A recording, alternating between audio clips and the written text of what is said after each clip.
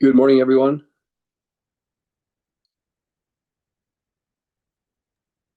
Are we, One moment, please. okay, thank you.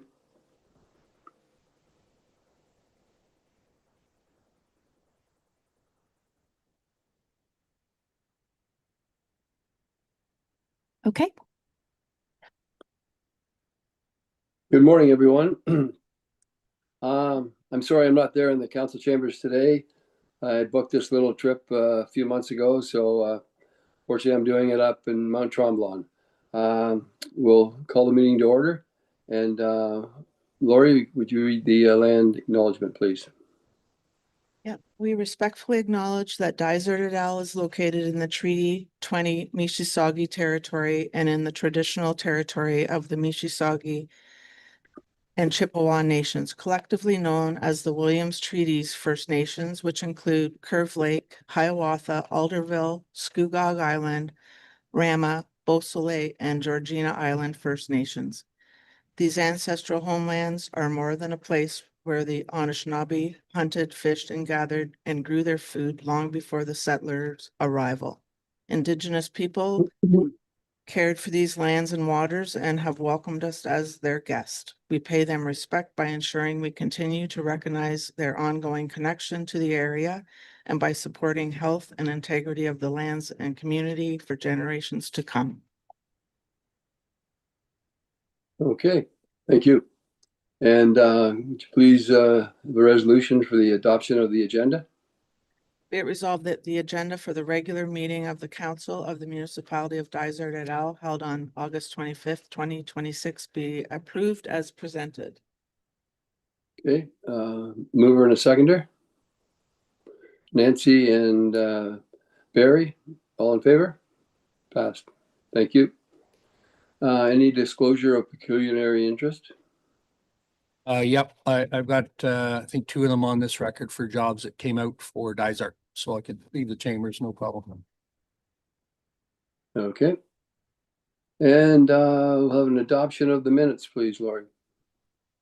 Be it resolved that council approves the minutes as circulated. Okay, a mover and a seconder, please. Carm and Pat, all in favor? Thank you. Okay, we have a public meeting this morning, and I think Chris is going to be coming on board. Please. Well, I'm just going to read the resolution to go into the public meeting. Oh yeah, you're right. Sorry. Yep. No, I'm that's bad. fine. I'm bad. Take care. Bye. Yep. Be it resolved that council hereby adjourns the regular meeting of council at 9:04 to proceed into the public meeting to consider zoning bylaw amendment file number D14ZB 2025-002 lands of Camp Adelaide Limited, care of Legros Short, Curtis Township of Dysart. Okay. Thank you very much. All right. We'll have a mover and a seconder. Nancy and Tammy, all in favor? Thank you. And Jeff, will you proceed, please? Yes, thank you, Mayor McKechnie. This is a public meeting to consider one proposed zoning amendment to the Dysart et al. Zoning bylaw 2005-120. The public meeting is being held by council under section 34 of the Planning Act to consider application D14 ZB 2025-002. The public meeting is an opportunity to present to council and the public the details of the proposed amendment and to receive comments from the public and agencies before council just makes a decision on the file. Only the applicant or specified persons, public bodies, and registered owners of the land who provide oral submission at a public meeting or written submissions to council may appeal a bylaw to the Ontario Land Tribunal. No person or public body shall be added as a party to the hearing of an appeal unless, before the bylaw is passed, the person or public body made oral submissions at the public meeting or written submissions to council, or in the opinion of the tribunal, there are reasonable grounds to add the person or public body as a party to the appeal. I'll turn that back over to you, Mayor McKechnie. Okay. Members of the public now have an opportunity to provide their comments. Could the speaker please state their name and address to the public record and follow with your comments? Actually, I'll just outline the Okay, sorry. the report first, and then we'll get into that. Thank you. Good morning, Mayor and members of council. The application is a condition of 3 previously approved severances for lot additions involving lands formerly associated with Camp Adelaide. The purpose of the amendment is to rezone the conveyed lands from rural type 1 to waterfront residential type 4L, so that the zoning matches the waterfront properties that they have been added to. Council previously reviewed this application in April 2025 and deferred the decision to allow staff to work with the property owners on several zoning compliance issues identified during the site inspection for the application. Since that time, many of the deficiencies have been addressed through the relocation and removal of structures.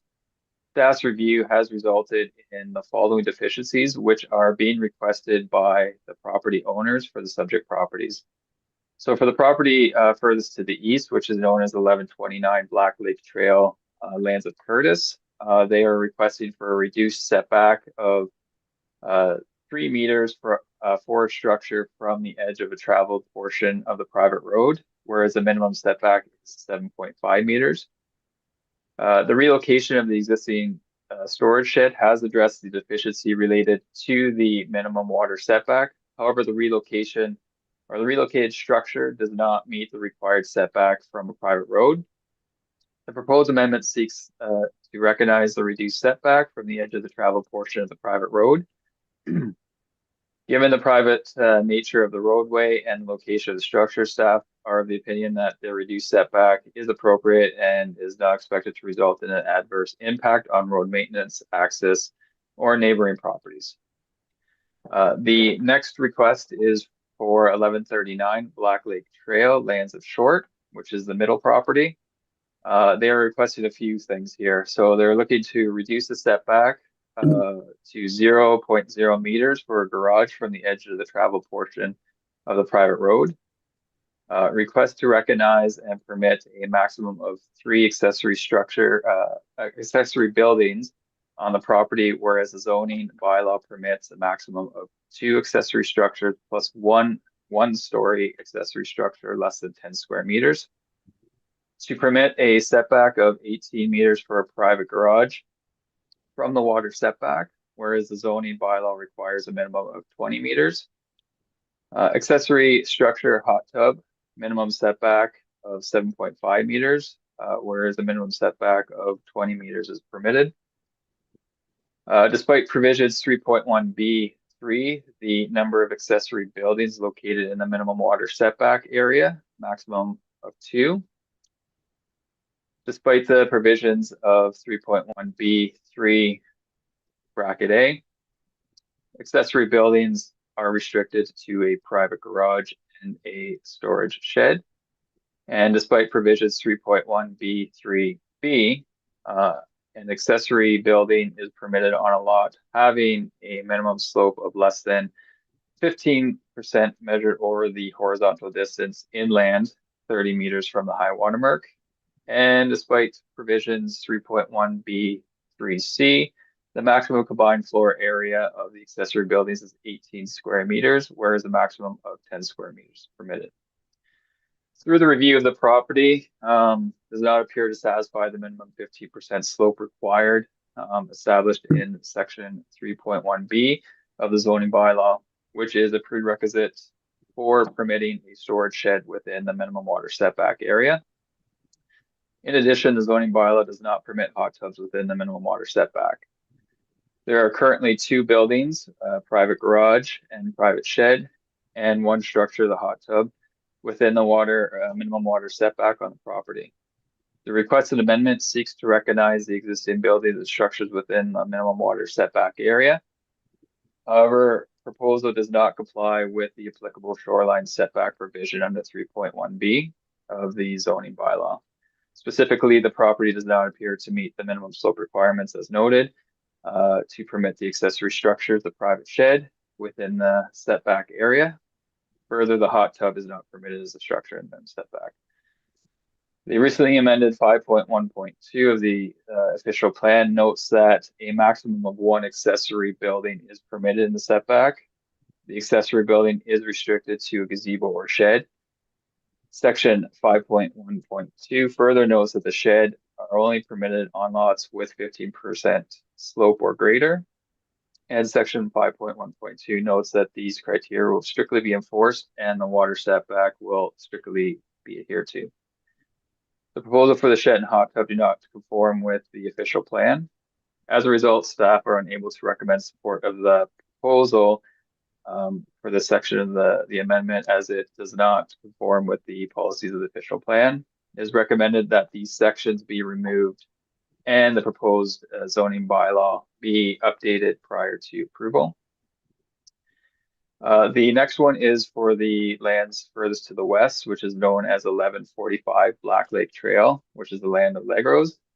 Just one request, which is the request to have a maximum of 3 plus 1 accessory building on the subject property, whereas the maximum number of accessory buildings permitted on the water front lot is 2 plus 1 one-story building less than 10 square meters in area. The existing buildings and structures located on this property within the minimum water setback have been reviewed by staff and recognized as legal non-compliant. As such, staff do not have concerns with their continued existence in their current location.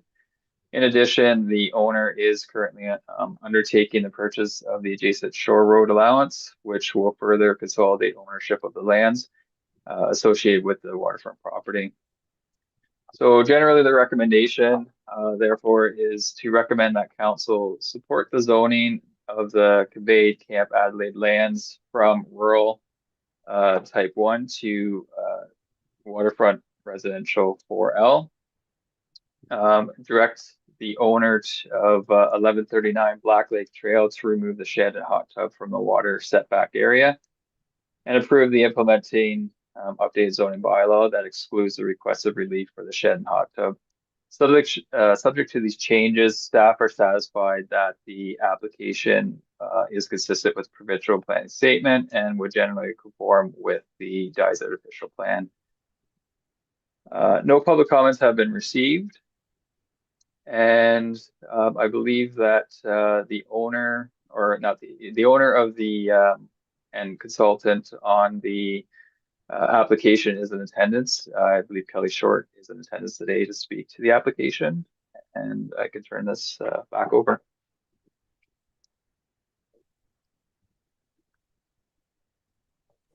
Thank you, Chris. So Kelly Short coming forward.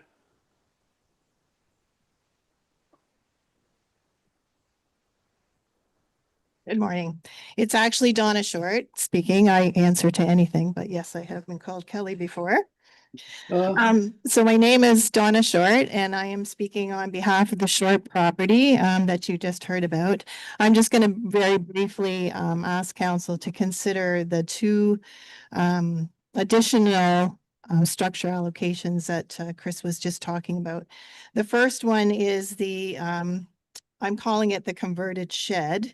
So it was originally constructed as a sauna, and I may look familiar because we attended several council meetings as the shoreline amendment was happening, and we were talking about the sauna, hoping that it would be compliant, but it didn't end up being compliant in the end. So I did ask Chris to include this structure as a shed, so we can convert it to a shed so that we could use it strictly for storage. So it is located 10.7 meters from the water, well back from what the amendment asks for. It's very small, 7.5 by 6, and it is located on an incline. I thought that it was 15%, but I'm not sure if that was denied by Chris, but so I'm just asking, so our main concern that we've shared all along is removing this structure means that we have to have big machinery and drive over our septic. So that still remains to be our concern. So we're asking council to reconsider and let us keep that shed where it's located. The second structure is the hot tub, and as presented, it is definitely not 20 meters back from the water. But we intentionally installed it underneath the permitted deck, where we got permits and variances. So it's located on quite a slope down an incline, however you want to look at that. And the water level itself is 30 inches, which is what is required based on the bylaw that I have researched. And it's basically operational for 6 months of the year. And it's salt water, so limiting in chemicals. It's when we drain it, of course, we drain it uphill, grassy areas. And since we're permanent residents here, we're there to monitor it. So the chance of it leaking for extended amount of times, if that happens, is not great. So that's what we would really like to propose to council to reconsider. Thank you. Questions? Okay, yeah, sorry for Donna mispronouncing your name there. That's Sorry, okay. apologize. So council, do you have any questions here, please? I got one question. Has the 15% grade been verified by anybody? Do you know or not? I'm gonna defer to Chris to ask if that was the 15% he was talking about, or was there That's another? correct. So, no, so the 50%, typically that would be verified by a surveyor. So if that could be verified, then that structure would be permitted in that location. But then we would still leave the hot tub up to discussion whether council would consider that remaining or not. But I believe Jeff will speak a little bit further to that. Yeah, if I may, through you, Mayor. And just to remind council, so when we were going through the amendment process to permit structures in the setback in our official plan, as staff advised council, we have data provided by the MNR. It's contour data, and we've created a schematic that shows us where there's a 15% slope and where there isn't. And for this provision of the bylaw, the 15% slope is measured inland 30 meters. So according to our data, there isn't a 15% slope. But we will use the caveat that that data is not always 100% correct. So I just wanted to bring this up because if council recalls, in these instances where an applicant wanted to maybe dispute the data, they could go and get an confirmation from an Ontario land surveyor that there is a 15% slope. And that could just come in the form of an email from a surveyor. We don't need a survey. We don't need a reference plan. It could just be an email saying, yes, there is a 15% slope. So if they provide that, as Chris mentioned, that structure would comply with, I think, most of the policies in our official plan.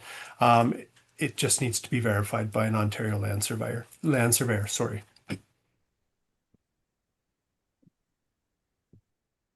Okay, any further questions? Okay, and so Chris, you have nothing else to report on this? Everything's fine? Yeah, just other than clarification of how council wishes to proceed, if they are fine with the recommendation that the structures are to be removed, or if Donna Short would like to verify whether that is a 50% or greater for that structure, and then comments from council on the hot tub structure and their thoughts on that. Okay, would anybody like to start? Any comments there? Council?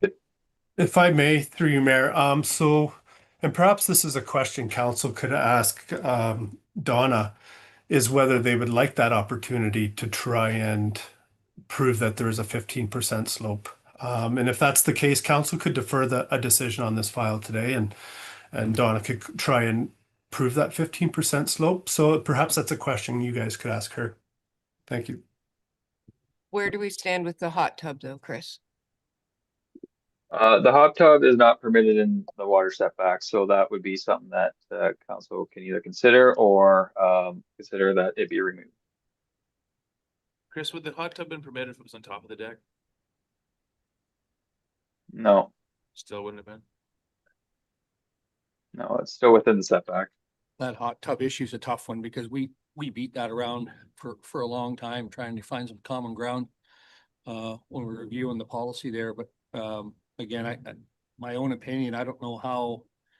With no offense, if we make a concession here, we gotta do it for everybody that comes through the door with the hot tub problem on that note.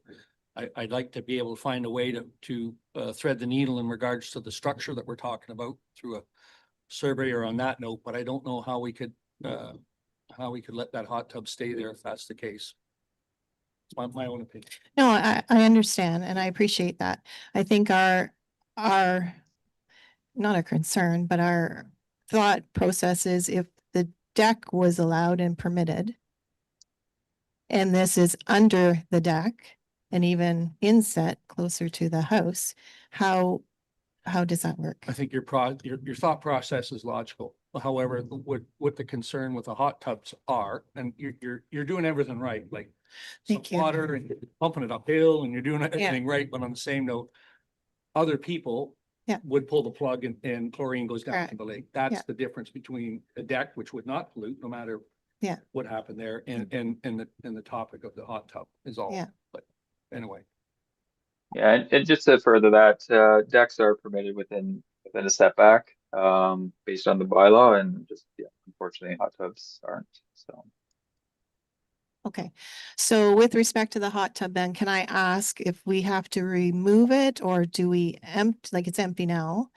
But we don't have 20 meters on our property to put the hot tub to remove it. So no matter where we put it, it's not going to be compliant. And I don't want to hold up this application looking for a location. So can I leave it empty where it is? What would council suggest we do with it? For the sake of this, like, I don't want to hold it up because a hot tub is sitting there.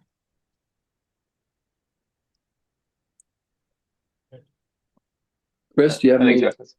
I think Jeff has his hand up there. Well, the same thoughts, but I'll let you go, Jeff.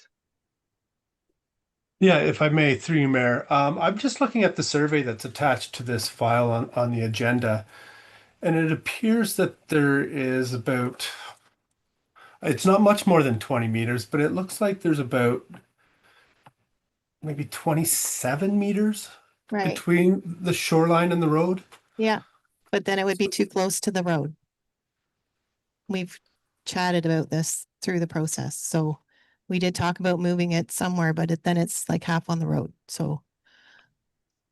Yeah, and an option would be just to store it back there for now until the severance is complete. And you do have all those additional lands added to your property, and then you could maybe reactivate it. I certainly defer to council. I'm just trying to throw out some options for everybody in attendance. I'm just looking. That work for you? If you stored it and then after everything got massaged here, if you ended up with more room, plug it back in farther back, would that work for you guys? Well, we're just buying wooded area, so, I mean, there wouldn't, no, like, we would have to just sell it, I guess. Cause there's nothing there. It's just wooded area we're adding, so it wouldn't be somewhere where we would put a hot tub. So, Any further questions from council? Are you willing to get the 15% verified then? Is that- definitely, Definitely. we'll definitely, Get that. So if you want to, that means we have to defer it anyway, correct? Jeff, if she wants to, or Chris, so if we Yeah. defer for now, get that one, and that'll give you a month to decide what you want to do with the hot tub. And then we'll know for sure. How's that? That work? thank you. Jeff, I was just wondering, do you think it'd be worthwhile to go out and do a site visit to this property? Well, staff have attended the site. Okay. And Wasn't there is aware a of that. survey attached, but I would leave that at council's discretion if you want to attend it over the next month before it comes back. Okay. Any council want to do that or not? I just have a question. Yeah. Can we move the application forward and delete the part about the hot tub, and then you can try to address that at a later date after this much is done? You get your grade confirmed, then you know where you're at with what you have to move. and then just decommission your hot tub per se. And move forward with your application, so it's not another month of waiting to move it forward. Can we do that, Chris? I don't know if we can approve something that we don't have the verification on. Typically, if you did something like that, you do like a holding or some sort of temporary zoning to allow the applicant to verify or provide as a condition. So, but you can't provide conditions to the zoning bylaw amendment as of normally. So I'm just trying to think of a way that I don't think we'd be able to do it in that nature. I think we just have to defer and then they come back with confirmation. If that confirmation isn't confirmed, then we just have to take that out of the approving bylaw.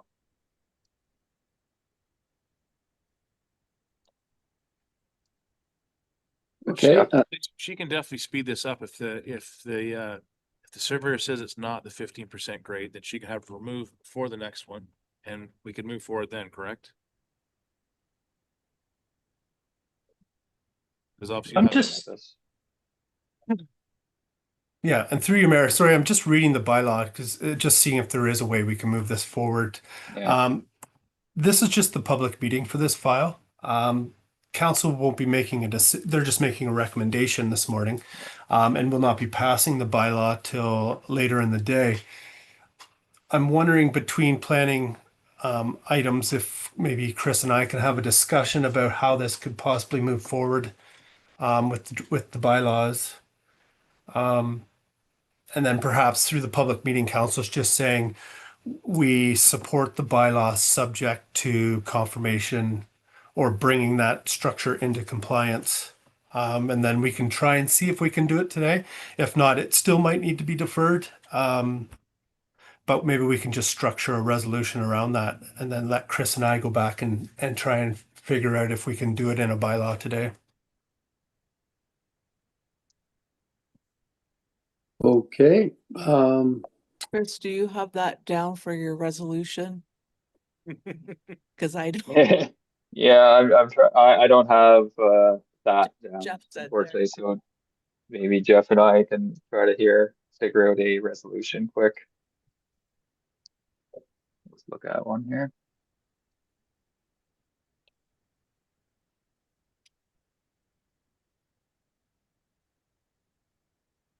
Yeah, so I think, if I may, through you, Mayor, I think the existing resolution, about 90% of it will work. I think in the second section where it says council directs the owner to remove the existing shed and hot tub located within the minimum water setback, and that council directs staff to prepare a bylaw excluding the relief associated with the shed.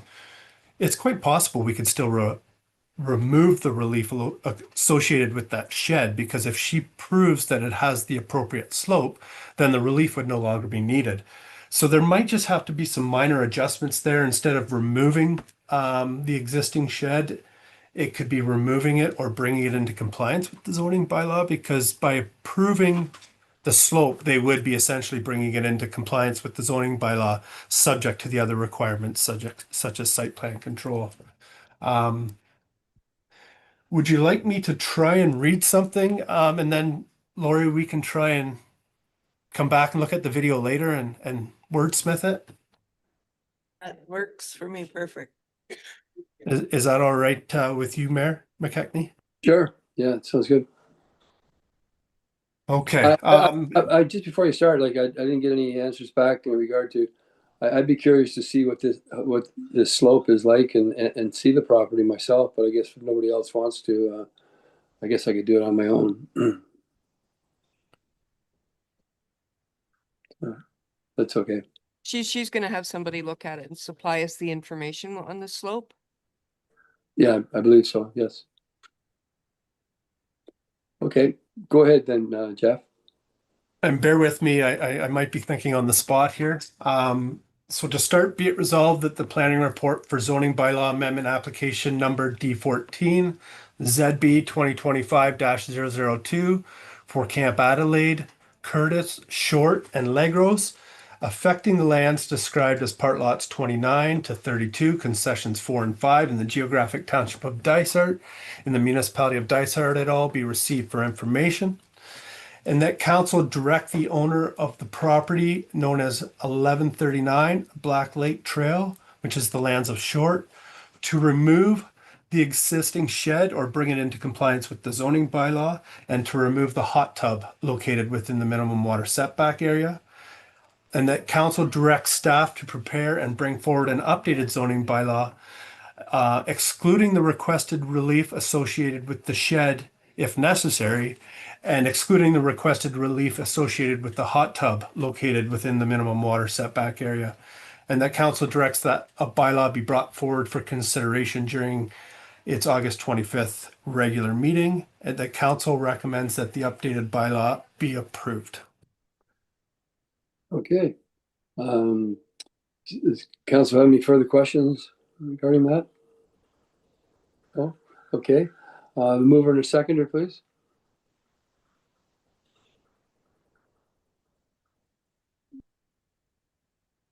I can't see anybody. I'll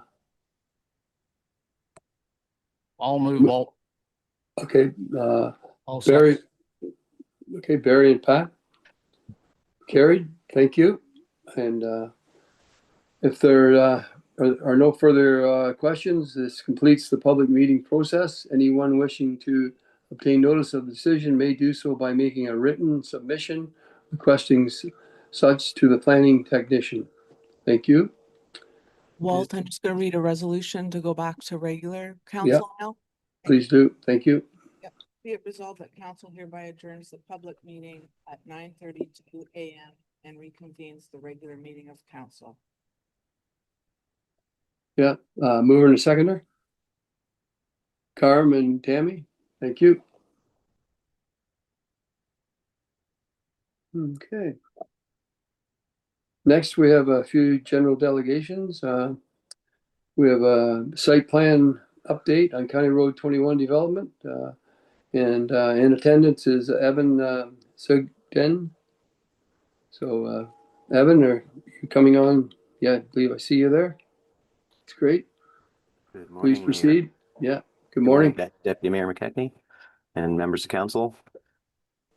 It's been a little while since we have presented before you, but we have taken some time, about a month and a little bit, to review the commentary that council provided on the last concept plan for the Haliburton Westlands, and have worked alongside our consulting team as well as the municipality's consulting team to address comments received, and to address technical constraints on the subject site, and have come up with 2 new concepts which I would like to present today to council. So without further ado, I will share my screen.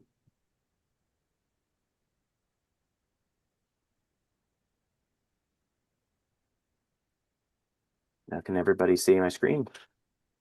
Yes. Perfect. Okay. So the previous concepts you had seen are not a lot different from this, but there are some major differences. So at the request of council, we were asked to prepare 2 new concepts, final concepts, to be brought back for endorsement. And so we prepared 2 concepts, 3A, which is the plan you're seeing on the screen, and 3B, which I'll come back to in a moment. The 2 concepts were essentially a single road concept following a previous, more or less the road alignment from the previous plan prepared by Paul Wilson, and a 2 road concept. In addition, you asked us to look into swapping the multi-use recreation facility block and the long-term care block, which we have done. You can see these have been swapped back. And then we also looked at reconfiguring the park and stormwater management block. We've looked at lot areas, lot depths, lot widths. We've looked at where to appropriately put a standalone stormwater management pond, a solution for the entire subdivision. And we've looked at how to deal with a potential highway commercial block as per your request. We've also looked at how to deal with terminating the road network within the subdivision proper rather than requiring connections to unopened road allowances, which would have to be built out to the municipality. And so what we did was take those comments and applied them to the subject site. In addition, all of the consulting team have been to this site. Both of the plans are geo-referenced through a survey, topographic and legal boundary. We've had our ecology team and our hydrogeological team do investigations to determine exactly where natural heritage features, wet features on site would be, where crossings across natural heritage features would go most appropriately based on policy and regulatory framework and best practices. We've also had our civil engineering team review the location and output of land uses and roads in terms of slope constraints. And so what we're proposing is these two new concepts. So this is 3A, and let me zoom in a little bit just to make it bigger and we can scroll up.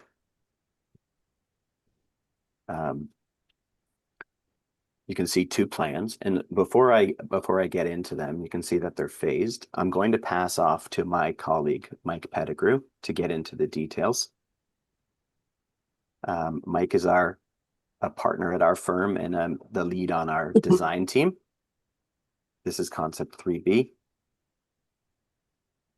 So what I'll do is I will ask Mike to jump on, and I'll continue to share my screen, and Mike can describe the three proposals. Before I do that, the one thing I wanted, or the two proposals, the one thing I wanted to bring out was the ask of council to consider a highway commercial block, which you can see is provided down here at the bottom in kind of a black outline. The reason it's shown as a swim pond, so we had considered highway commercial. This is probably the most appropriate location from a land use planning perspective. It connects to the new road. It also connects with a very small fragment to Road 12 down to the south, which is the closest highway commercial type road you would see in the area.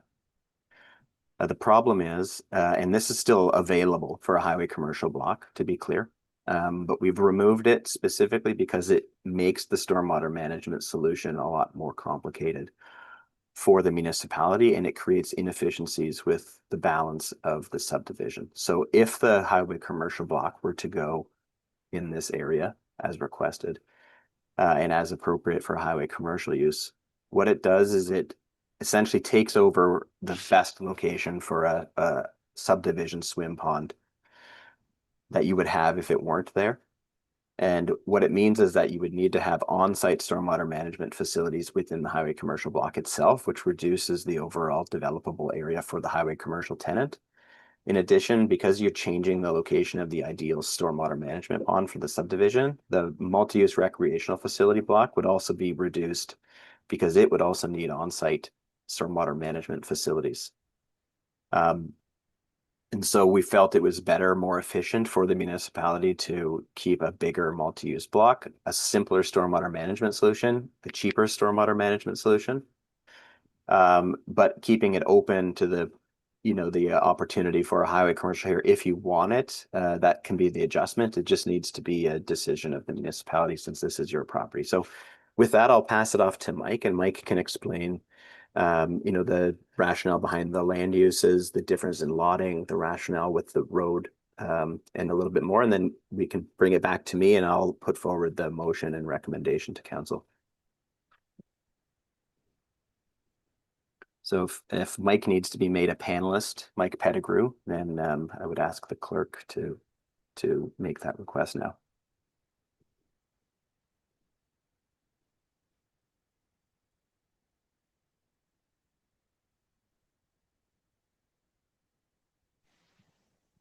Hi, everybody. Okay, so I was also here previously with Evan to present. So Mike Pettigrew, one of the partners and planner here with Big Larry Group.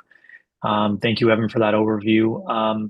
What I'll talk about, again, I'll sort of walk you through the plan while Evan has it on the screen, and talk a little bit about the rationale for how we've addressed what council was looking for, and from a planning land use perspective, what it is that we're trying to achieve with the different uses and sort of the relationship between the uses. So starting from the south and going north, we've again looked at this site as the potential for phasing. I think we talked about it before. This can be built out fully, or it can be built out in several phases and even several more phases than this if council wishes. I think Evan's going to be outlining right now for you phase 1, which is essentially would allow for the MRF, and it would also allow for the long-term care site, as well as the park and stormwater management pond. And this first phase is kind of the civic campus that we were sort of referring to previously. It also puts in the least amount of services and least length of services and road in order to service those blocks. So we'd simply have the road coming in from the south and then terminating in a temporary cul-de-sac near the south end of the long-term care block.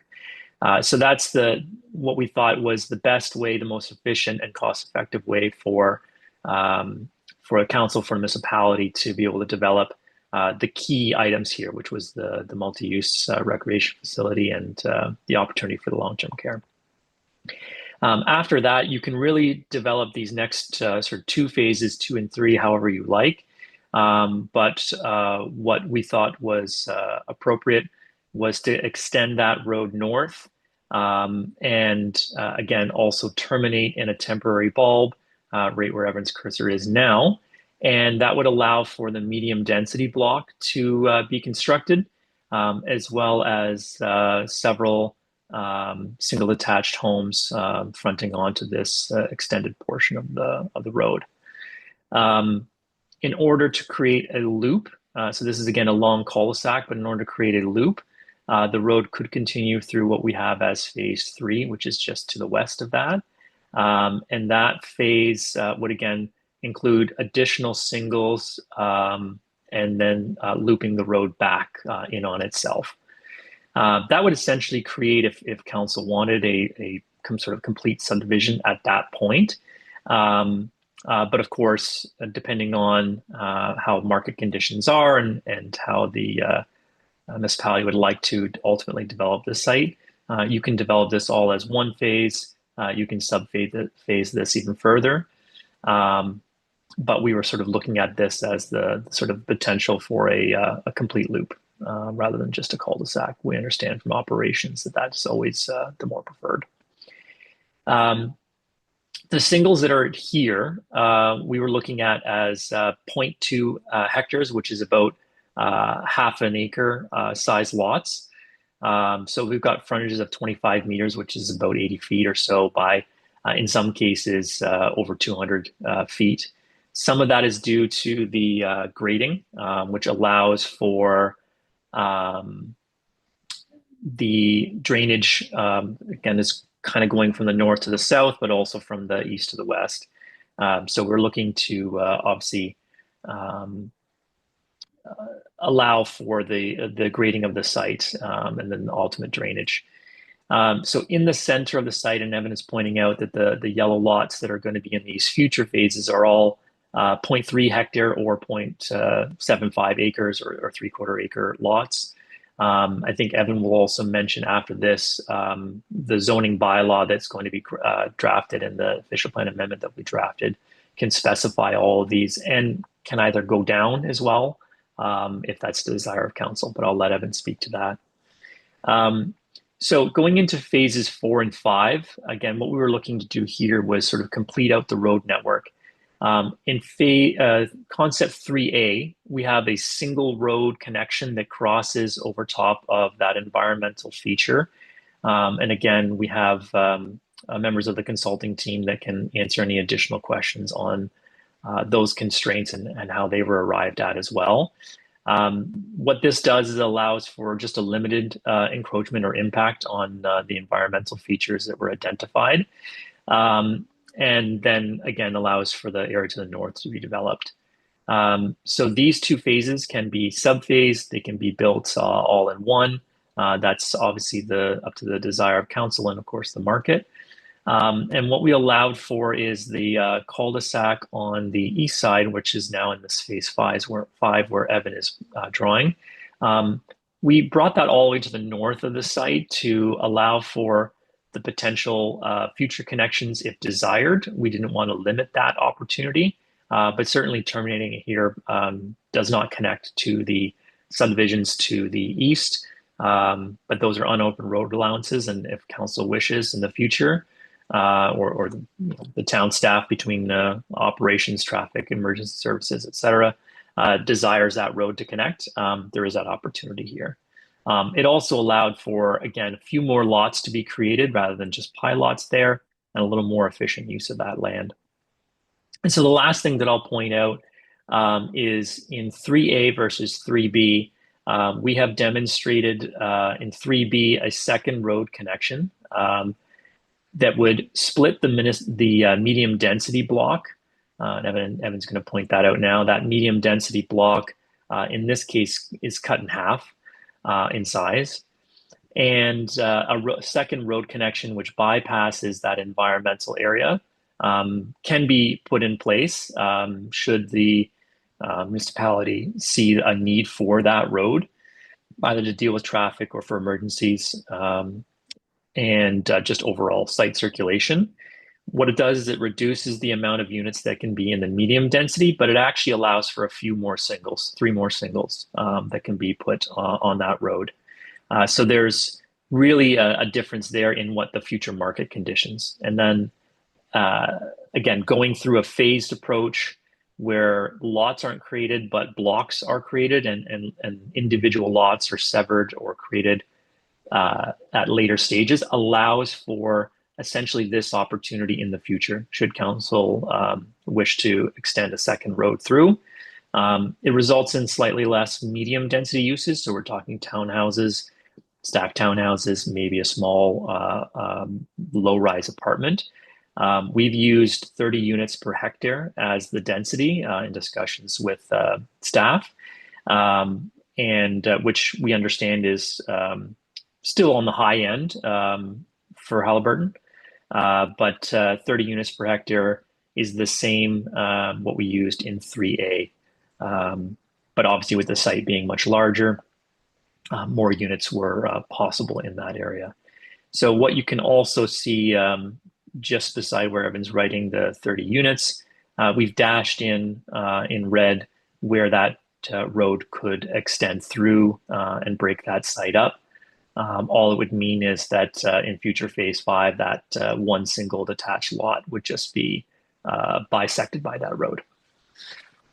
So I believe that's the overarching sort of concept and idea that we had for the site. Both the long-term care block and the multi-use rec facility blocks have areas that are generally flat or can accommodate large format buildings.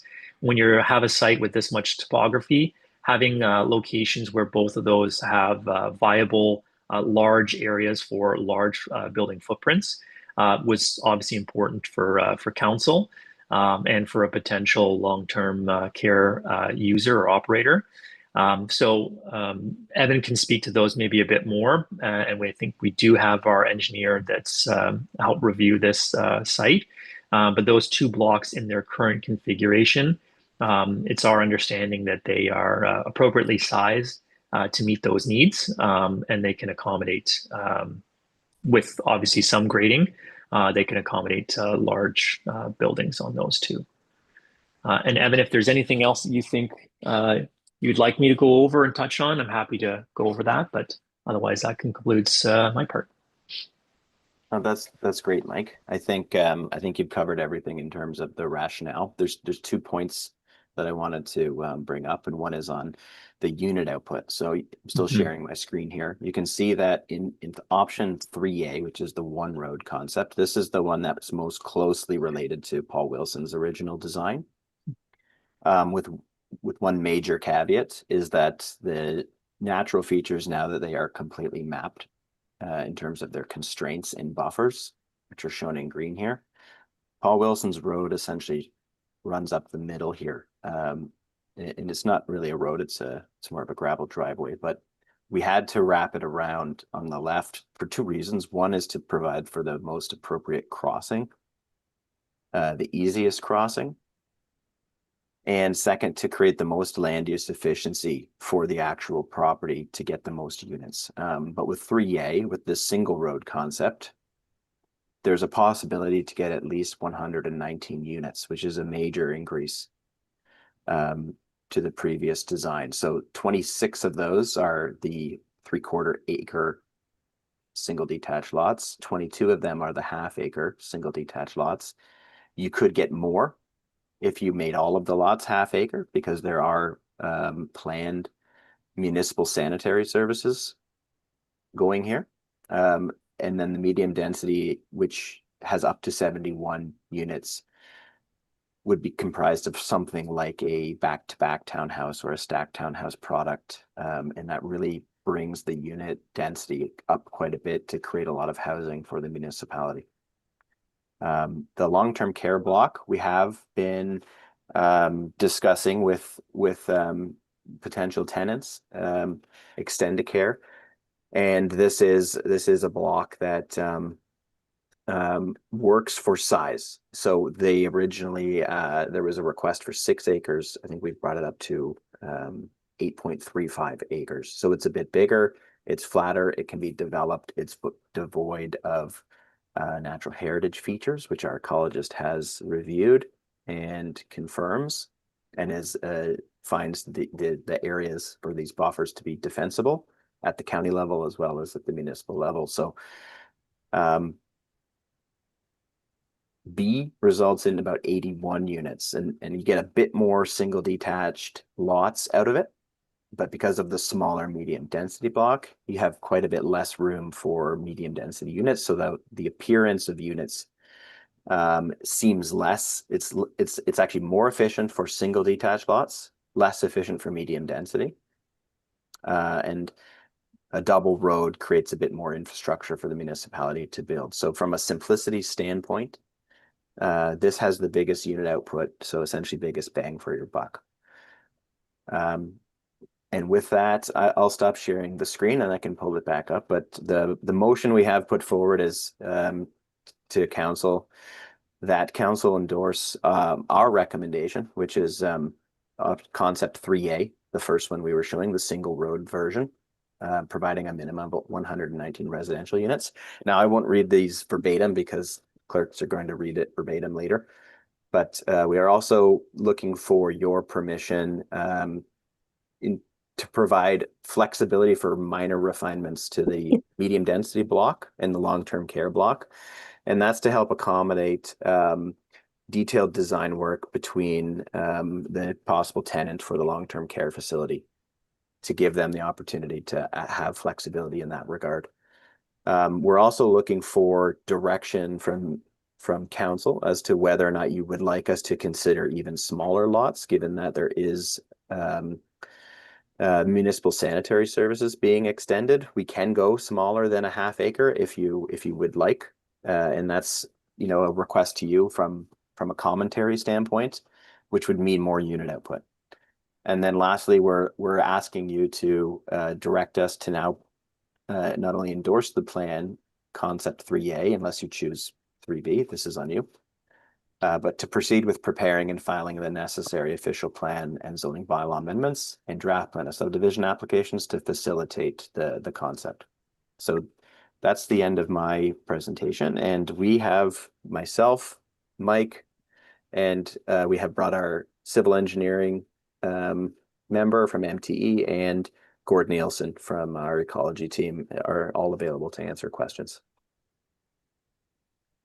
Okay, thanks very much, Evan and Mike. And council, do you have any questions for Evan? Yeah, Evan, could you run over the commercial end there again, please, for me? I just want to double check some things on that.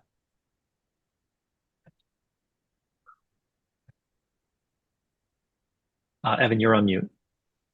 Oh, I'm sorry. Through the deputy mayor, I'm assuming you can see my screen again.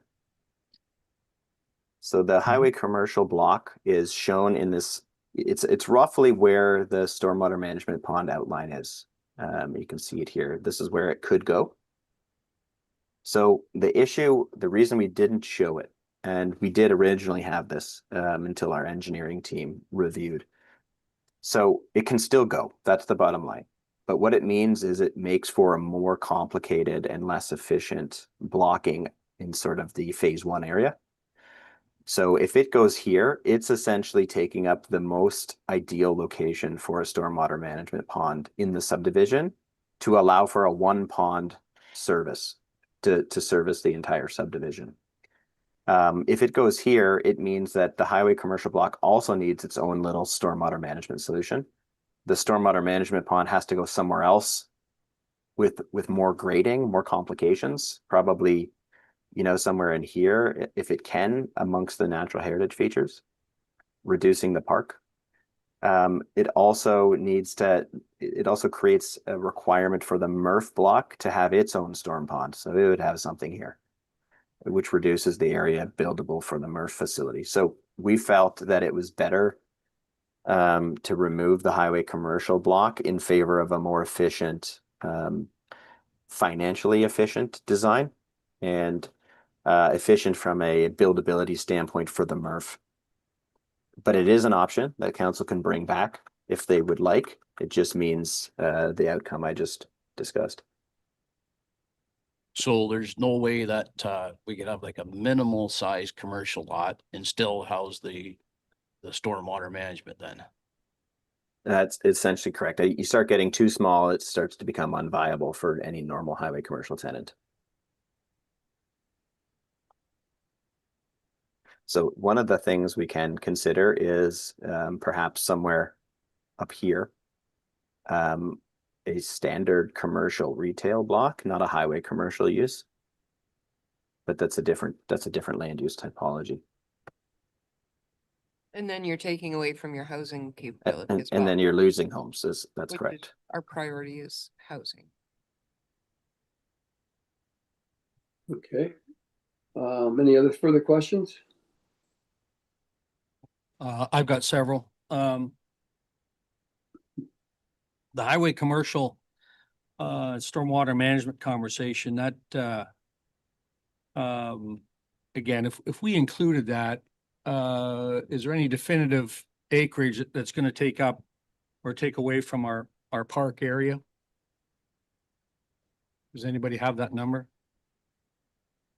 Sorry, through the deputy mayor, are you asking if we swap it to the park area, would it take up the park area? How much? Yeah, in acreage. So our swim pond block is 8.4. Mike, do you know what the number of just the swim pond is? Yeah, it's yeah, I just got it here in CAD. It's 0.92 hectares. Very big. I, with no offense to anybody, I don't feel that's very big, but anyways, that's just a thought of mine. If we converted that and put it in the park where it works on that note. Secondarily, I don't know, again, your engineers have looked at a lot of different scenarios there, but why, in my own mind, I think with what we have going on here between the recreational facility and Extendicare, why all the blocks don't have their own small stormwater management pond. And I say that because in your higher density areas for housing development, your ground coverage is going to control the ratio of stormwater management required and storage, if you follow me, right? So through the deputy mayor, we did look at putting individual stormwater management solutions on each lot. It makes for a much less efficient building envelope. Your potential tenants here would prefer to not have individual on-site because it really limits how they can design their building, how much room they have. We also have created the single stormwater management solution as a way to make it much more efficient financially and in terms of how you grade the site. In this location where it is here in the corner is in the ideal location according to our civil engineer. So we can still do a highway commercial block and an on-site stormwater management facility without impacting dramatically the park. I mean, you'd have a smaller park for sure, but it can still happen. It just means that the actual highway commercial block and the MRF block have to go for on-site individual storm solutions as well. And maybe we do have our civil engineer, Jamie Dick from NTE here, that can speak to, the kind of the pros and cons of a lot by lot storm solution versus a single subdivision solution. So perhaps if the clerk can have Jamie Dick become a moderator so he can provide some additional certainty. I don't know if we got to put everybody here through all that on that note, but if he's okay to speak, that's great. All I'm thinking, and you've answered it, if we could still keep that commercial lot open and be able to massage it into the park without consuming a huge amount of park acreage, I would support that in that regard. Anyway, it's not to cut you off by any stretch of the imagination, but yeah, Jamie's on now, so maybe Jamie, you want to speak to that? Good morning, everybody.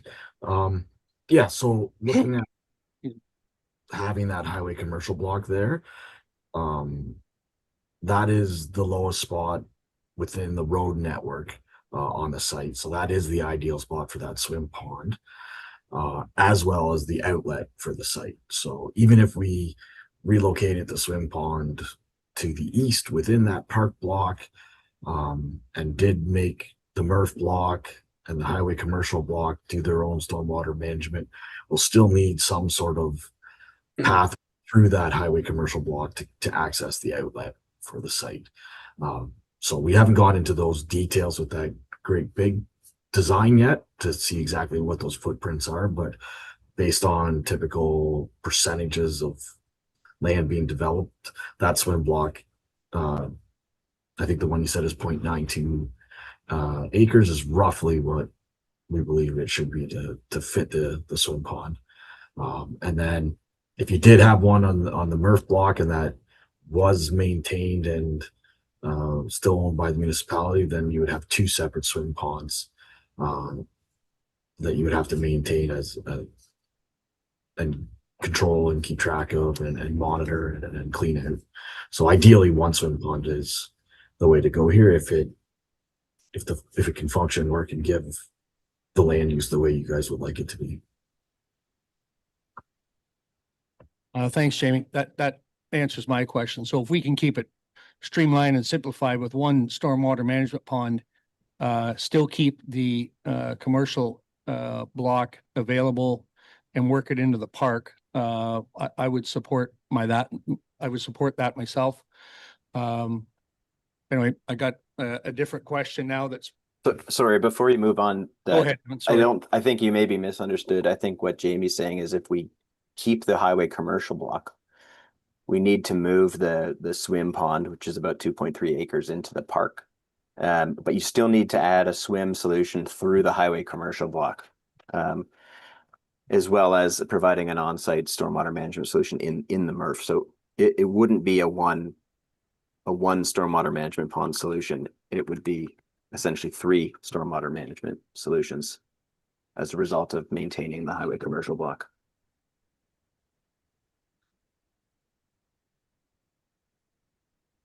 Well, that clears that up.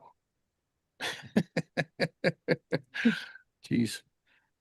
Can I just ask a quick question? Out of the 8.4 acres of the park, how much is the commercial acreage? 2.3 acres roughly. I think, Mike, you said it was 0.92 hectares, so that's 2.3 acres. Thanks. And I can, if you want, I can give you that as a percentage. Sometimes that's helpful. So Oh, also, is that taking up the acre that you said was going to be the stormwater management?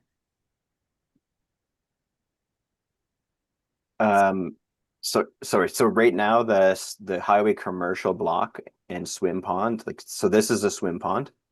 This is about 27% of the, oh, sorry. It would be 27% if you moved 2.3 acres into the park. So you'd lose about 27-ish% of the park if you relocated it.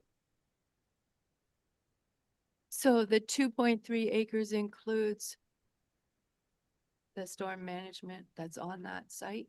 So this block here, if you can see that, this is about 2.3 acres. And this is part of the broader 8.4, which is sort of, if I switch it to red here. But earlier you said that it would be about an acre of the storm management? I think Mike was saying it was about a hectare, so 2.3 acres. No, I just want to know how much that dark green is of the 2.3 acres. Like, so if you said earlier it was an acre, then it would only be 1.3 acres of building commercial, something commercial in there. Sorry, I'm not sure, but what you mean, are you talking about this area in here? No, yeah, that's part of the corner square. I can answer that if you like, Evan. Just Sure. yeah. So through the to Deputy Mayor, that dark green area is natural heritage. It's not part of the stormwater solution. So the area that on our chart on the side that is natural heritage, the combined area of all the natural features on the site is 6 acres. So that includes this one.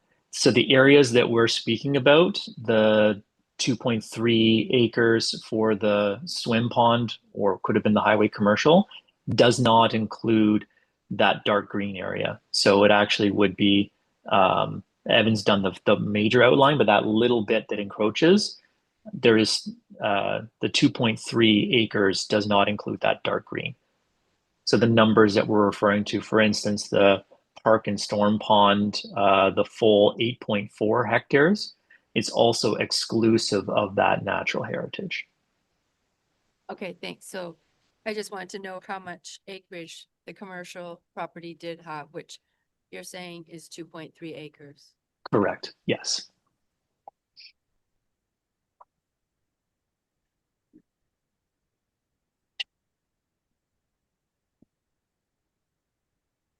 Okay, thanks very much, Mike and Evan.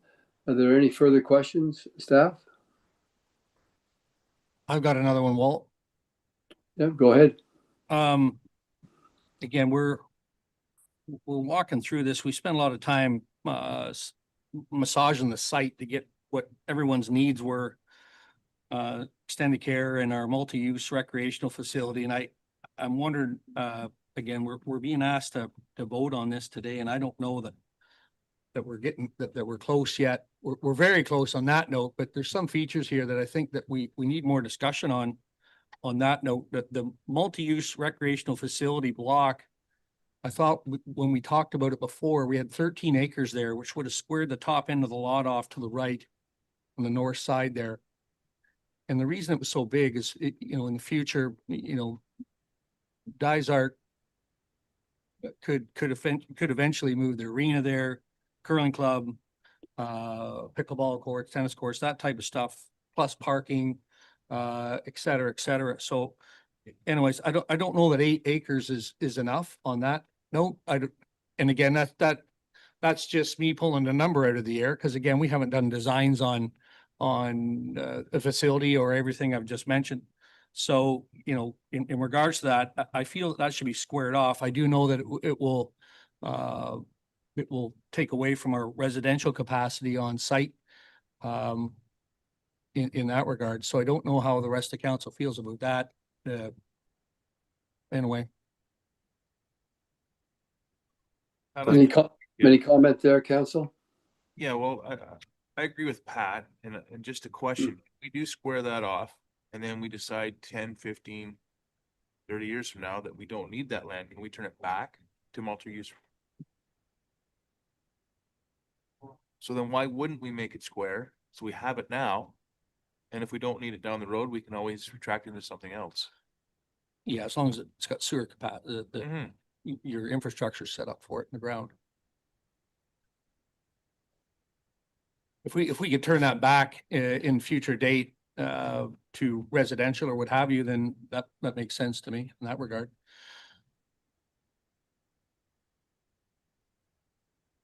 Is that something we could do, Evan? Through the deputy mayor, I mean, there was never a conversation about minimum sizes. I think it was always understood on our end that 8 acres was the minimum size. So this is why we have this. We can probably round it out here.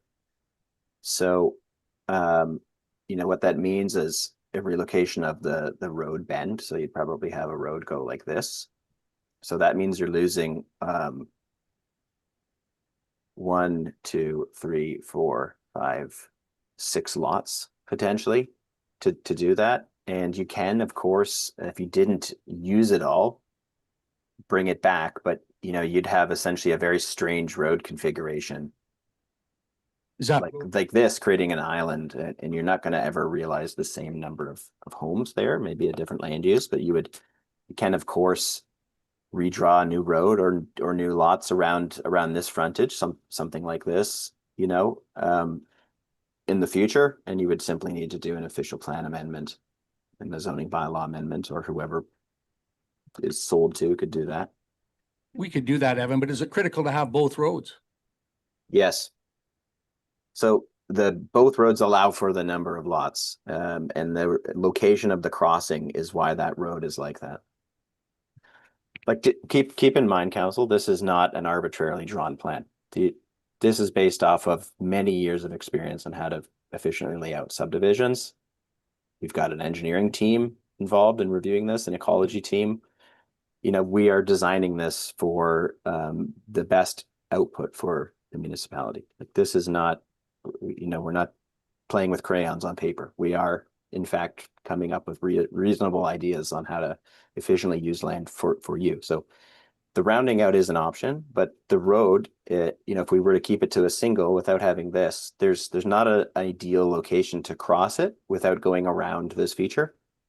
And then you're left with an extreme inefficiency on this northwest and west side of the subdivision, because lots would be enormous. They would probably be into the 3 or 4 acre pie-shaped lots. Like, you're never going to realize this kind of output without that. Evan, in regards to the road that's presently on the drawing in the purple, will that be, you know, if we squared it off, do we still have to have that road? Are you talking about the little branch? Yeah, the one you No, drew no. in there, I understand, but that one. No, so that would come out if you're squaring it off. This Well, that's what I was becomes, trying to refer to there. yeah, so this road is gone. They wouldn't have a road going through your MRF block. There we go. Yeah, that works for me. I think what you were, I think, referring to is that if you decided to make that residential, the only way to get those lots back would be to introduce that second road. Yep, the new road would be like this. Yeah. And if you wanted to, where it says phase 3, if you wanted to bring those 4 or 5 lots there, you'd have to bring a road in front of it to give it access. So if we do this squaring off, and if I had outlined this in purple to make the MRF block like this, essentially you can do this, and you would lose about 6 lots today. Okay. Anyway, that leads me to my next question. In terms of your brown and yellow areas there for housing density, just so I'm clear, were they single lots you spoke of earlier on, or were they higher density? So everything in the yellow and the brown are single detached lots. The council at the last meeting asked us to do some lots at 1/2 an acre. The brown is the 1/2 acre lots. and some lots at 0.75 or 3/4 of an acre, which are the yellow lots at the back, the bigger estate lots at the back. So Okay. everything in brown and yellow are single detached. Well, I think if I recall right, in what you've done great, you've done great there, but on the same note, we wanted a mix of residential density on that note. And I do, you do have a medium density block on the right-hand side above Extendicare's property, but everything on the left and the brown and the yellow, can we not put a bit more density in there than having single-family dwellings? I think that was what the whole purpose of us moving forward with having the site set up the way it is, just to have a mix of housing availability on that note, like singles and maybe multi-story higher density units there. But anyway, just don't mind your comment on that. Yeah, so the request was to look at land for a medium density block, not interspersed. Otherwise, we would have included something for townhouses and semis. We did ask for a request for semis and townhouses. There did not seem to be an interest in that, but that is of course something we can explore. So these are blocks. We've lotted it out for you with these dashed lines to give you a demonstration plan. In the zoning bylaw, what can happen is we can create the list of permitted uses that are allowed to go in those blocks. So if you decide as a municipality to not build it yourself or lot it yourself, you can sell them as blocks, and whoever builds them can build either singles or semis or towns, and we can put that in the zoning bylaw. This block here, where it says medium density, was specifically intended to ensure that what gets built here is in fact a higher density use. So you're looking at your stacked towns, your back-to-backs, probably a 4-story structure rather than a 2 or 3 story house. So, if somebody were to buy this, and if the municipality wanted to do it themselves, they can build it, but we can customize the zoning bylaw so that the unit output is something for singles, semis, and towns. They don't need a different color to represent that necessarily. That's great, Evan. I think that's the route we should go in that regard, to give it the most of flexibility as the project unfolds. But whoever's developing those blocks, I don't know that councils I can speak for myself, but we're getting into the land, the housing construction type stuff. But anyway, that works for me. Yeah. So just to be clear, this is what you'd be approving are the blocks and not necessarily the lots. You have the option of approving lots if you wanted to actually sell each lot by lot. But we drew these numbers, the yellow and the brown with the dashed lines. That's for demonstration purposes, to show you what you could achieve if it were to be built out for singles, which was the ask last time, and in a medium density. The final plan would essentially just be Lots. Pink, purple, green, brown, yellow. That's it. And for a future demonstration plan, we can show how semis and townhouses could be shown as a build out scenario, just for resale value. Okay, any other questions? Council? I've got one last one, Walt. Sorry to keep kicking this around here. Lastly, just as a comment, keep in mind as we're walking through this development, there was a suggestion brought to council, I believe last council meeting, about perhaps having a trail system built in that connects to existing trails in the past, and just making sure that that's kind of in the back of your heads. I know that principle of the whole project was to get the site set up for good development, but on the same note, thinking 10, 20 or 5 years down the road, if we can connect this development with our trail system that comes into town, I think was a good suggestion. And that's all I have to say. Thanks. And through the deputy mayor, we absolutely would love to incorporate trails into the design. So once we have endorsed this, let's call it the land use concept, then when it comes to the detailed design, the final plan that would be submitted as an actual application would include the trail network. Okay, any further questions, council? Well, just a comment too, Walt. So you're looking for us to endorse something here today, right, Evan? Like a concept, obviously. That's correct. So we have the two concepts in front of you. This is concept 3A, which has the highest unit output because of the medium density. And there's also concept 3B, which is the two road concept, which has an opportunity to create maybe like this 81 units is a direct result of having a smaller medium density block. But it's also, you know, that number can be reconfigured based on the previous councillor's comments to show single semis and towns as a demonstration. Again, these are just land use blocks that we're actually creating. But from an efficiency, financial efficiency standpoint, our recommendation is this is the closest to Paul Wilson's in terms of trying to match his road up until about the middle point where it can't cross through this natural feature. So we are recommending concept 3A as being endorsed from the land use plan, and then we can get started on the detailed design and the submission. Okay, so I'm just gonna throw this out there. I'm happy with 3A, other than if we could expand the MRF section, like square that off that we talked about. And all we would, correct me if I'm wrong, but we would be losing 6 lots there with the potential to maybe get 4 of them back if we decide that we don't need that much area. Is that correct?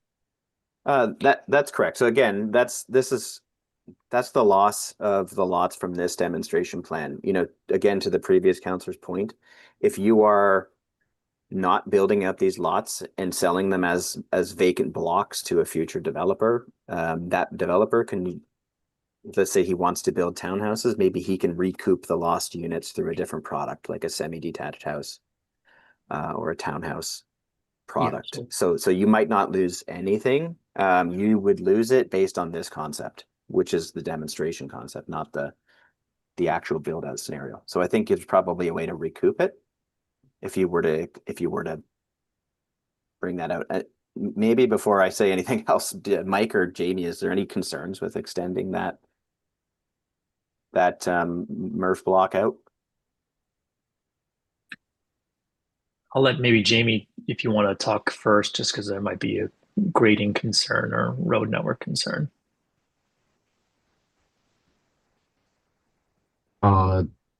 No, as long as we have the road that goes across like an east-west road there, that will allow the drainage and the grading to keep directing the road network towards the swim pond block. Yeah, I think that's where I was wondering, Jamie. As long you kind of want that east-west connection so that the whatever's coming down on that side has to still drive over towards the storm pond. That's right.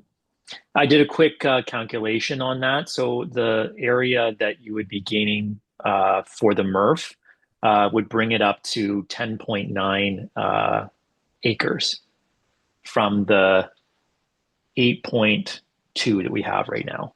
So about 2.7 acres you're adding. So just for council's awareness on that, it doesn't get to that 13 number I think I heard was being thrown out, but it does bring it up a little bit.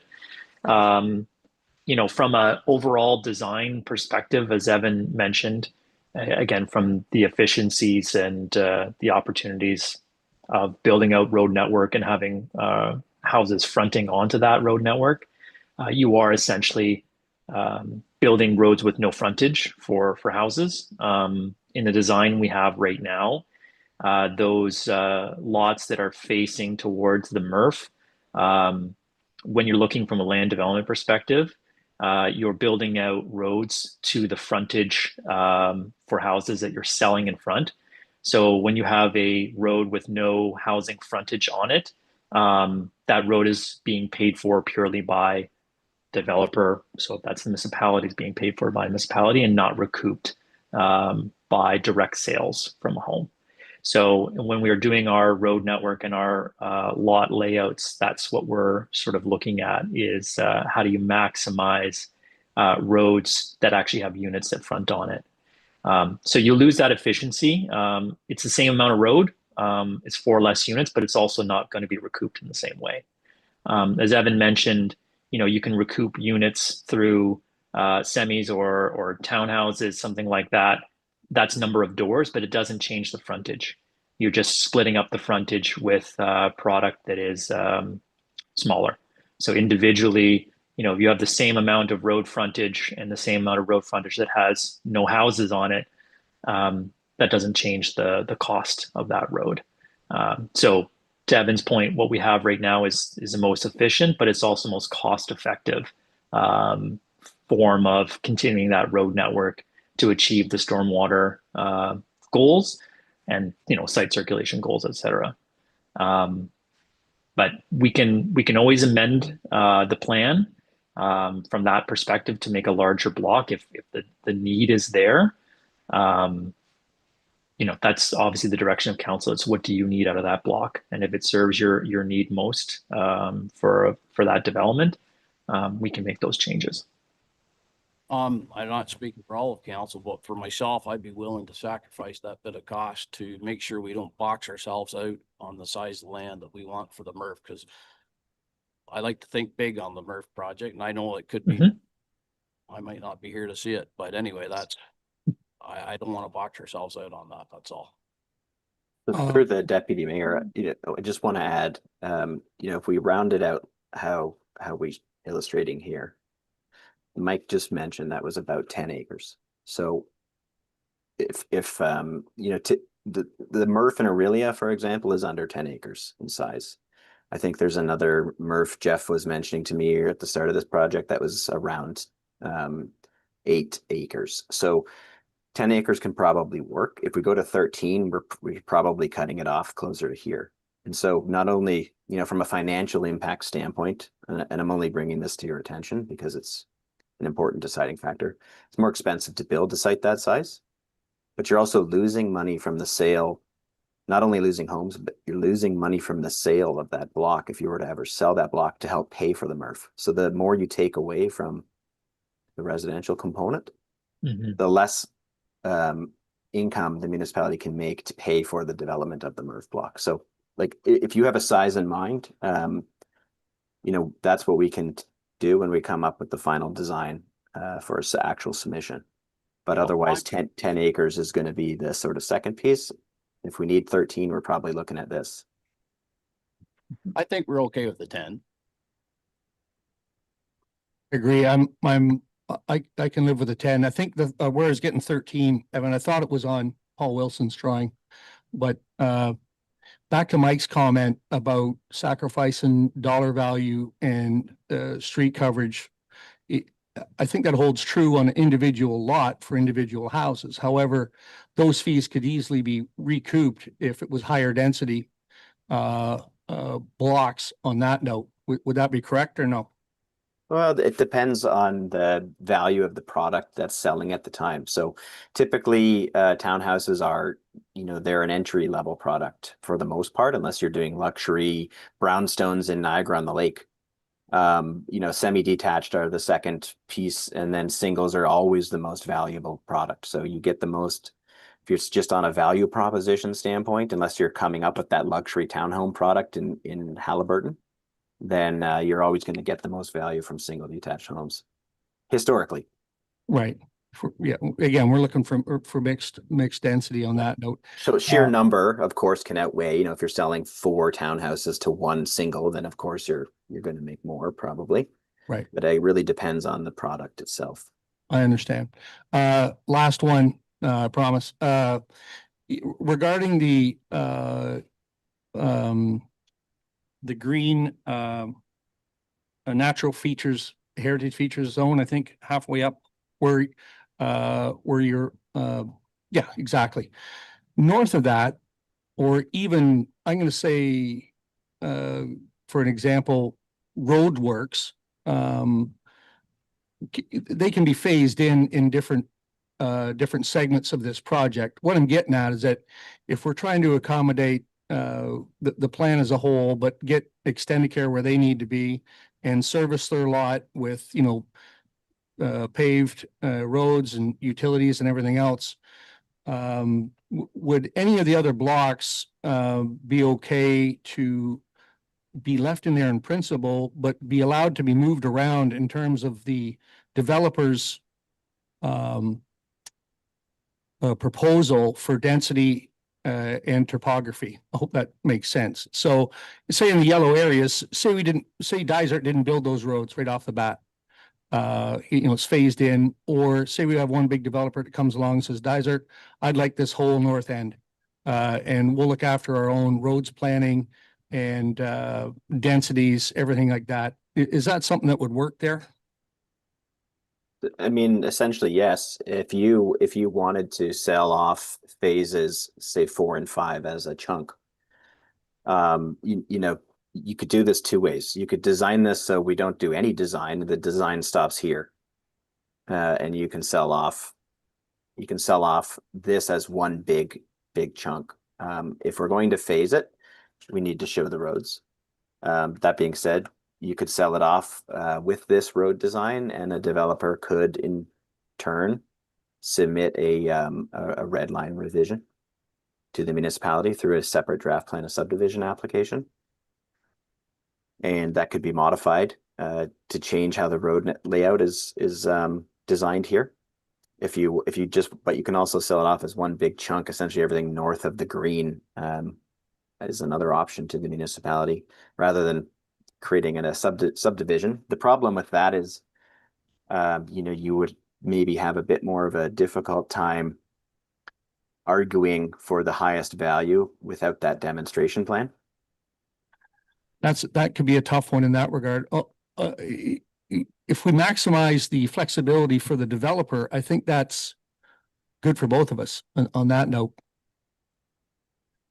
Yeah, Evan, needless to say, I think we could talk about this for a lot longer. And because the what ifs, you've brought us closer to approving a plan, and it seems to me that you've answered most of the questions in regard to if the developer who's going to take this property over, like he might make some changes, right? And he'll be able to. Yeah, that's correct. If you wanted to sell this, just because you've laid this out here, that top end, he could pretty well, change it to his likings, correct? Through yourself, you could essentially change it except for where the road connects. His connection will still need to occur here, or if you selected 3B, his connection would have to occur over here. And here. Okay. So I want to point out, look, we were retained to help the municipality implement a defensible, economically efficient plan that brings housing to the community, and we're on concept 3A now. I think at this point we need to endorse something today. We have a good budget, but we also have a limited budget, and a lot of this budget is not just us. The municipality has effectively retained us to get to the implementation stage as well. So we need to keep in mind that continuing the exercise of concepts, there could be 20 or 30 more concepts based on 5 different people's opinions. So I think if the idea is to change the MRF block, that's fine. If the idea is to end the design at the natural heritage line, that's also fine. But I think at this point we need some endorsement of a plan to actually move forward with detailed design so we can submit applications. That's what I was trying to say. I'm fine with this. Let's just go with 3A other than squaring off the MRF jump. I'll go along with Barry on that. I agree. Square off the MRF and move forward.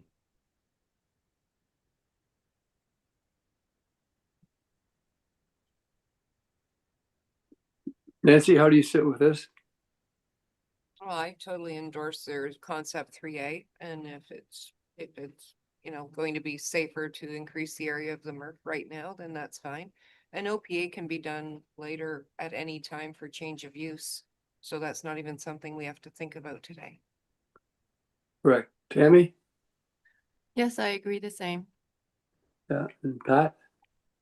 I'm in agreement, Walt, just as long as Evan, we have that flexibility to talk about the yellow area and the commercial segment down below as we proceed here. And again, I think all these are worthwhile conversations, Evan. If we don't do this right, then it's really a waste of time for all of us. So anyway, I do agree we got to get moving. So Does that bother you, the 3A plan then, by that comment there, Evan? Through yourself, no, the 3A is fine, rounding out the MRF block and creating flexibility on the north end. That's all in good design and reasonable, good comments. I think what we can't do is not have a definitive direction on the highway commercial block. We either need council to decide on that, to have it, or to decide to not have it. And again, having it is doable. It just means much more stormwater management infrastructure that the municipality will be financially and practically responsible for in the future, because it's your swim ponds. So it's one swim pond versus probably 3 swim ponds, and the swim outlet goes through the highway commercial block. So you'll have, easement requirements and things like that. So doable, but we need an answer on it. We can't submit two concepts to you with the actual applications. It's just one submission. So what you're saying is we have 3 swim ponds or 1 swim pond. So needless to say that if you have 3, you're looking at a lot more money. Looking at a lot more money, you're looking at inefficiencies in the actual build out. You're looking at trying to get a tenant who's willing to accommodate stormwater management facilities going through their site.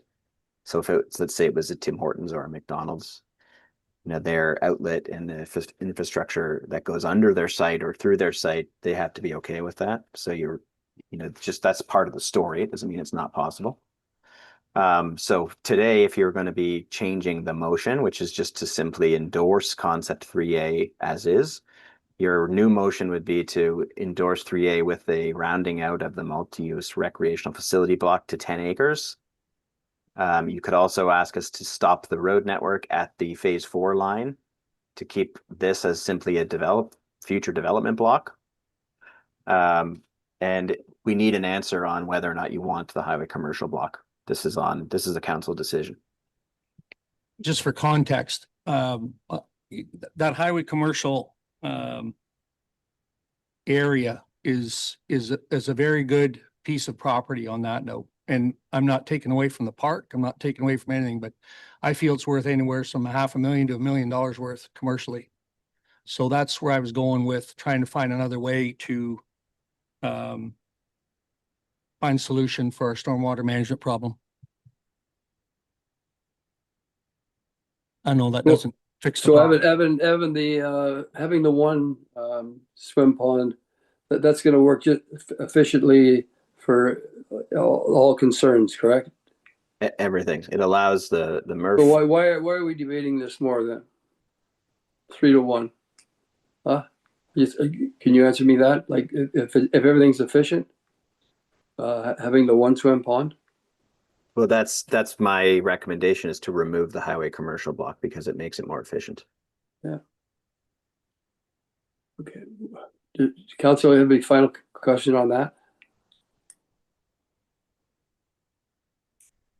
I don't think the need for the highway commercial block outweighs the need to get this whole development process moving, to be honest.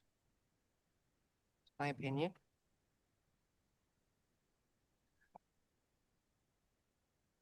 Evan, if the whole site is sand and easily workable for channeling of stormwater from top to bottom or left, right, is it fair to say that it's not going to be the cost of each block looking after their stormwater management goes on the developer or us on the recreational property?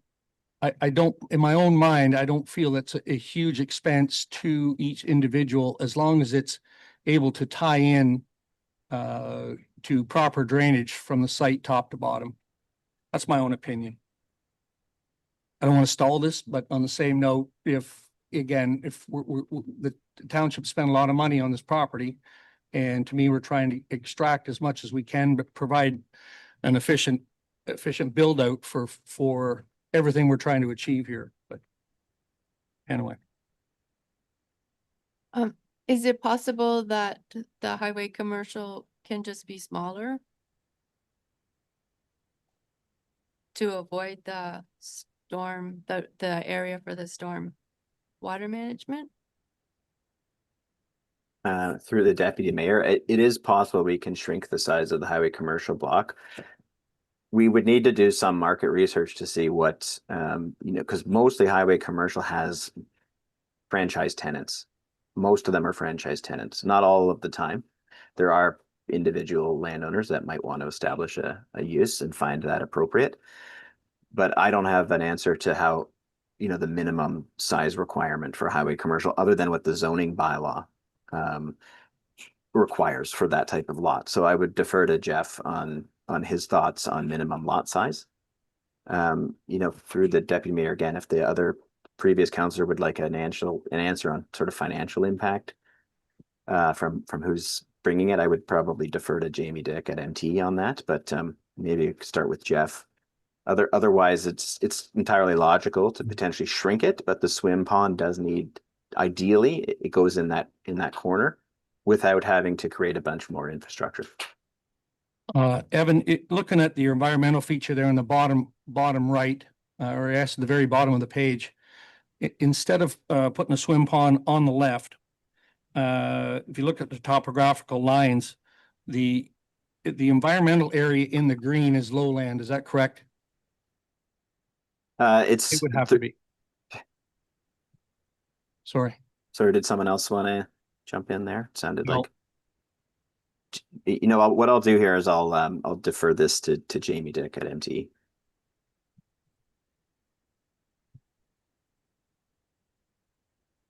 Jamie, if you're still there. Yeah, so that a portion of that green area in there is low. But it does sort of undulate up and down and around. I'm just looking at the topo right now. If you're looking at sort of the top end of that area, it's still 3 meters higher than where the swim block would be, potentially.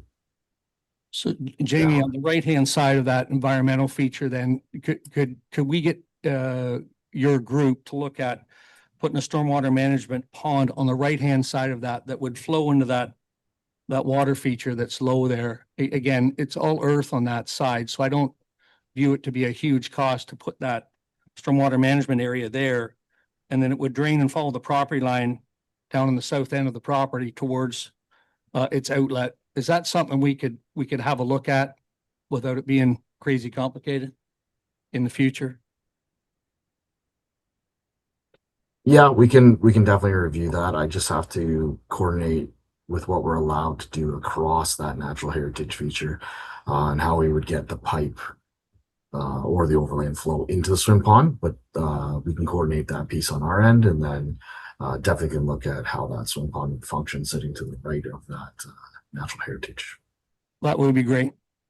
But so through the deputy mayor, to be clear, in order for us to do that, we need essentially council's resolution on whether or not you want this highway commercial block, because that we can come up with a solution. It's not the problem is not coming up with a solution. It's whether or not the highway commercial block is worth creating this alternative solution, the less ideal stormwater management solution, which may also outlet we might be able to do around potentially, depending on Jamie's design.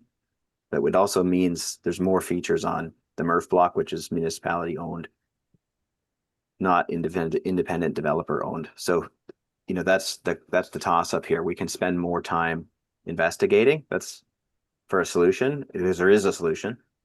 It's just whether or not you want to do that for the highway commercial. So if the highway commercial is there, we will find a way to make it work. It's kind of a yes or no on the highway commercial. I'm being simple about it.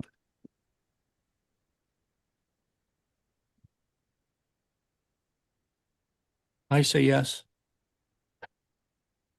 I agree with Pat. I'd like to see it, but I'd like to know what the cost was either way. If it's gonna cost us $2 million to change it and we get 1 million for the lot, then it doesn't make no sense. Yeah. Right? If it's gonna cost us 200,000 If it's gonna cost us 200,000 and we make 1 million, then it's worth keeping.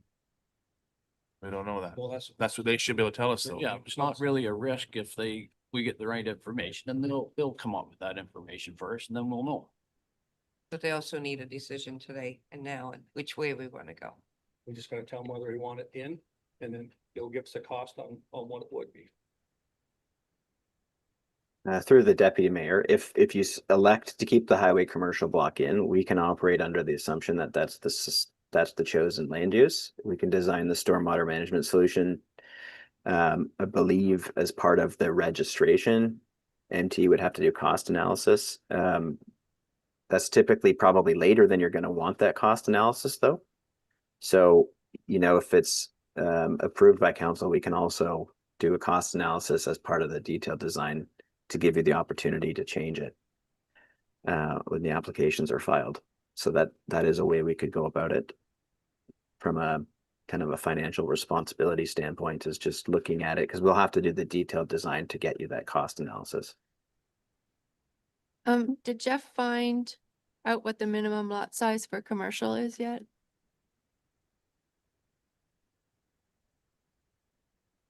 Thank you. Through you, Mayor. So as per the zoning bylaw, the minimum lot area is is half an acre. My apologies. But as Evan noted, I think you have to look at the anticipated use. If you look at our official plan, normally highway commercial uses are designated for rural areas outside of the settlement area. So this could be more of a highway commercial use, because again, if you look at our official plan, the commercial uses are supposed to kind of remain compact and be directed to the downtown core. The official plan recognizes that we do need to expand for certain larger commercial types or large and expansive formats of commercial uses along County Road 21 and along County Road 1. So simply creating a small lot that meets the minimum lot area requirements might not meet the type of development that's designed to go along our county roads. So half acre, to summarize, half acre is the minimum for highway commercial, but you may not be big enough to accommodate the type of uses that go in that area, especially if you have to include a stormwater management facility on that lot, water, who knows? So I just wanted to bring that to council's attention too.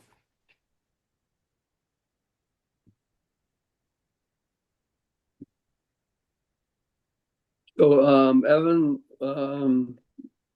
where are we at now in regard to, I know you want some type of direction here today. So, could you give me another one of your summaries and then? Sure. Would you like me to share this plan one more time? It sounds like that's what we have to do, sir. No. Okay, so Can we let Lori read through the resolution a little bit and then we can add or change so we know where we're at? Well, that's what I meant for him to do. Jeff, I'm gonna go with this, but I might need your help. Okay. This is the original resolution. Be it resolved that council endorse subdivision concept 3A as the preferred development concept, providing for a minimum of 119 residential units, subject to the final zoning framework and detailed design. And that council permit flexibility for minor refinements to the block boundary between the medium density residential lands and the lands reserved for a retirement residence long-term care facility, provided that the overall intent of the approved concept is maintained. And that council provide direction as to whether the Biglieri Group Limited should consider through the proposed zoning bylaw amendment alternative standards for reduced minimum lot areas, lot frontages, and lot depths where appropriate, to provide greater flexibility to the detailed design and subdivision stages and potentially accommodate additional residential lots and dwelling units within the development. And that council direct the Biglieri Group Limited to proceed with the preparation and filing of the necessary official plan amendment, zoning bylaw amendment, and draft plan of subdivision applications under the Planning Act to facilitate the proposed subdivision in accordance with the council endorsed subdivision concept 3A, whether with any minor refinements arising through the detailed design and application review process. And I've also got, and that council requests the Biglieri Group to modify the proposed development by expanding and squaring off the MRF section to approximately 10 acres, which potentially would lose 6 residential lots due to road replacement to the north. And that's where I stop. Okay, And I don't know if you want to add something else. I think Evan, at the last year conversation there, you said there was something you could put in there if council endorses going down the avenue of looking at the highway commercial. Can we put that in there at the end? And I think we got a deal. Yeah, through the deputy mayor, the resolution read with the added point at the end was correct. And then the last piece I would add would be that council direct the Biglieri Group to incorporate a highway commercial block with a so we'll call it a land size analysis, brief land size analysis, and financial impact analysis to ensure that the size of the highway commercial block is appropriate and that stormwater management facilities can function appropriately. I'll move for that. I think you got it. Sometimes I get it right. Okay. yeah, we'll have a mover and a seconder, please. I'll move on that, Walt. Yeah, Pat and Barry. All in favor? Thanks very much, Evan and Mike and James. That was great. Thank you. Everyone, take care. Yeah. Take care. We'll take a 10-minute break here now.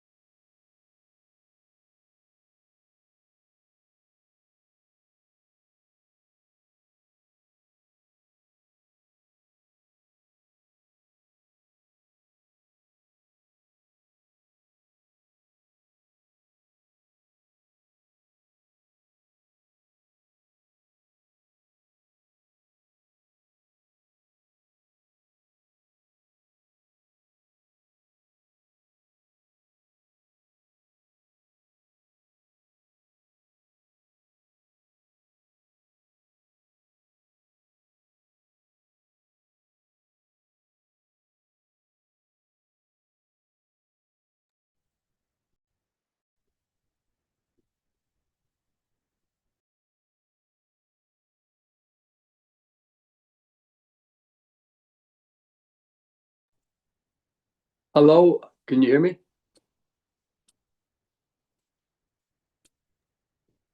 Hello, Tamara, can you hear me? Yes, we can. Thank you. Yes, we can hear you.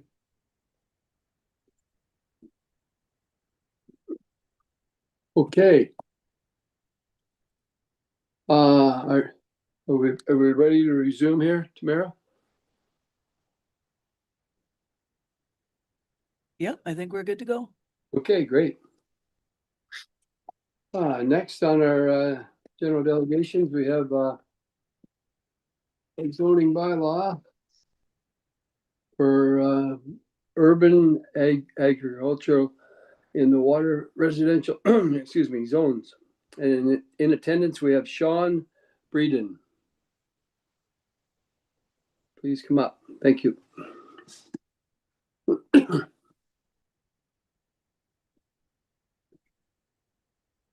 Very much. I'm just going to get that up full screen there. Thank you.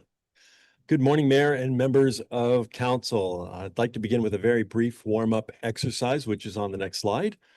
What do all of these photographs have in common? These are all examples from my property, and under Dysart's definition, these all fall under urban agriculture. And until last month, I did not realize that they were not allowed in many parts of Dysart at all. And that's really the issue that I'd like to consider today. Activities that most people would consider as ordinary residential gardening and hobby beekeeping would be grouped together under much broader forms of agriculture and food production under one broad land use. I'm going to get you to go to the next slide, please. So before getting into the bylaw itself, I want to frame it as a question of intent. Did council actually intend that container gardens, berry patches, vegetable gardens, fruit trees, edible landscaping, and hobby beekeeping would be permitted in some zones, but not prohibited, and I should say prohibited in waterfront residential properties? And that's the question I hope the council will keep in mind as we go into the bylaw next. Next slide, please. I want to be clear what I'm asking. I'm not suggesting the council deliberately decided waterfront residences shouldn't grow tomatoes or maintain berry patches or plant fruit trees or keep a registered hobby hive. My question is the opposite. What was the council's intent?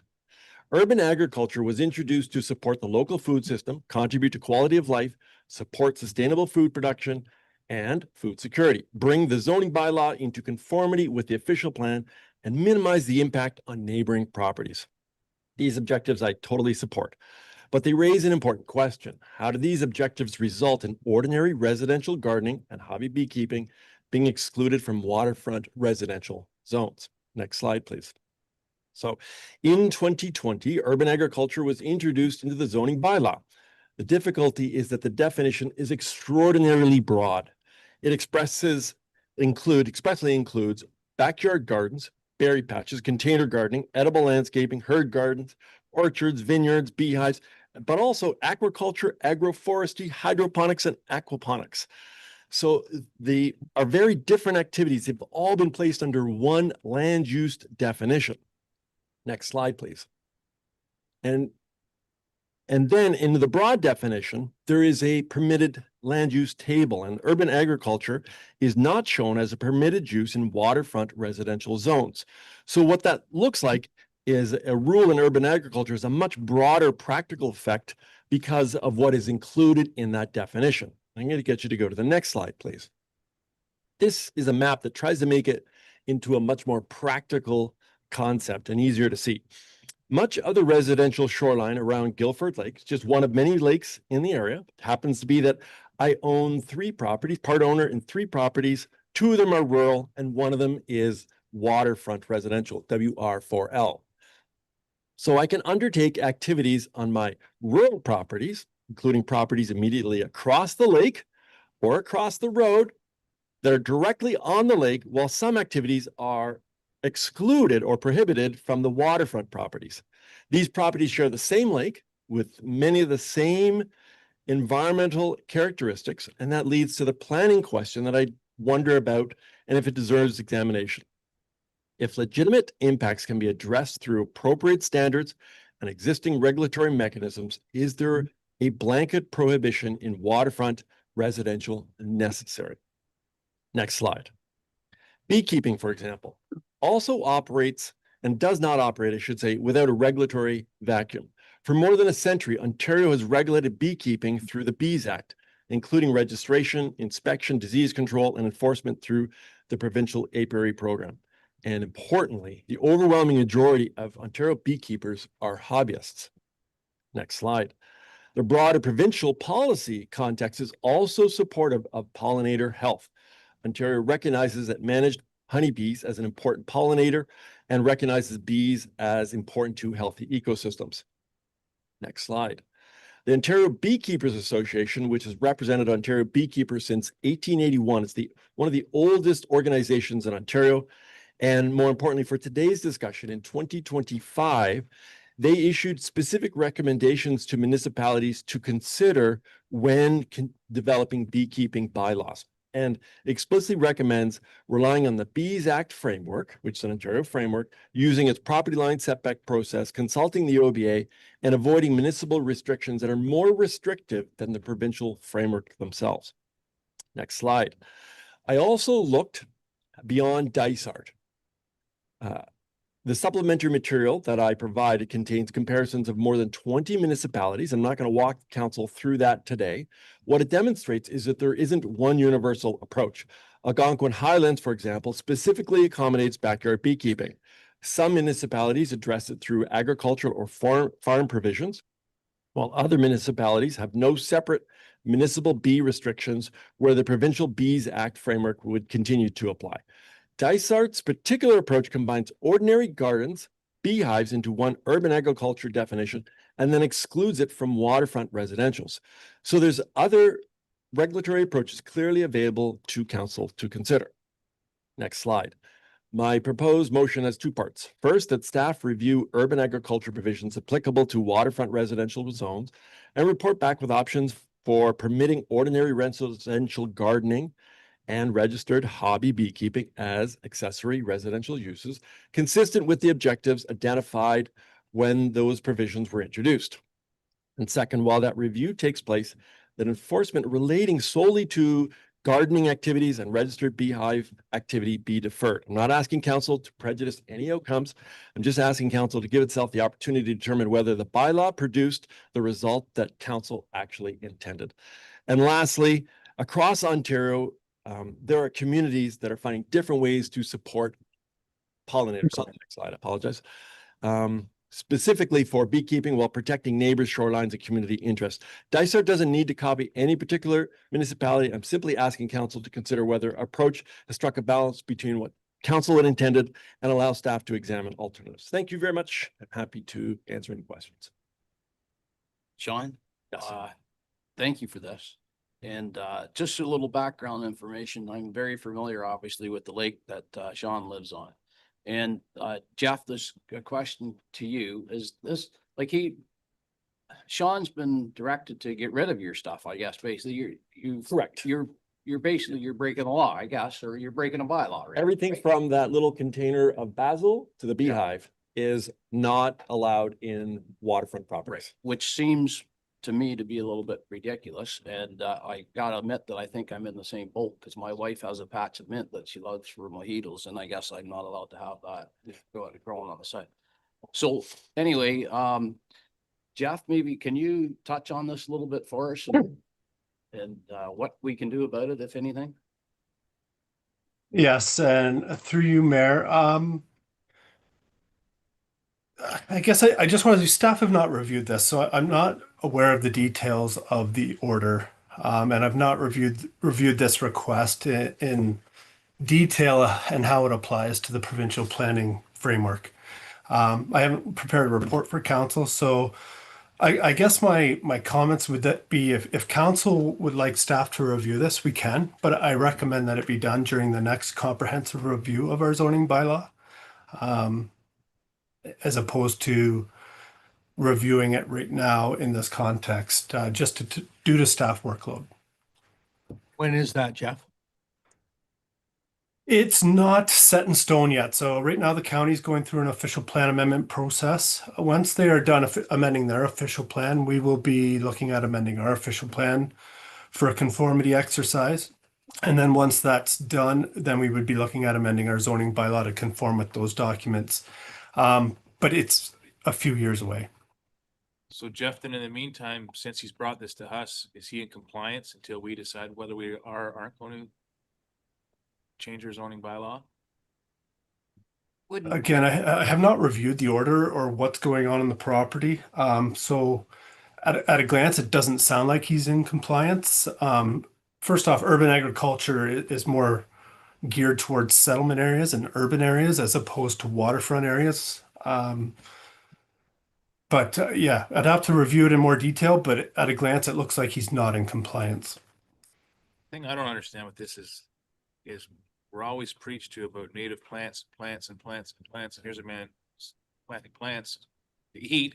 We're telling him we can't. And nor can any other waterfront resident. And if you look at the supplementary documents, I went over 20 different municipalities have the language, actually have the links there. You'll find that many of them have chosen a setback allowance. So rather than saying you cannot do this on this property, you cannot do it on this property, they've just said setbacks. Regardless of the property zone, here's the setback that we would like, 20 meters or 30 meters from that, regardless of whether it's zoned rural or waterfront. Jeff, is that something we could look at this winter if it's that, if it's as simple as what he just mentioned there? In regards just to setbacks, instead of a massive deep dive into paring all these out in different segments, we did something easy like that this winter. Everybody stays status quo right now, because again, if he's out of compliance, there's going to be 10,000 other people in the same line. People Right with now. basil plants and mint are going to be knocking on the doors. Yeah, through you, Mayor, if council's looking at making sweeping changes, I recommend it be wait until we do a comprehensive review. An option be that the applicant could apply for a site-specific zoning bylaw amendment. It would put the onus on the applicant to provide the supporting information, but also the planning rationale as to how this complies with the provincial policy framework, as opposed to putting this workload on staff. Okay, any other questions, council?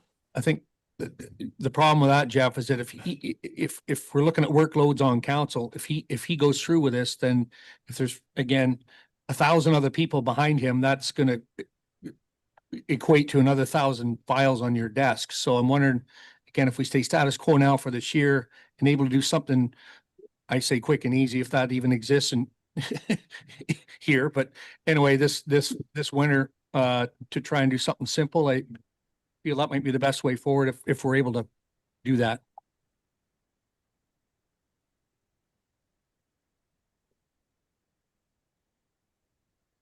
Jeff, Oh, sorry, was there a question there? I understand where Councillor Casey's coming from.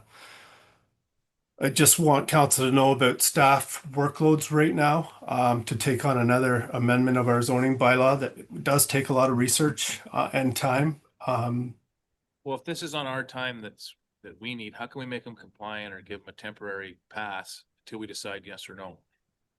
Can we do that? Well, and that's where I recommend that the applicant apply for a site-specific zoning bylaw amendment to allow him the relief now, and then it would allow the municipality to review it when we look at our zoning bylaw as a whole. What kind of time frame? What kind of process is he looking at for doing that, Jeff? Like, It would be a zoning bylaw amendment application. how long would that take? Well, the process itself to go through the public meeting and approval process and the appeal process isn't that long. It's 3 to 4 months, but the applicant would have to come up with some justifications and some planning rationale as to how that complies with the provincial planning framework. Could we talk to Carl to see if there's any way we could suspend anything like this until we have a review? I can't see, again, Jeff, like if he's going to put time and effort into the framework you just talked about, there's going to be a pile of people behind him on that note. So again, this is a very odd case of evolution in township policy on that note, in that regard. But is there a way we could put a pause on enforcement until we do a review? I would defer that to Carl to comment on. I suppose council has that option, but yeah, I would certainly defer that to Carl and allow him to speak to it. Can we just put the file on hold until it gets reviewed by all the necessary parties? Like a bylaw file can be on hold. Zoning, infractions are on hold, and there's lots of files that are on hold. So is that a possibility? Just to put it on hold until we get all the information, and we don't have to make any sort of decision today other than put the file on hold.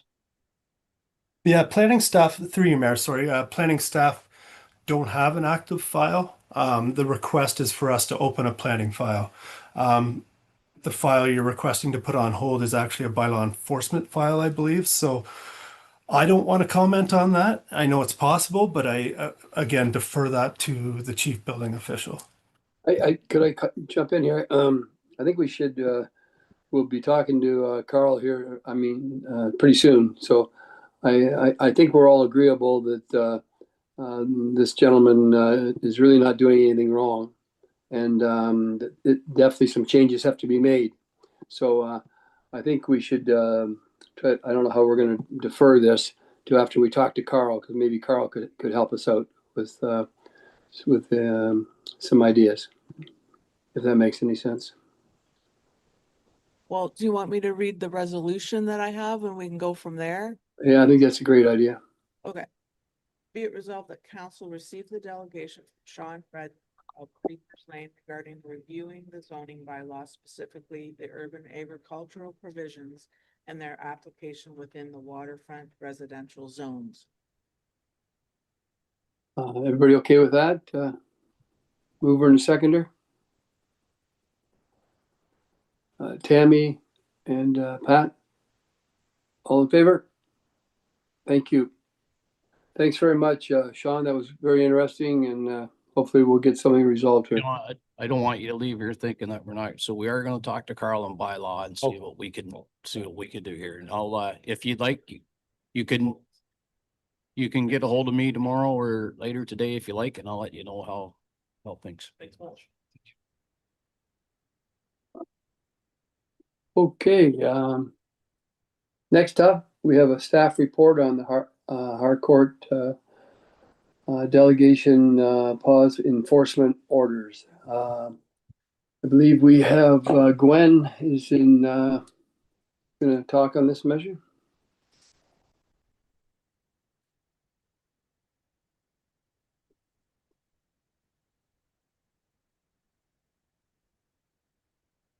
Thank you, Gwen. Go ahead. Thank you. Just let me get my things sorted here.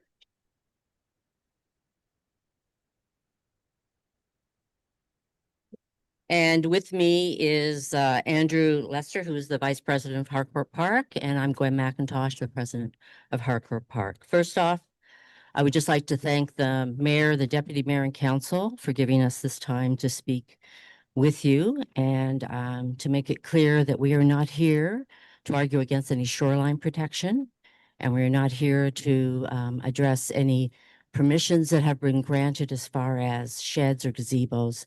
This is a structural problem for Harcourt Park in how we are as a corporation, and Andrew will speak to that. So I would particularly like to thank Councillor Donaldson, who met with us and requested this letter that we have put before council. As we've detailed in our numerous letters and will outline to you in this short presentation, the registration of a site plan control agreement on Harcourt Park land does not fulfill the municipality's desire that the owner of that shed or gazebo will be responsible for complying with the conditions of approval. Harcourt Park provided input into the process to permit the structures since the summer of 2025. And we've given you all of the correspondence that we have provided you. It's before you again. We asked a number of questions. We suggested the need for a communications plan, since there was sometimes there seemed to be some confusion about what was being recommended because it changed throughout. And we made it clear that site plan control process as presented could not work in our leasehold environment. And through the last year, and through that process, we've been in discussions with your your director of planning, Jeff, and also Chief Building Official Carl. And we'd just like to comment that you have great staff and they've given us a great deal of their time.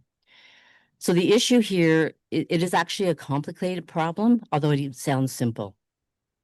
And I would just like to raise one thing. I just happened upon a report, I guess, that was prepared today by the Chief Building Official, which talks about issues with certain orders to comply that have gone out for structures in Harcourt Park, and suggests that if you're looking to have any relief as far as compliance with the zoning bylaw, that we only look at that relief for construction for structures that comply with the zoning.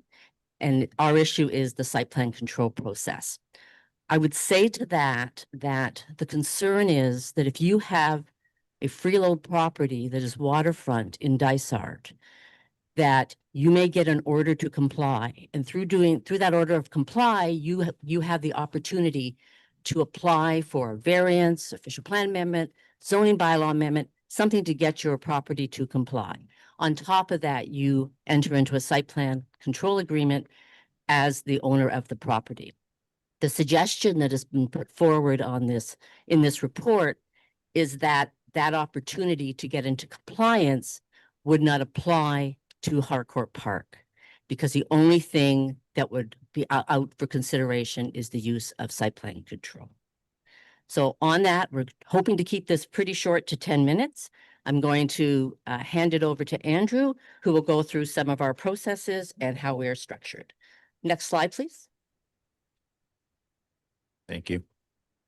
All right, just a quick overview for those of you who don't know Harcourt Park. We are 6,900 acres located in Dysart, 18 lakes, 45 kilometers of private road, all unassumed. Natural heritage, fisheries, forests, all that is maintained by the park, by the corporation, and paid for by our members' dues. There are about 550 homes. Each one is a leasehold on land that the corporation owns. And most leaseholds are held by more than one person. So if you want to do some math there, we're about 1,000 electors. This is not a handful of cottages on one bay, right? This is a large community within Dysart, and it's very, very complicated, as Gwen said. Next slide, please. Let me try and explain. Harcourt Park was chartered in 1959 under letters of patent as a not-for-profit corporation. All park lands came to Harcourt Park, Inc. From Sumcott Development on May 26, 1976. Harcourt Park owns the land. Leasehold parcels were created out of that ownership, and the underlying title stays with the corporation. Everything else follows from that. We have a 48-year lease that was approved by this council in 2001. It is the second version of the lease that Harcourt Park has been managing. And this is really important. The lease goes until March 2049. Our bylaws are board enacted and member confirmed. We are governed by the Ontario Not-for-Profit Corporations Act. Directors like Gwen and I owe their duty to the corporation as a whole, not to one leaseholder. So there are a lot of questions that came from staff about why can't we just amend our lease or a single lease to deal with this? We cannot. We have bylaws in place. You have a planning act that requires at least any lease over 21 years or more as a conveyance, and a variation needs a consent endorsed by this council and approved by the County of Haliburton. Right? We just cannot grant an exception to one leasehold. And this is, as Gwen said, we're not reluctant. This is our own governing documents and the Ontario government that has structured how we are and how each leaseholder needs to be treated the same. So with that, I'm going to hand it over to Gwen. Next slide, please. So if we just follow through on this slide, and I think what we really want to make clear here is that the person who wants the structure, who wants the shed or the gazebo, is not the same person that has to sign off on the site plan control agreement. They're different. If we work up from the bottom bar, the green is the leaseholder. So this is what the leaseholder has a lease over. This is one lot, and they own the structures that sit on that lot. That's the full extent of what they control. The rest is Harcourt Park Inc. So we have the land that is under the lot, so under the leasehold, and everything inland, including our roads and our common areas. And because we own all of this and we own the land, we sign anything that's registered against that land. The blue line is the municipality. So if anyone is coming in for an official plan amendment, a zoning bylaw amendment, a variance, or a site plan, that applies to all of those lands, and it's exact same anywhere in Dysart. The shoreline allowance, it's municipal unless of course it's purchased. So as an example, we have 2 sheds. The one on the right sits outside the setback area. Ordinary matter, nothing to register anywhere. The one on the left sits inside the area and needs a site plan agreement. So the person who wants the structure is on the green bar, but the signature has to come from the rust one. So they are not the same. Next slide, please. So really just going through the site plan process and site plan control. There, I think, was to be a template provided. I know that's in the works, and we have talked to planning about that.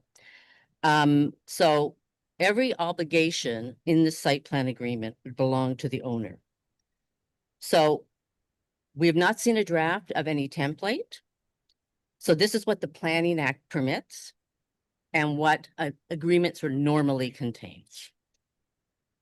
So if we go down the left column, there you have to build to the approved plans, provide the works at the owner's expense, maintain them at the owner's sole risk and expense, and there's no end date, install and maintain any plantings or requirements, manage grading and drainage.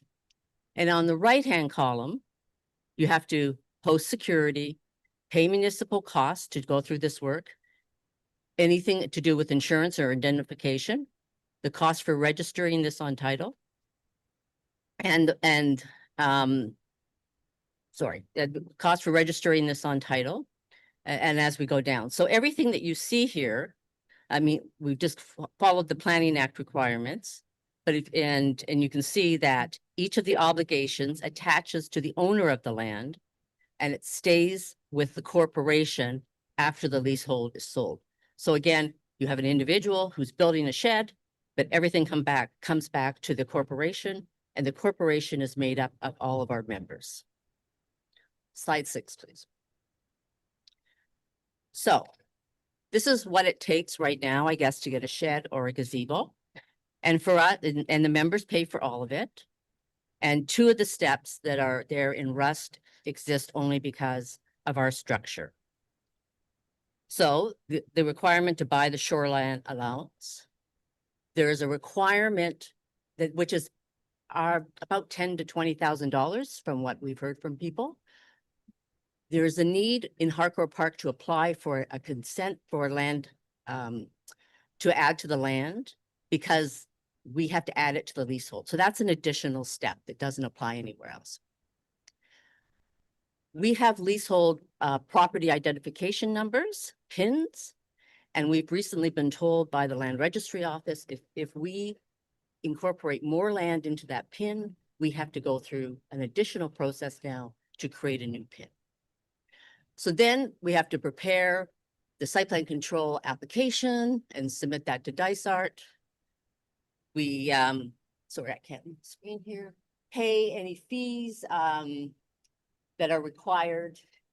And then we have to sign the agreement. As I said, we are signing the agreement, but it's the leaseholder doing the work.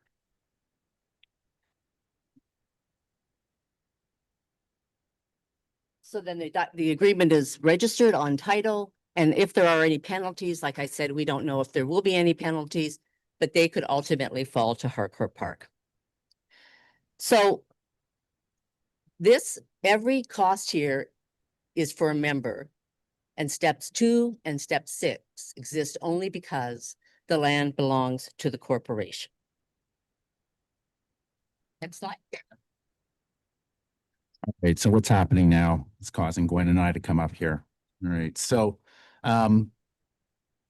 municipal officials are doing their regular inspections when it comes to septic or short-term inspections, and they are finding sheds. So owners are being told to remove the structure or bring it into compliance. Now, we don't have a count of how many sheds are being involved in this, whether they're in compliance or not in compliance. That's part of the problem. But what is driving this is now that we're going to have many leaseholds coming into the frame of Dysart and the staff to address this problem. There is also the problem of education, as Gwen has said. I don't think the residents of Dysart actually understand the bylaw very well, because everyone thinks they can just build a shed. And obviously in our world at Harcourt Park, it's a little bit more complicated than that. And it's putting us in conflict with council and with staff, because we don't have the framework yet to guide them through this process. So, but as Gwen said, every one of these conversations is going to end at a dead end, because it's forcing the corporation to sign the document, which we cannot. So enforcement is underway, but we need a solution to work together. Next slide, please. So look, we've covered off a lot of this. You know, I want to make sure it's very clear. We cannot change our lease immediately. It would have to take a lot of work by staff and council. And it would be a change of 550 leases to accommodate this. So I don't know what we're going to be able to do, but what we're looking for is really to build a framework together. And we like to say that we're stressing here that we want what you want. All right, we want to work together with staff and council to find a solution, but the solution has to have these conditions. It has to work with the leasehold rather than against it. It needs to put the obligation on the person who wants the structure, this $500 shed. And it is something that members can actually use. That's the framework we're talking about, and it's built properly with time. So, Gwen. So what are we asking? As Andrew has said, we're asking for a framework and to build that so our obligations sit with the leaseholder. So next slide. Sorry. We need a process. And that process on who may apply and how it's going to work. We need to understand the site plan agreement, its form, its conditions, and what's beneath it. We need to work on the registration process. What is registered, what it looks like, and if it is ever discharged, and who's it registered against. We need to understand the monitoring, right? What is inspected, how, and how that works. And we have to understand enforcement as far as how this is going to go forward in the site plan. I would also like to note that there have been other things that have come forward with Harcourt Park, and there have been different mechanisms put in place. For instance, the zoning that applies, we're the waterfront zoning. We have an exception that applies that zoning to our leaseholds and not to the entire land. There had to be some thinking about that on how it was going to apply in the leasehold environment. When the short-term rental work was done, we had discussions with the chief building official to look at how the licensing could then apply to the leaseholder and not to the park. So this is not new. This is not something different. We raised this through the process. We want to continue to work with you. And our request really is these things as we have a pause to work this through. So I'd like to thank you very much for taking the time to listen to us. And we're here to answer any questions you may have. Any questions, staff, council?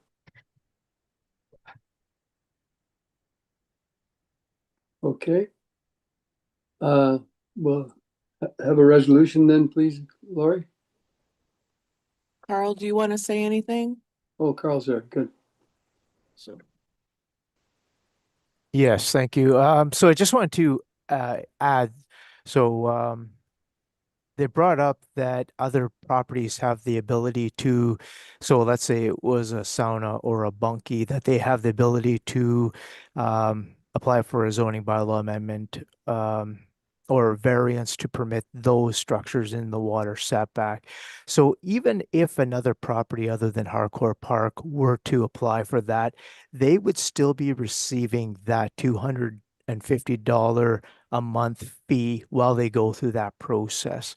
Because what we found was if people start to go through this process, oftentimes they'll see, well, this has satisfied the requirements of the municipality and not go through with it, not pay the fees to register agreements, those types of things, and they'll just stop and we'll forget about it. So we maintain this fee until the property is brought into compliance.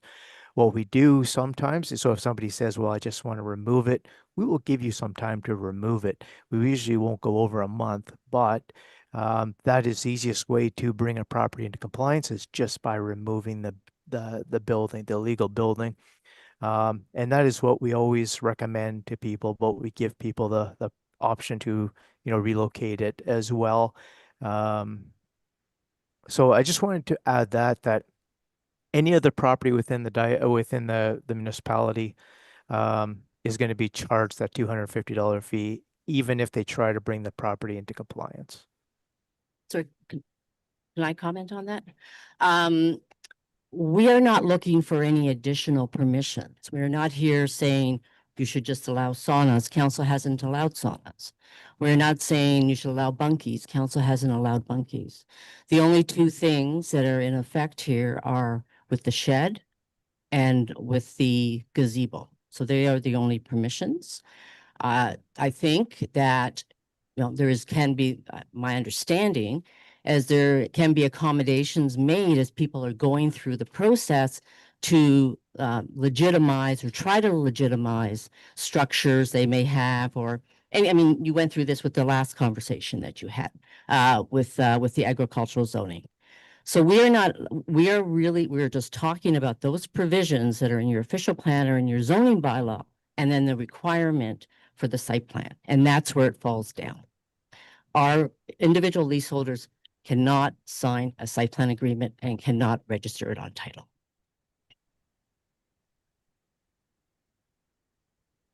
Okay, any other questions? Carl's got something there. Well, go ahead, Carl. Sorry, just one more comment. I know that when we met with Jeff Isles and myself with Harcourt Park representatives, we left it at that.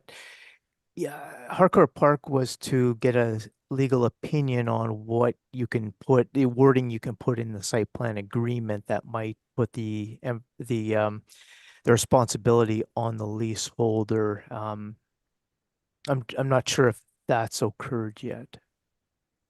So on that point, as we discussed back in January, we did get legal advice on that, which actually intensified this conversation. And that's the difficulty. It is not as simple as that. It's the registration of this on the land, which isn't the leaseholder's land. And we need the time to work with the municipality to figure that out. And that's what we're asking for. I mean, we agree with everything that you're trying to do as far as your frontage, getting, more vegetation, the setbacks. We're not here to talk about whether or not you should have a shed or shouldn't have a shed. We left that to our members to come up to you and talk about that. We are here about the structural issue that we would like to work together with you to fix. does anyone collectively, do we have an idea how long you need in terms of straightening this out?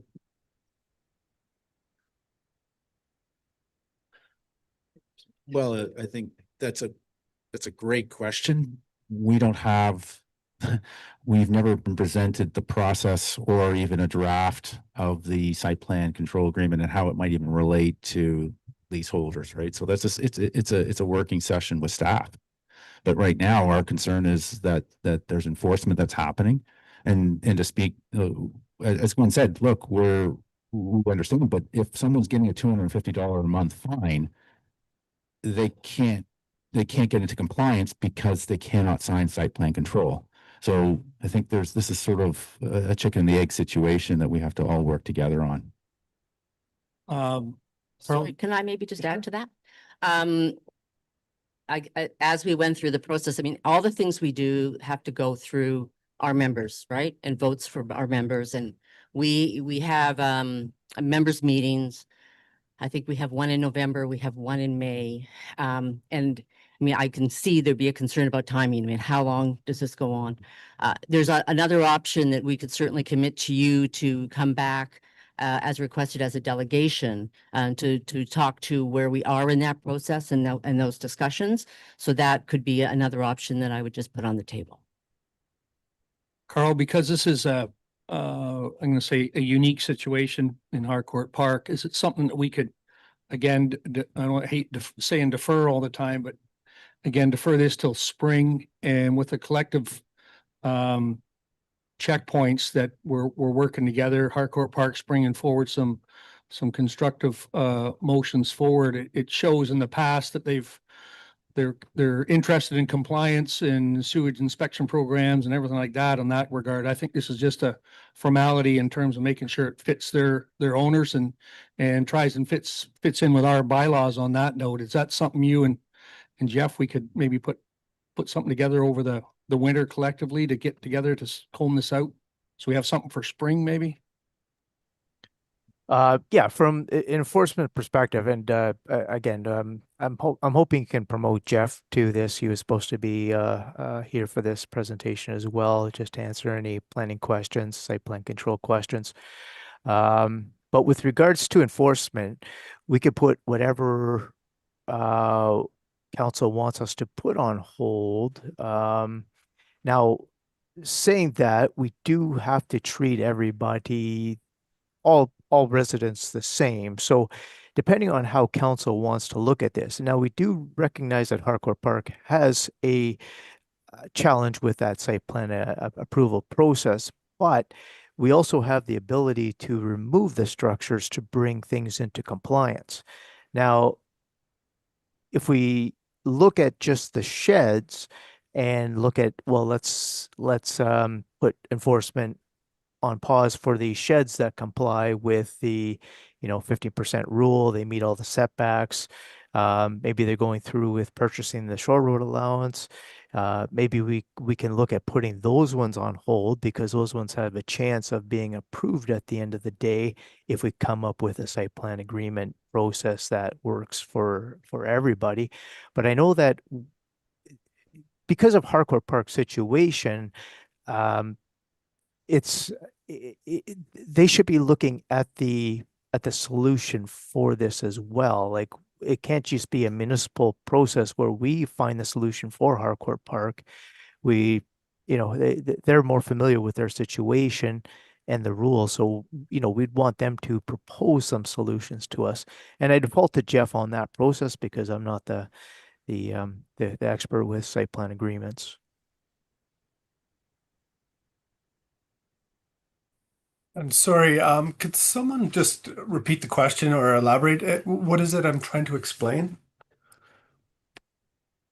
Jeff, we're just looking for Harcourt Park's looking to work with us on that regard to get through here. They have a unique ownership situation, as you're well aware of on that note, but just looking for a bit of grace time to collectively put together a framework that works for them and also works for Dysart on that note. So pausing any fines or anything like that till, and again, I threw out spring because we got, a lot going on here in the next coming months in that regard. But as long as there's a collective movement between Dysart and Harcourt Park to find a common ground solution as a framework forward, I do echo Carl's comment there a little bit. Like, if some of the structures there are okay in principle and fall into our bylaws that we have now is great. But again, if you got a hot tub 10 feet away from the lake, that's not going to make it. Doesn't matter whether it gets sorted out or not, then it's automatically got to come out on that regard. But anyway, just looking, I suppose, from your aspect, whether you feel you could carve out some time to work with Harcourt Park and Carl to try and find some common ground for everybody there. Yeah, and through you, Mayor, I'm happy to continue to work with Harcourt Park. They have been great to work with so far. And I hope to have some information for them before spring.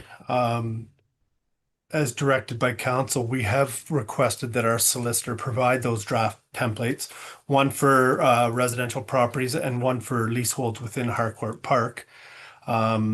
As you know, the solicitor's priorities are continually getting shifted by us, but so I hope to have those before spring. I don't know if that would be the next step for Harcourt Park to maybe review the requirements within that.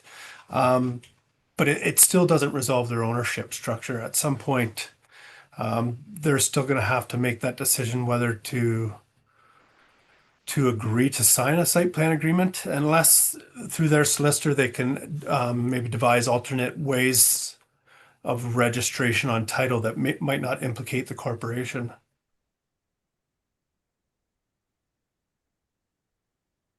Okay, any other comments there? Oh, yeah, I just, Jeff, do we have any other properties in Dysart that have a leasehold like Harcourt Park? Or is this like a unique situation where there's nobody else that has the same issues as they do? I don't know if I know that off the top of my head, but what I'll say is this is a very unique scenario. It's probably unique not only to Dysart, but province-wide. I don't know of any other situations off the top of my head, but yeah, it's certainly a unique situation. Just a suggestion to move this along. If both parties, we can collectively agree, we're going to keep working towards getting this finished. We're waiting on a comment from our solicitor. Sounds like they're waiting on theirs, I think. And again, in the meantime, we comply, or Harcourt Park complies with what's kind of there for a framework now, Carl, regarding, as you mentioned, structures that are permissible, that we've agreed on. And again, hot tub example, it comes out. If they could communicate that to their members, I think that's a good way forward to getting this done. I don't know how you put that in a resolution. But anyway. Yeah, I mean, currently we have 3 sheds there, and the 3 sheds could possibly gain compliance if they have the 15% rule, and as long as their setbacks are proper, 1 meter from the property line, or I think it has to be 4.5 meters from the property line if it's in the water setback. So again, if it's meeting these rules, then we can as staff, we can look at pausing enforcement on those ones until we come up with the either the Harcourt Park specific site plan agreements, and we have time to discuss that with Harcourt Park, or if they have other proposals for staff, we can definitely look at that. But in my opinion, that would be the safer bet to go, rather than just give exemption for any building within the water setback. We're looking at currently at Harcourt Park, we have 8 identified structures. There might be more, but that's all we know of at this point. We probably aren't going to find more until next spring. So that's what we're dealing with at this point.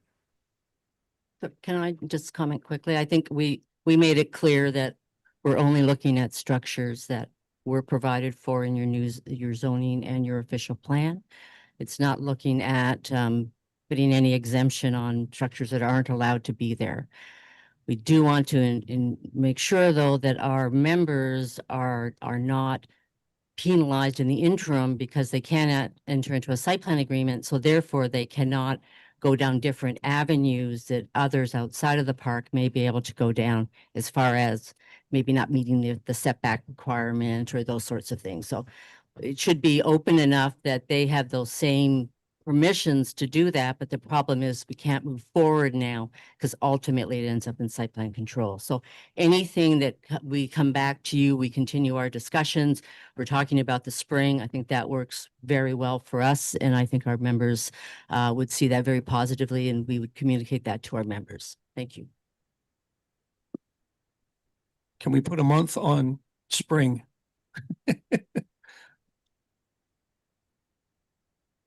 Right. So could I run some wording by you? Is that fine? Okay, be it resolved, the council received the report as information and agree to pause enforcement only on Harcourt Park lots that could be brought into compliance based on new shoreline structure setbacks. Enforcement will be paused until June 1st, June 30th. Sorry, where they could be brought into compliance, that would then cover that they would be allowed to come in through another process, through a variance, an official plan amendment, or a zoning bylaw amendment to bring them into compliance. I just want to confirm that. Yeah, just if they could be, based on, could be brought into compliance based on a shed in the right spot, or they have the 15%. Well, they wouldn't, right? So that's the thing. So Yeah. they may have to go through another application process to bring it into compliance as anyone else would. So we just want to make sure, like, not trying to be stickler here, but just want to make sure that that's also covered. Is that what you're looking at, Carl, holding? Well, those? well, that would also cover saunas and bunkies. Like you could go through other avenues to get those corrected, but we wouldn't allow anybody else to do that within the municipality without paying the $250 a month fee as a penalty. So if we stick it to just the sheds, or maybe gazebos as well, that I'd be okay with that. But it's up to council which direction they want to go. We're only talking about sheds and gazebos. Sounds good to me. May, June, we can, June 1st. Could be June 30th because their annual meeting is on May long weekend usually. It's the last weekend of May is our annual meeting, which would be all of our members together. Yeah, June 30th is great. Does that work for you, Jeff? June 30th? Me, yeah, through you, Mayor. Yeah, I just want to clarify one thing. That date works fine with me. I'm glad council's including a date on it because it's quite possible through all our efforts and continued efforts that nothing gets resolved, and there is no solution that can satisfy the ownership structure of Harcourt Park. In terms of like the municipality's solicitor commenting on it, they already did through the planning process, and that's when they clarified that it would be registered on title, even if it only applied to the specific leasehold. So I don't think waiting for a template is going to resolve anything. I think it's something where we have to get into maybe a deeper discussion about options as to how we could amend those leaseholds. So I like the time frame on it. I'm happy to continue to work with Gwen and her team again. I just hope we can come to some sort of solution. And I guess I asked council, just is there any next steps you want staff specifically to be working on? We're happy to work with Gwen and her team and assist them, but there's nothing we are currently working on other than trying to get those templates and amend our site plan control bylaw that I don't think would assist this. What about a monthly check-in between both of you to see where you're at? I don't know if that makes sense or not, but I don't think we should wait till June 30th to say, hey, we got something here, and then it gets kicked down to September and then back to January again. I think at this point, Jeff and Carl probably rely on Harcourt Park to bring information forward to them, so they'll just be in a reactive mode on this, I would think, in terms of responding to what's brought. Could we get a monthly report emailed to us where you sit on it, maybe? Not bring to council, but just a report to us councilors, so we had some input during the process, or? So we'd have to bring it through council if you want to report. That'd be great. I added a couple words. Walt, I'm gonna reread the resolution. Yeah, I think I asked for that a little while ago. Okay then. Be it resolved that council receive the report as information and agree to pause enforcement only on Harcourt Park lots that could be brought into compliance based on new shoreline structure setbacks related to sheds and gazebos. Enforcement will be paused until June 30th. Mover and a seconder. Barry and Pat, yep. All in favor? Thank you. Thank you very much. Thank you.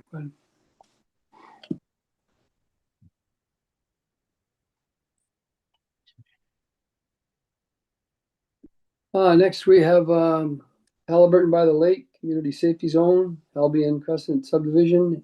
In attendance, Kim Stamp. Please come up, Kim.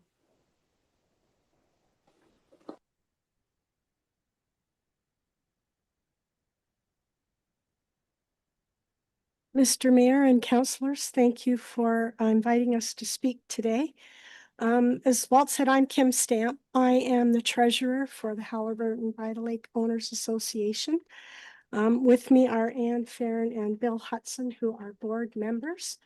We did have a resident and mom with us. She's the mom of 3 young children. Fortunately, she had to leave due to work constraints. What we would like to talk to you about today, at the request of our president and vice president who are unable to attend today, is that our Halliburton by the Lake subdivision be granted a community safety zone designation. Our current speed limit of 50 kilometers per hour is way too fast for the safety of everyone using our road system. And we have discussed this very serious concern with all of our members at our last 2 annual general meetings and have been given the task to move this forward. A community safety zone is intended to help change driver behavior, including reducing speed, distracted driving, and also to improve safety. This designation advises drivers that they are within a zone where public safety is of a special concern. We have provided you with some photos of such a designation that exists in the hamlet of Inglesby. We've also provided you with our reasons that this reduction in our speed limit with the corresponding signage is critical to the safety. And I really want to emphasize this part, not just the residents of our subdivision, but to all of the residents of this township and Halliburton County who regularly come into our subdivision to use our road system. They use our road system to access Sir Sanford Fleming College, the museum, the sculpture forest, the trail system. Your township's Walking Wednesday group comes into our subdivision. People drive into our subdivision, park their car, and walk their pets. And the local high school uses our road system for their annual Terry Fox run. And people do not walk on the side of the road. They walk abreast, not in single file like Elmer taught us to do. We're all abreast when we walk on the roads. We also have a school bus stop in our subdivision. In the bullet points that we gave you, we talked to a very serious incident we had recently during the school year when a car came into the subdivision at the 50 kilometers per hour, didn't see the bus with its safety arm out, and 2 children were put at great danger. The demographics of our neighborhood has changed dramatically in the last few years. We have been viewed as a retirement community in the past, but we have a lot more young families moving into our neighborhood, which is a wonderful thing. We have many more young children in the neighborhood going to the school bus, riding their bikes, playing in different areas, and we are very concerned for the safety of those children, as well as our elder residents. A lot of our grandparents provide daycare for their grandchildren, so we have all those children in our neighborhood as well. We have letters of support from some of our members. We also have 2 retired police officers who live within our community and are also board members. They are the ones who recommended that we make the request for a community safety zone. When we discussed the speed limit, They said 30 would be the best for our subdivision, that would provide the most safety for every single person who uses the road system in our neighborhood. So we feel that this is a very serious safety concern for all of the residents of our county, not just our neighborhood. We're very grateful that you've allowed us to come and speak to our request. We're grateful for your thoughtful consideration, and we look forward to your favorable decision. Okay, that's the end of your presentation, Kim. Yes, it is. Okay, and I think you definitely have voiced some very good concerns there regarding the issues there, and I think that my opinion is that we should grant you that speed limit in your area there.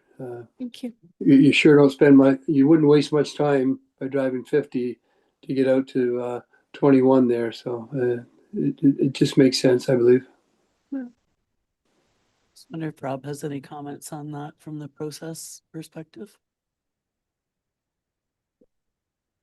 Yeah, I do have a few thoughts. I think it might be better though if we go around, see what comments council may have. I can maybe answer that after the fact. I think in many of the local areas where it's a high density housing, there's a lot of family life, school bus track. I know it would be a lot, but there's some areas that certainly need that, you know, safety zone or a high density sort of trigger for traffic. There's a lot of people walking and kids and animals, and it's not just Halbium. Theirs is unique. They have a lot of people, but there's a lot of areas in the village where there's a high density of people who are using the roadway. So if it's something that we could kind of certainly support in Halbium, but we need to look at some of the other areas in town as well. Rob, is there and this is coming to council, as Kim said, we all know it's come to council at various times in different locations in the community.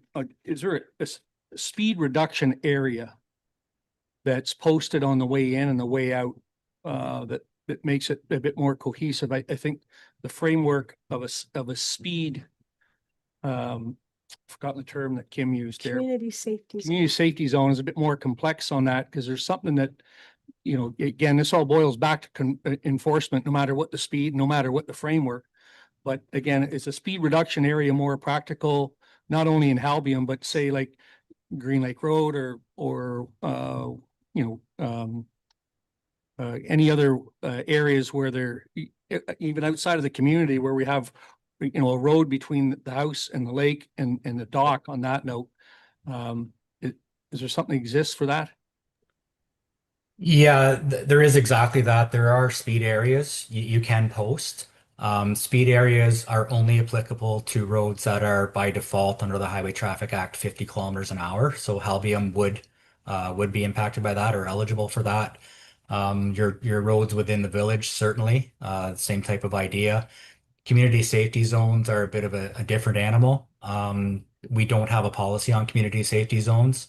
So my concern would be if you do grant a community safety zone in Halbium, you're probably going to get a dozen or two requests next month for the same thing. And we have no way to evaluate that. The easier of the two is lowering the speed, certainly.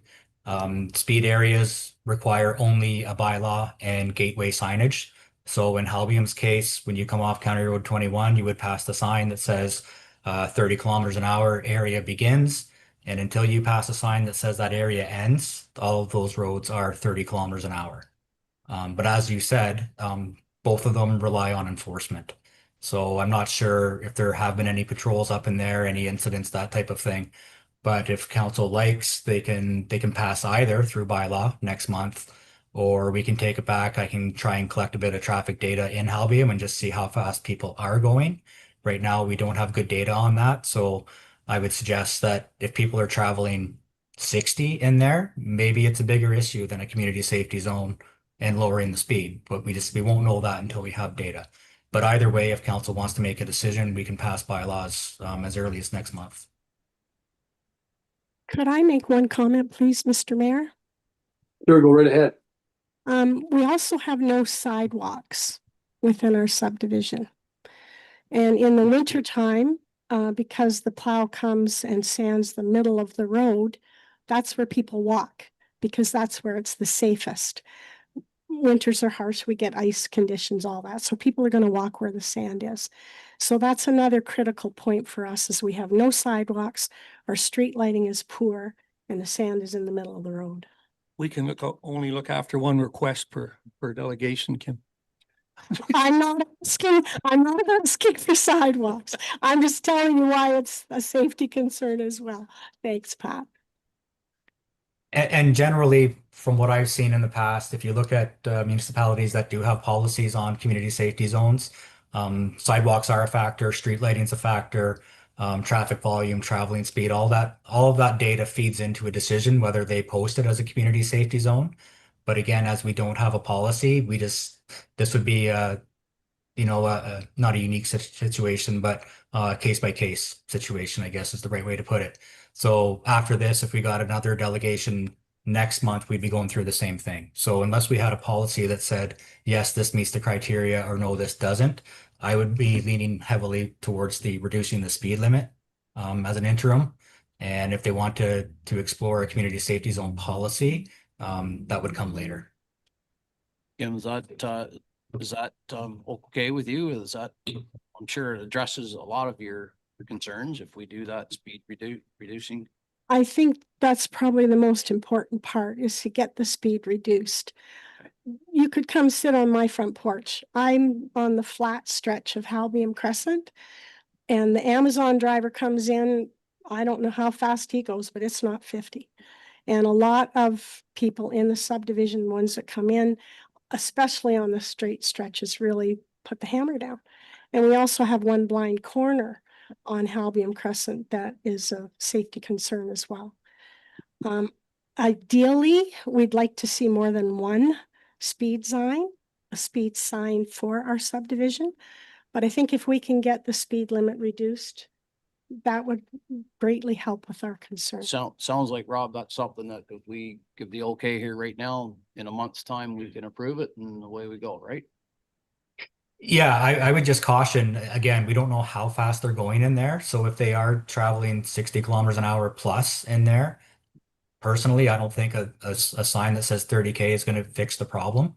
But at least then we'll know, right? Then we can explore different options beyond that.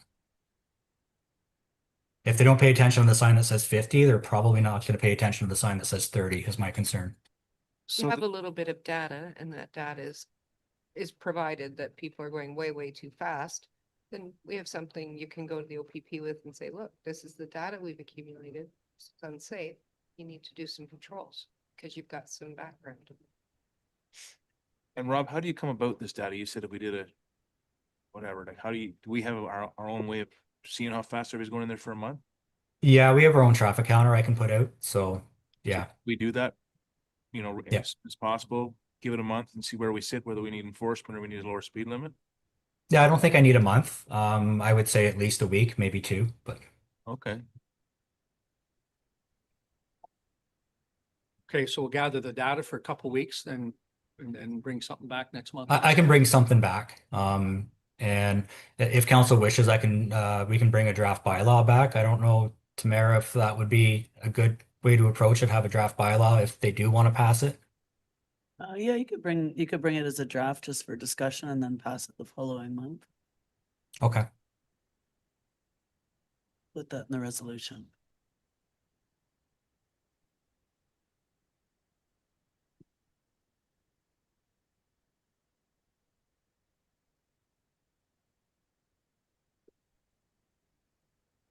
Would you like to read the resolution, Lori? We're just working on that.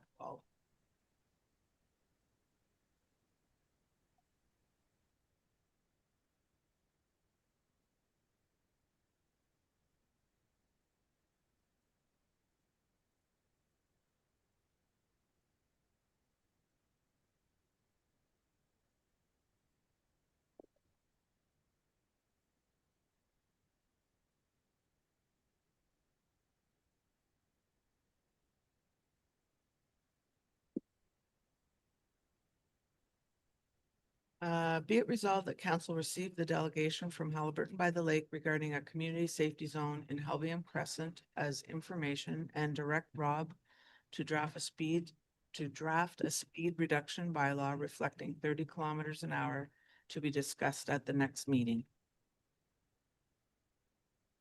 Mover to seconder. Tammy and Nancy. All in favor? Thank you. Thank you.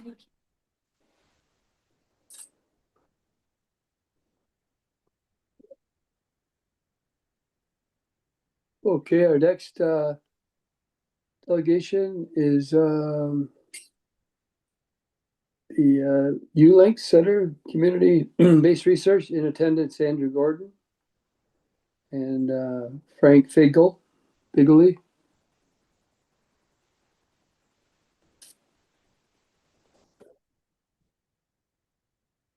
Mr. Mayor, councilors, and in spirit, Murray, thank you very much for the opportunity to speak to you today.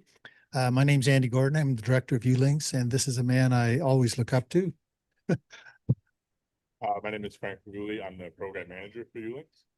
So hopefully maybe this will not be as contentious as some of the other proceedings this morning. Frank and I are visiting all of the lower tier municipal councils prior to election. And on that note, thank you for those councillors who have decided to run again, and thank you for those who are bowing out. Your dedication to what is sometimes a thankless job is certainly appreciated. So, but we will work with anybody that the people sends us. We do recognize that there is going to be considerable amount of council turnover at the lower tiers, and that's going to affect composition of county council. ULinks has spent 5 years trying to develop a very good relationship with county council. We think we're there. And so we're here basically just to ensure that there's a bit of corporate memory going forward in terms of what ULinks has done for you, what we're doing for you, and what we can do for you in the future. So I'm going to say just a few words about ULinks, and then Frank will address a couple of county level projects that do have some impact on Dysart. And if you'll recall, last year ULinks did fee-for-service work for Dysart in terms of frag removal on Pine Lake, and so we'll bring you up to speed on that and give you a couple of options. So ULinks has been in the county for about 35 years, 25 years with its ULinks name. We work in all sectors: cultural, social, business, economic, health, and environment. About 80% of our work is in the environment right now. That mix does change on a daily basis. And we're essentially research brokers. So if you're an organization, a lake association, a not-for-profit, a municipal government, a part of a municipal government, and you have a problem that is persistent and that you can't solve because of staffing or finances, you can come to us. We'll help you formulate the problem, and then we'll reach out to our academic partners, principally Trent University. We'll find the brightest, most hardworking fourth-year students who are involved in what are known as capstone courses. So these are project-level courses that they execute in their final year of college or university, and allows them to work on normal real-life problems using all the tools that they've learned during their education. They'll bring their professors up here, and 98% of the time they'll solve your problem. And in the process, they get a really good dose of experiential education, and they'll do it for free. We ask host organizations, if they can, to give us a small financial donation, $100, $200, $300. We're not for profit, so we can't make money, but we can't lose money either. And ironically, our largest donation ever came from Dysart et al. So about 4 or 5 years ago, we did a project on illegal dumping in the township, and with Fleming College students, and they developed a snitch line and some signage, which I still see is kicking around the town now. And on the particular road they were working on, illegal dumping of fridges and stoves dropped by 72%. And John Watson, who is the waste manager at that time, was just delighted in the results and engineered a $1,000 contribution from Dysart to ULinks. So that was greatly appreciated, and remains the gold standard to this day. Next slide, please. So here's just a very few of the number of projects that have been done in Dysart, and just reading the titles, you'll see the breadth and the capacity that ULinks has to address certain issues. All of these projects, and there's been about 750 of them done in the county in the last 25 years, involving over 3,000 students. All of them are listed on our database, so ulinks.ca, easiest website in the world to remember. There's a little button that says Research Database, and you can go in there and you can search by fish or road salt or Highway 35, and it'll bring you up a listing of all the projects. So just based on the number of projects, almost 200 have probably been executed in Dysart over the last little while. I mentioned the illegal dumping one. The one there on herbicide use was kind of interesting because it led the Lake Association away from toxic herbicides and into a more friendly solution. We also recognize that problems in Haliburton County, because of the demographics and the geography, are or can be more complex and are indeed getting to be more complex. So we also have the ability to bring in students such as master's and PhD students who can spend a dedicated amount of time working on some of these problems. The difference is that undergraduate students are free. Master's and PhD students cost money. It's about $25,000 a year per pop, but you get somebody spending 80 hours a week eating mac and cheese on and working on your problem 100% of the time, and still quite cost effective relative to bringing in an environmental consultant. So many of you will have been aware of the international student situation that has developed in Canada over the last 25 years. So international students coming to university or college pay about 3 times what a domestic student does in terms of tuition, until last year when the federal government curtailed the number of international students coming in.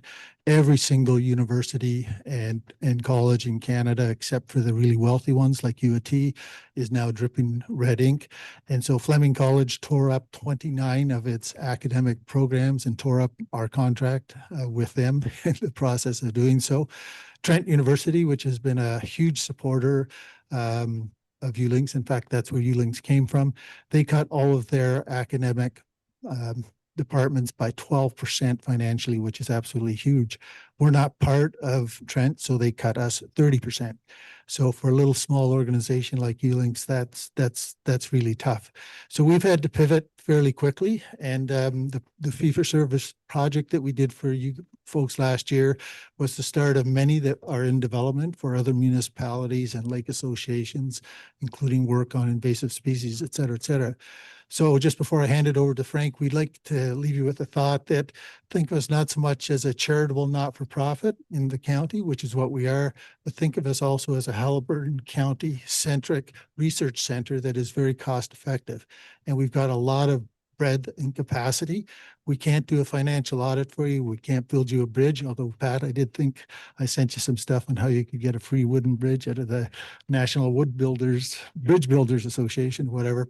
But anything else is fair game. And if we don't have the capacity ourselves, we're very well connected across the province, and we can bring that expertise to bear on problems that are arising here in Dysart.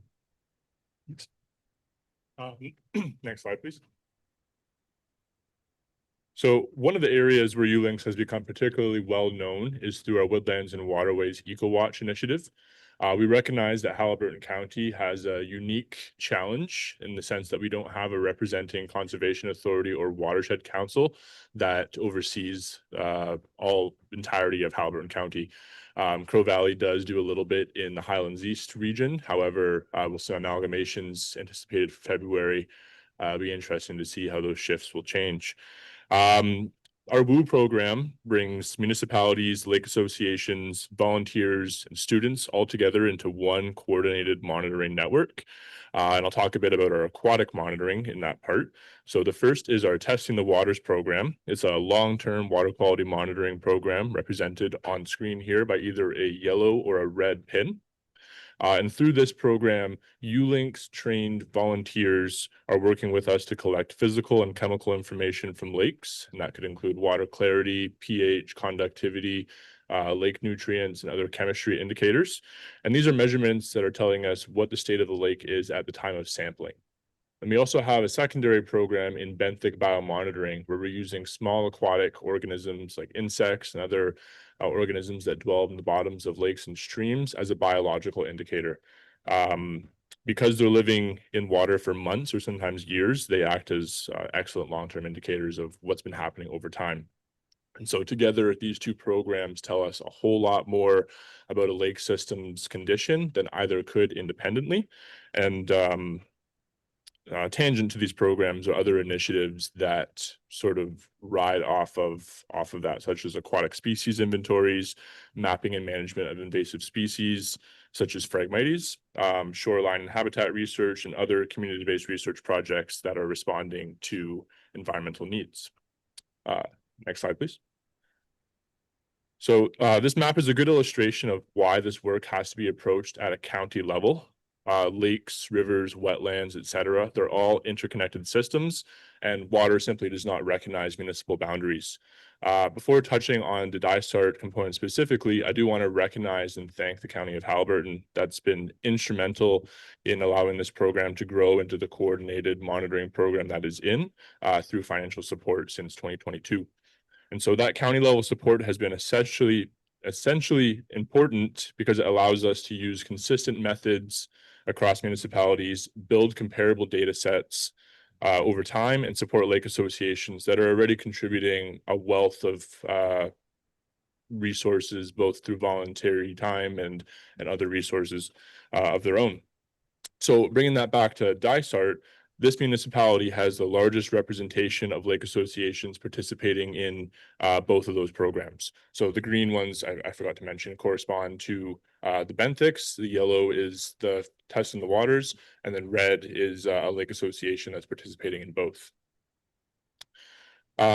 So many of these lakes here in Dysart sit at or near the top of their respective watersheds. And so that means changes occurring in these systems can have implications further downstream. And that gives us an added reason to look at these lakes with a particular lens of sensitivity when considering their monitoring, stewardship, and management. People often ask us why we're sampling at the same locations year after year. And the answer is pretty simple. 1 year of data just gives us a snapshot. 10 years of data helps tell us a story as to what's happening. And by collecting these data points using the same methods, we're able to identify gradual changes over time, because before they become major problems, becoming more difficult and in some cases more expensive to manage. So that gives lake associations, municipalities, and the county an opportunity to investigate concerns early, make informed decisions based on evidence rather than reacting to problems after they have become, more difficult to manage. Next slide, please.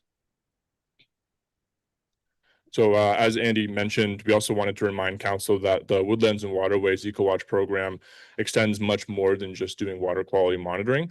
A good example of that was the invasive Phragmites initiative that we held with you folks last year. And that saw 18 identified Phragmites stands managed in the municipality of Dysart. Phragmites are an extremely aggressive plant species that, once established, can form very dense crowds that crowd out native vegetation, can significantly reduce biodiversity and habitat value. These same stands also interfere with water movement and contribute to the accumulation of sediment and organic material. And you may notice when you're driving past desiccated stands, they don't fall like other vegetation do. They stay upright as dry biomass, which can then contribute towards available biofuel in wildfire scenarios. So certainly important to be cognizant of and removing where we have the opportunities to do so. So I just wanted to really frame this as an example of how WU has moved beyond just the environmental monitoring component, and we're actually doing some boots and shovel on the ground initiatives as well. Next slide, please. So one of the most notable sites we managed last year was on Pine Lake, just north of the West Guildford Public Beach. And this particular patch was about 200 square meters, the largest one that we managed in that project. What you're looking at here are photographs of the site before we put any shovels to the ground. And you can just see how dense the Phragmites had become in that area. at that density, it really begins to dominate the immediate shoreline area, and each plant itself has about 10,000 seeds that it can distribute, and about 10% of those can propagate and create new issues in a localized area. So it was really significant to be able to control that. At this point, it was one of the higher priority and more labor intensive sites that we've done in management removals so far. Then on the next slide, we have the same site that follows the removal work.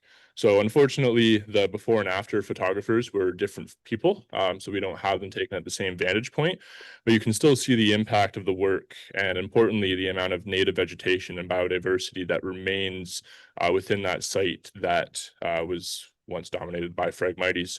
We want to be clear that this isn't a one and done treatment. The Phragmites will come back if left unaddressed. And so following that initial control work, we expect the regrowth to occur at a lower frequency and a lower intensity than what was there before. And this does create an opportunity for progressively weakening and reducing the stand through follow-up management. Experts greater than myself anticipate it's about 3 to 5 years of back-to-back management to completely eradicate a patch, especially one of the intensity that we were looking at. If it's left unchallenged, it certainly can turn back to the density condition it was before management efforts were applied. And so that's why such a follow-up initiative would be an important component to successful removal. Next slide, please. So, oh, sorry. So that's what the patch looks like after we did the removal. So one more slide. So looking ahead, we do see 2 opportunities to engage your municipality where ULinks could continue supporting Dysart and Phragmite removal. The first would be just a simple follow-up management at the sites addressed in 2025, where our staff would look to return to those locations, assess regrowth, and undertake subsequent removal where required. We're also hoping to leverage external funding opportunities like the Invasive Phragmite Control Fund issued through the Invasive Species Center. If there was interest and appetite for it, ULinks would certainly work with the municipality on crafting an application for that, where we would be the delivery partner to do the management of those sites. But then there's also a much more immediate opportunity around community capacity building. As early as this fall, ULinks could facilitate a hands-on training workshop for Dysart staff and other residents in the municipality on identifying invasive Phragmites and understanding appropriate approaches for management and removal. And so the idea there is to build some knowledge locally so that people are better equipped to recognize new and returning stands and understand how they can appropriately respond. For either of those opportunities, we'd be happy to develop a more detailed project proposal for the municipality's consideration, outlining the proposed scope, delivery approach, and the resources required to make it happen. Next slide, please. So the final project that I want to highlight here today is one that extends to a similar philosophy of environmental monitoring. ULinks has partnered with the County of Haliburton to develop a community safety and well-being data portal. Right now, if we look at some sensitive data sectors on housing, demographics, emergency response, health, and community services, they do exist, but they're siloed across many different mutually exclusive agencies. And so this project is intended to bring those data sets together into one incorporated platform that municipalities can actually use. So for Dysart, this would mean being better positioned to identify local trends and areas of greatest need, support grant applications with readily available compiled local evidence, inform municipal planning and policy decisions, and strengthen collaboration with community partners, all while being able to track community well-being over time. So much like our environmental work, the goal is not simply to collect information, it's to put decision makers in the driver's seat with as much knowledge capital as we can provide you to make informed decisions. So next slide, please. And in essence, whether we're supporting lake health monitoring, invasive species management, community-based research, or new initiatives like this data portal, ULinks has been here for the past 30 years under this name. We exist to connect local priorities with the required expertise to deliver solutions. And we really, as to echo what Andy was saying, we'd really like to be looked at as more than just another nonprofit organization existing in Haliburton County. We want to be recognized as the organization you have on speed dial when you need solutions and you don't have the expertise or capacity to produce those. So thank you very much for your time, and we'd be happy to answer any questions. Thanks very much, Andrew and Frank. That was a great presentation. I'm just curious, like, what type of a budget do you work on around our Haliburton area? So when I first joined Ulinks, we had an annual budget of about 125,000 now. And now we're up to about 330, 340,000. It was for a long time that Trent University was our major financial contributor because of what I just said. They've fallen into second place now behind the County of Haliburton. We raise an awful lot of money through fee-for-service work, applying for grants and donations. So we are still very small. We have it in our scopes to apply for a Trillium grant. Changes in the structure of Ulinks have allowed us to do that now. And so we've got our eyes set on a major Trillium application coming this fall. Well, it seems like all the great work you did on that plant there. What's it called again? Great Mighties. Yeah. That maybe in the future, who's ever in council could we should be donating something to you. I think it'd be good. You guys, every year you're doing something more and more and helping different areas. So that's great. Thank you. Thank you very much. Walt, just a quick comment. The Eurasian milfoil in the water, how's that going up in Drag? I can speak to that. So I was actually able to attend one of their dive team days last month. It's certainly an aggressive challenge that they have at hand, but they're doing so very diligently and with very minimal external disturbance to the lake system while they're doing that. Any idea when they'll have results of that next year? Well, I think it's going to be a continuous uphill battle for them. The infestation level of that lake is fairly severe. I don't think, I mean, I would leave it up to them to declare, but I think it'll be an ongoing issue that they'll be controlling it versus eradicating it. And the goal there is just to prevent further spread. Okay. Yeah. Yeah. So it's an invasive seaweed or lake Yeah. plant, right? And very aggressive, blocks out sunlight, fish, everything else. But I thought your idea, I don't know if it was yours or not, but of putting some sort of coverage over it to blind it off from sunlight and everything else, much as you would do for a garden, Yeah. was a very novel idea on that note. So I'd be interested to see whether that works or not. Because to me, it's practical. And if it grows in shallow areas, sometimes lake associations, they have, guys that mouse around with diving equipment and stuff like that. It might be something to work on. But anyway, I applaud all your work. It's a good deal for Dysart. It's a good deal for the county on that note. But you got good action and good results there for everything you've done. So great. Thanks so much. But the water quality in our area still staying, I know it's been quite good. Is it still staying that way? We're trending pretty good. So what the advantage of a long-term monitoring program allows you to do is to, if you start to see a spike, you've got years of historical data that you can look back on and say, yeah, this is going to be a problem. We need to address it. And then you can go to the specific lake and see whether it's something with septics or blue-green or whatever happens to be going on at that time. So we're trending very well. And it's probably really important to drive home that water quality is really, really important to the economic viability of the county in terms of tourism. I don't know if you've been following the news, but there's a development ban or a hold in Wellington County and around City of Waterloo because they don't have enough water to keep good water to keep development going. So you can't get a development permit down there now. So we're blessed up up here with over 600 lakes in the county, maybe a third of those that are inhabited, and things are looking pretty good because of programs that this council and other township councils have initiated, like septic reinspection. All of that stuff works in concert to maintain good water quality. And it's also important to get all of this information out to the public, and ULinks does that as much as we can in association with other partners like the CHA. Andrew, when you're taking baseline data for lake testing, do you also work in conjunction with the lake associations and all that? I'm just looking to ensure that we provide reliable information as a baseline with, people that are working on the lake, cottagers, hobbyists, whatever. It's all fed into the same system, so we have a good solid baseline as you move forward. Is that?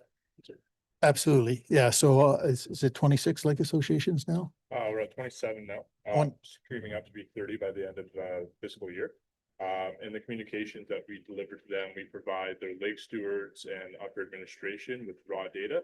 We also provide community facing reports on the previous year. So all of that is communicated very well to lake associations, their constituents, and just general residents around those inhabited lakes. Good stuff. And so this year we also initiated lake report cards. So at a very quick glance, they can see a red, yellow, green thing for whatever parameter they're looking at, and a very, very short brief on, hey, your lake's in pretty good condition, or this is what you should be doing.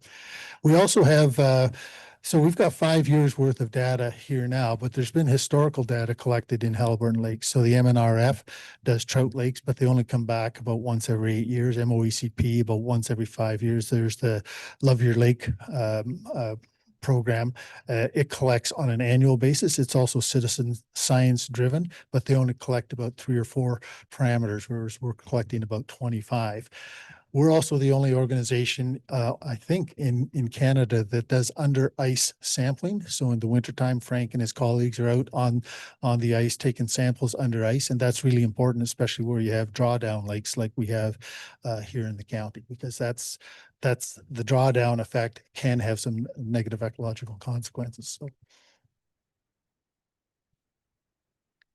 So just one last thing. Somebody had asked the question about was Harcourt the only leasehold situation like this in the county? I think Haliburton Forest also operates on a leasehold basis with some of its tenants. So yearly. Okay.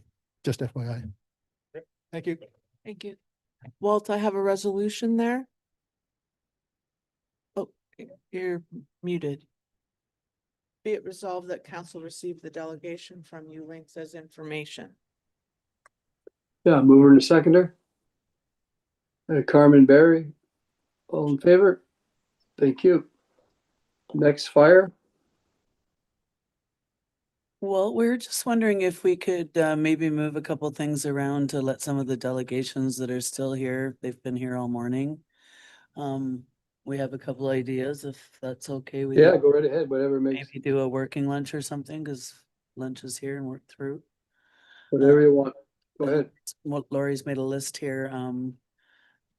We have Barb Hammond here for the boat races, and Greg has some items as well. I don't know if we want to work through those so they can carry on if they want to, and then we need a closed session because our lawyer is available between 11 and 1. And that's only 20 minutes left of that, so we may want to do that now. Whatever you want to do. We could probably do Barb quickly. Yeah. Sure. Okay. No, we could go through the item quickly though, and if there's any questions for you. Well, we're going to do the boat races. Okay. Go right ahead. Which is item 5A. So there's just the request to come back again in 2027, and if anybody has any questions, I know they raised some money for health services, but Barb Hammond is here if there are questions. I just got a couple comments, Tamara. I was down there. It was very well run. Town was packed with it. It was people everywhere. I think it's a great event. It really is. Yeah, I would like to echo that myself. I was down there Sunday morning, and I never realized what a family affair that is. Sunday morning, the kids were getting their trophies, and it was so great to see how excited they were from the races on Saturday. And of course, the money they raised, I think it was $6,000 for the hospital foundation. And so that's great. Good job, Barb, and your team. Thank you. I have a resolution here, Walt. Can I say something quickly? Yeah, anyway, I feel, that Halliburton needs various income streams to attract, I'm gonna say different venues to town on that note. So for instance, Art in the Park or, Farmer's Market. Those couple examples where, brings a lot of people to town. Yes, everybody knows traffic issues, but that's Halliburton. Port Carling's got the same problem on that note. But again, going through town, seen lots of action and everything else. And I do, shed a different, light on it as well, where, people that come to the boat races aren't necessarily the same people that would come to Art in the Park on that note. And, same people that come to the boat races are likely going to be snowmobilers. And in fact, I know they are. So those are the people that keep us rolling in the wintertime as well on that note. So again, I get different comments, from the public of, whether it's whether it's to support them or not to because of noise and this, that, and the other thing. But I think we all got to give a great bit of grace to each other, in regards to the different things we do in this town to attract different types of people to the town. So, again, I support having them next year. And, again, just based on those comments. So. I'll read the resolution, Walt. Yes, please do. Okay, be it resolved that council approves the request for the Halliburton Power Boat Races to return August 13th to 15th, 2027. Mover to seconder, Nancy and Carr, all in favor? Thank you. Walt, now we're just gonna do Greg Bishop. He's here for a planning item and then that kind of Sure. clears up all the. Yeah, not a problem. What number is that?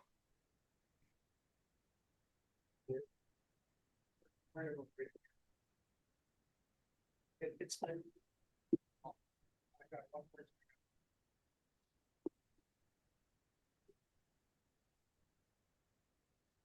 That would Well, be we're gonna go into LBE. close. We're gonna Oh. go into close then Okay, and do our lunch while we're doing that. yeah, no problem. Okay.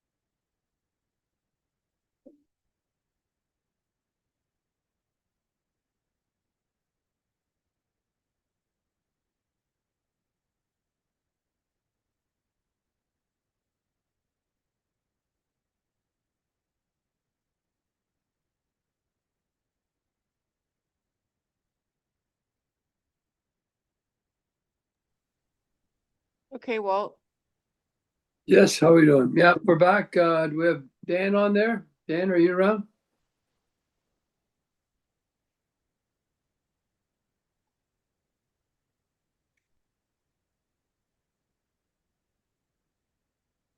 Is Dan coming on? I think he's not going to be here, actually. Okay. Well, I guess he's just got his regular report there. Everybody read it over? Everybody fine? Is that a yes? Yep. Okay. You can probably have a resolution then, please? Yep. Be it resolved that council acknowledges receipt of the fire department report for July 2026. Yeah. Mover and seconder? Nancy and Barry, all in favor? Carried. Thank you. well, could I just add something? Yeah. Fire department's actually trying to develop an annual golf tournament that they're Okay. going to be doing significant fundraising to buy more equipment for themselves. So it's actually on Facebook, and I think it's the end of the month on a Sunday. So people have any interest, if they just go to the Dysart Fire Department, they can get more information there. That would be great. Thank you. Thank you. Okay, next we have Parks and Rec. Who's coming on for that? We did the powerboat one, so now we're going to the second item. Okay. Who's Okay. gonna address that? I'm gonna do that. It's just a request to reduce the fees to the minor hockey rate for the Warriors Hockey Club. I believe we did a similar resolution for a girls' hockey group not too long ago. Okay. And can you just give me a little update on what exactly what they're trying to do? I don't have it open. I have to do that. It's just they're looking, do you know, Nancy has more info. It's for kids kind of grades 4 to 6 who want to play hockey but can't commit to kind of the league plays with the times and the cost and the travel. It's gonna have 24 spaces available for young men to learn hockey skills and grow in their personal development. And it's going to run hopefully from October to March on Sunday afternoons. It sounds like a good idea. Okay. Yeah, well, for sure. That's it's a no-brainer for me. Yeah. You bet. We have a resolution there, Lori, please. Yep, be it resolved that council approves the request for the Warriors Hockey Club to pay the same ice rate as minor hockey. Mover and seconder. Pat and Barry, all in favor? Carried. Thank you. We have tender results, drainage improvements and foundation repairs at the Halliburton Medical Center. Tamara, could you? Yep, I can give an overview of that. We ended up receiving one tender for that, and it was significantly over the amount that we suggested it might be. We don't have enough funds in the reserve that we're going to use to do that work. So we're recommending we cancel the tender and defer it to next year when we can budget for it appropriately. We've also just found some other issues to remediate that we're gonna fix on Thursday that we think might be contributing to some of the issues as well. So we'll have an update after that and know better where to go from there. We can't really do anything being in lame duck to No, and commit I that can't extra either, money knowing, anyway, right? So, given the amount, I can't Yeah. use my delegated authority to either. So. Okay, so anybody have any other questions or anything they want to comment on about that? Okay, another resolution, please, Lori. Be it resolved that council cancel tender 2026 REC 13A being a tender for drainage improvements and foundation repairs to the Halliburton Medical Center. And further that the project be revisited during the next term of council. Yeah, mover and seconder. Nancy and Carm, all in favor? Great, thank you. Carried. Okay, I guess we have Carl coming on, do we? Building department, building and bylaw?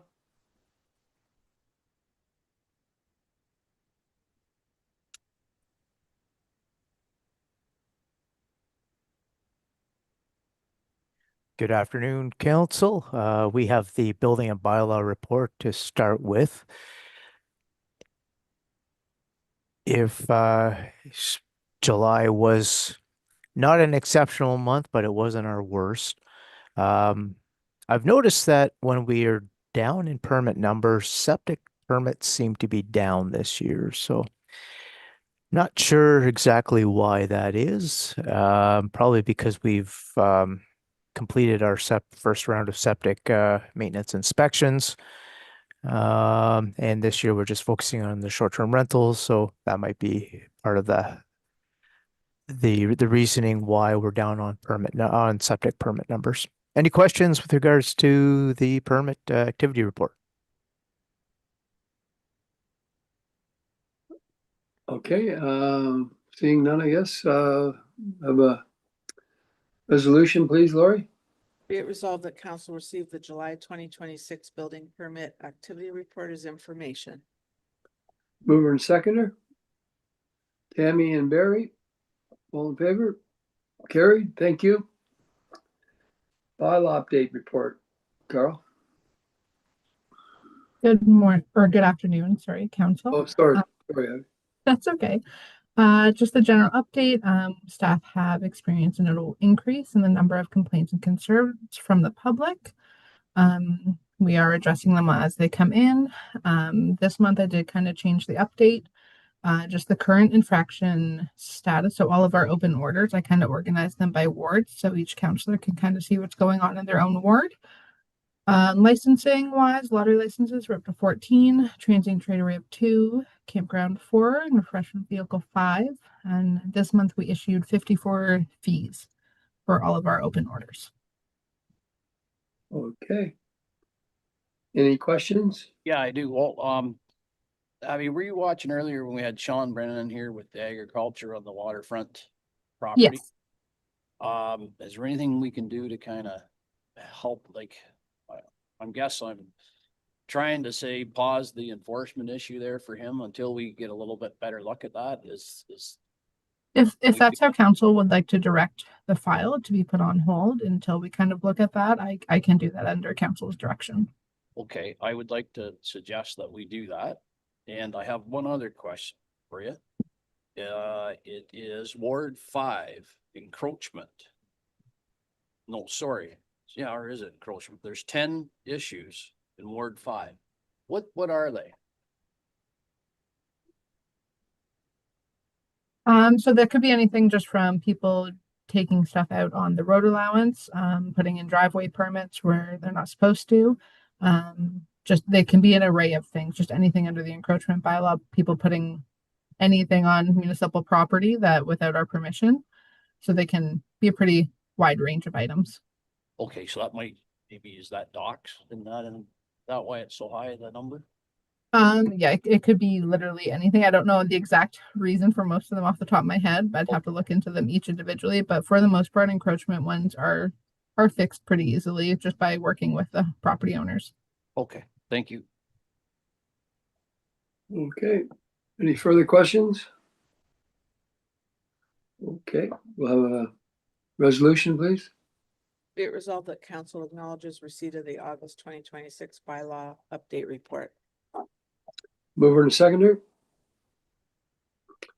Pat and Carm, all in favor? Carried, thank you. Short-term rental program update. So the numbers are still looking pretty good for our 2026 years. We are at a total new applications of 89 for this year.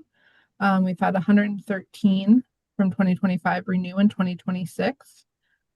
We're still working actively to gain compliance with outstanding properties. Any outstanding properties who have not received a license are being feed monthly for operating without a license.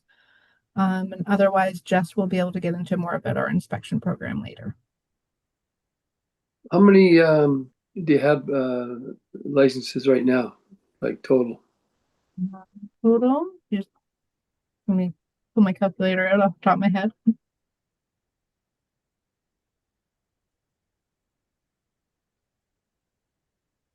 We're just under 300. Great, thank you, thank you. Okay, any questions there for Abby? Have a resolution, please? Be it resolved that council receives the report, short-term rental program report, August 2026 from the bylaw department. Mover and seconder? Carmen, Nancy, all in favor? Carried, thank you.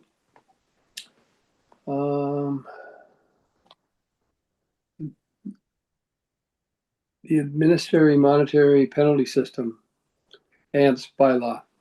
So this is further to last month's report where we brought forward the AMPS bylaw possibility to implement in Dysart et al. So council did support the development of an AMPS bylaw. So we have created an AMPS bylaw. Abby did a good job on this one, utilizing the best parts of Hastings Highlands, Ramara, and Algonquin Highlands bylaws, and created a bylaw that we can work with here. So we are looking to actually pass this bylaw today. I seem to be cutting out, I think. For some reason, my internet's not good here, even though I'm using the same internet as council.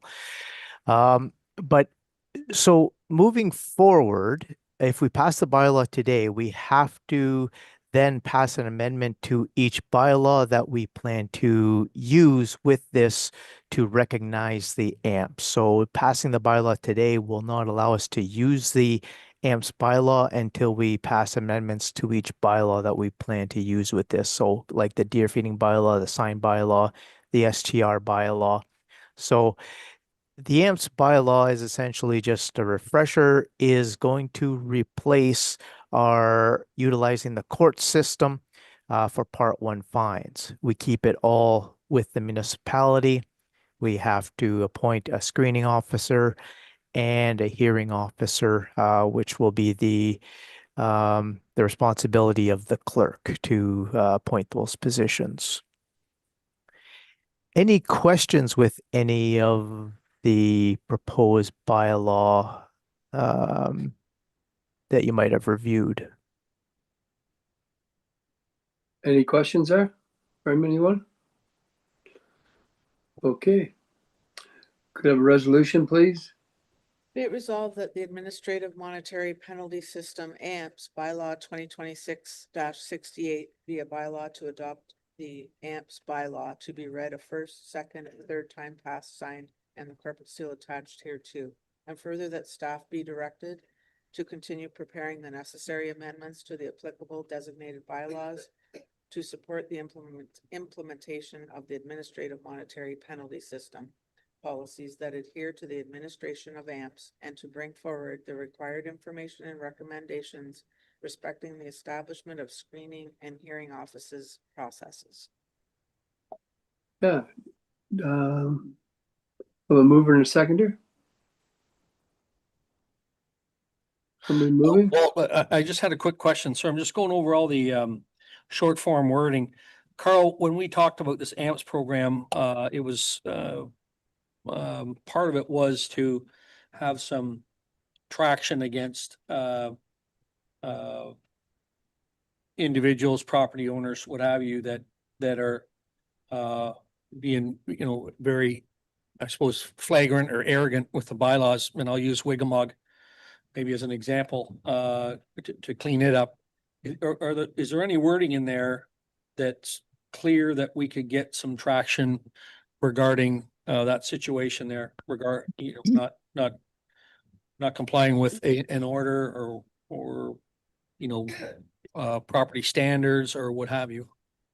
Yeah, so we would look at the property standards, which would be under,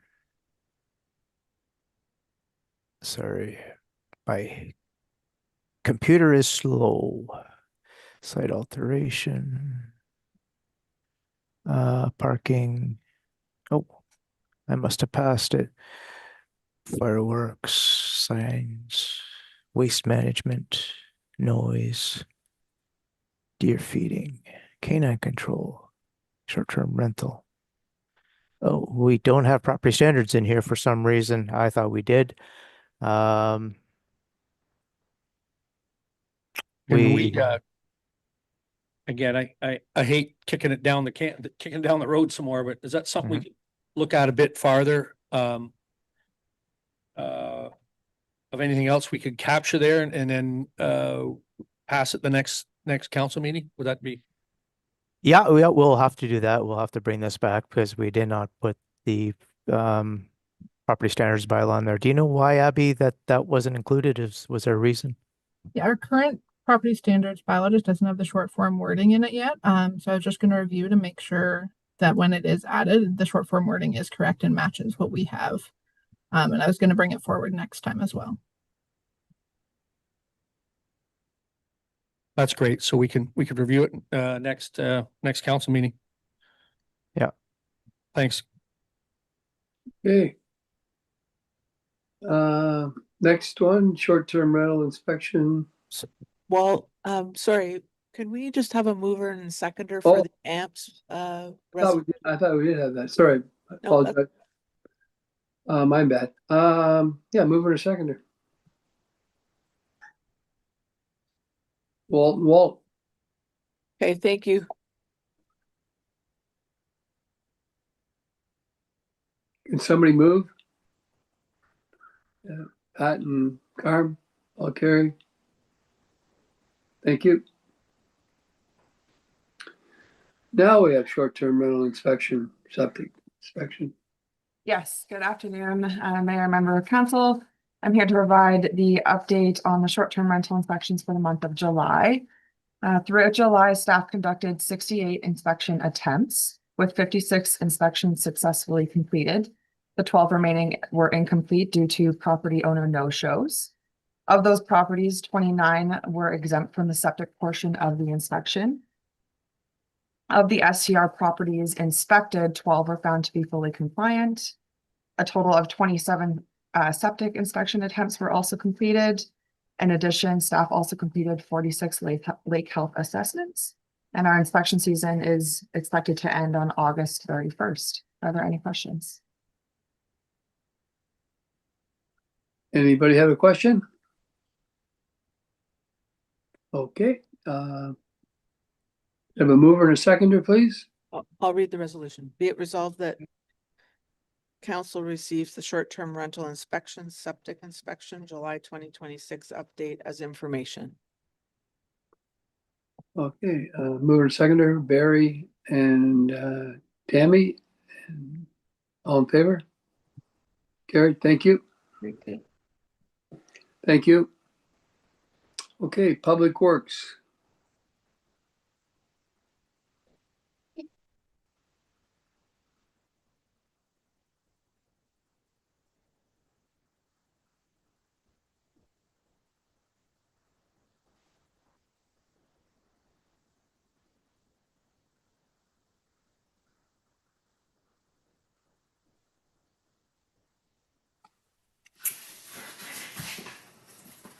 Yeah, good afternoon, Dave. Good afternoon, Mayor. Good afternoon, Council. I have my road maintenance status report for July 2026. So ongoing construction includes construction on Fred Jones and Mink Road. That's for culvert replacements and for ditching operations. We have bridging and culverts, so culvert replacements, as I already mentioned. Emergency washouts, I did bring this up in my last report, but it was Calico Road was washed out, result from Beaver Dam break. Repairs were made by Dysart staff. Brushing and tree removal, so roadside mowing completed August 10th. I'm just waiting on the brushing to come into town so we can get that completed early also this season. Patching, so ongoing spray patching operations in town. We were doing that during night work and then swept it the following day, the following morning. Cold patch operations as required through through our online app, and then obviously monitored from our road patrol on a daily basis. Road sweeping operations, as mentioned, after spray patching operations, and then road sweeping operations is every Thursday in town as necessary also. We have ongoing dust suppressant operations that goes along with the operations of grading. So maintenance grading operations throughout the municipality also. Any questions? Okay, thank you. Have a mover and a seconder. I'll do the resolution. Well, Oh, yeah. be it resolved that the council receives this report outlining roads maintenance activities for August 2026 as information. Yeah, mover and a seconder. Carmen, Pat, all in favor? Thank you. Take care.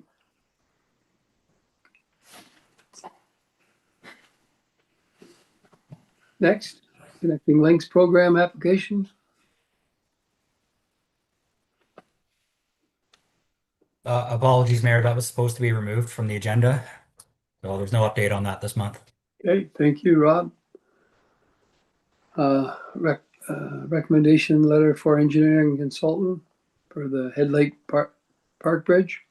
Yeah, so this is the next step in the replacement of the pedestrian bridge in the center of town here. The tender closed last week. We had some good interest in it.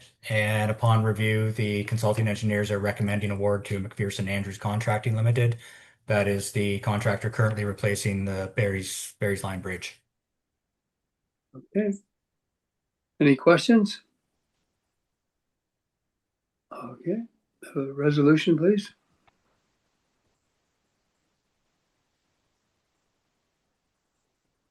Just hold on.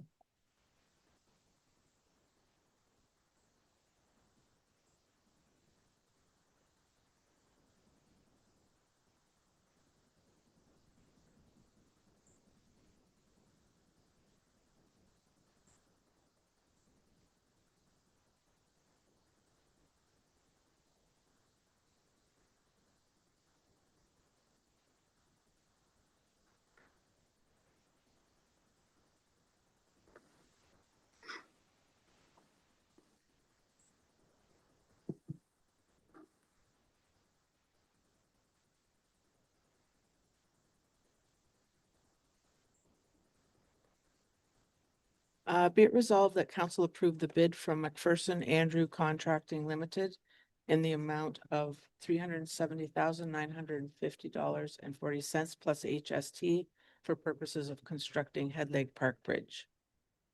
All right, over to seconder. Nancy? Somebody else? Somebody else? Barry? Okay. All in favor? I didn't see the show of hands there. Is all in favor? Okay, thank you. Carried.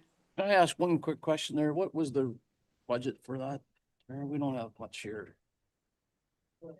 The original budget was 532, I believe, but that was for a different design.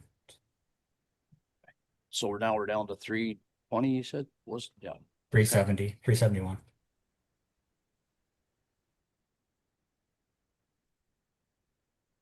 Okay. Everybody okay? All right. We had that resolution there, right, Lori? Yep, we did. Yep. Okay, we'll move on now to the waste management summary. Good afternoon, Mayor and members of council. I have the Q2 waste management summary. Vehicle counts in this quarter have rose roughly 4%. Blue box, we are no longer receiving tonnages on due to circular materials withholding that information. We've had a 6.2% decrease in garbage tonnage. Construction demolition materials, we have the biggest increase in of 30% increase in tonnage. That was due to the projects that we're doing at the waste disposal sites. West Guildford, we had to clear everything out for the final cover application. And we had to take out the waste that had been built up at the Haliburn site. Revenue, we've had a 10.79% increase in the second quarter. And our expenses have increased 92.44% for hauling and processing. Once again, this is due to the construction and demolition list. Does anyone have any questions?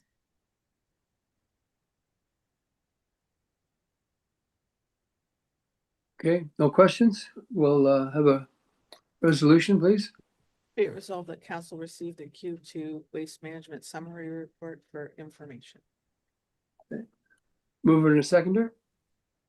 Carm and Nancy. Gary, thank you.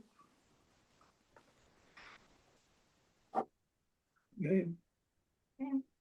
The inclement weather policy for waste disposal sites, update to the policy.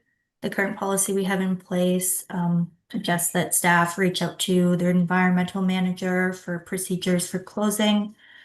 I am looking to update our current policy to allow staff, in the event of a red weather warning issued by Environment Canada, to close the sites. That would be for something that's not a common occurrence. It would be very dangerous or considered life-threatening.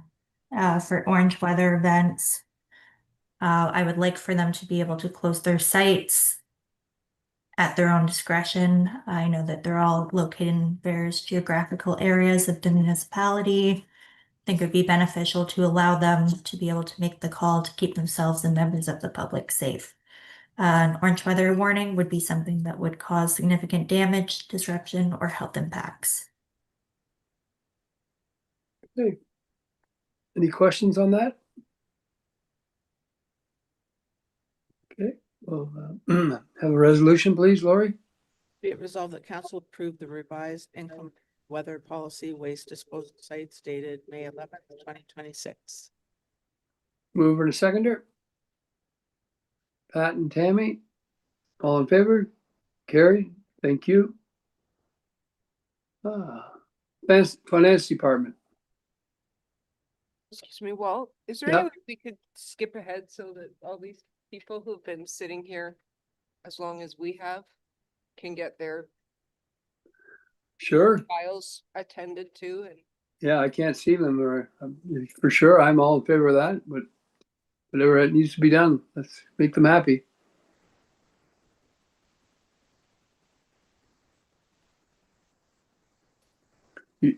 Which ones are we looking at here?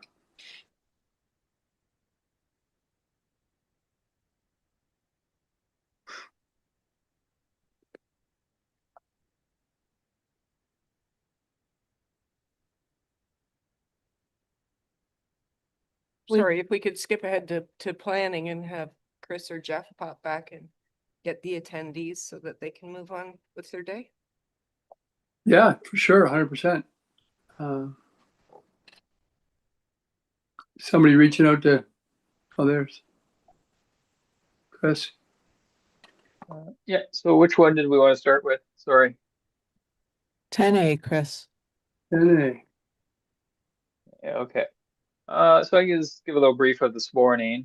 During the public meeting this morning, concerns were raised regarding the request to permit the shed and hot tub within the water setback area on the property known as 1139 Black Lake Trail. In particular, council directed the property owner shall provide verification from an Ontario land surveyor confirming whether the property satisfies the minimum 15% slope requirement set out in section 3.1B3B of the zoning bylaw, which is necessary to permit the storage shed within the minimum water setback area. Council also discussed the removal of the requested relief associated for the permitting of the hot tub within the water setback, as the hot tubs are not permitted, are not a permitted structure within the within this area. Staff reviewed the possibility of revising and bringing forward the amending bylaw for council's consideration at this time. However, staff determined that doing so would inadvertently permit provisions that are not intended should the property ultimately not be found to satisfy the minimum 15% slope requirement.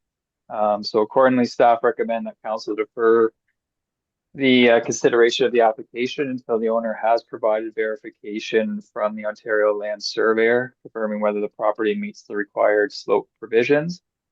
Once this information has been received, then staff will return with an updated bylaw for council's consideration. That removes the requested relief for the hot tub and addresses the shed's request based on the surveyor's findings. Okay, any further questions for Chris? No? Okay.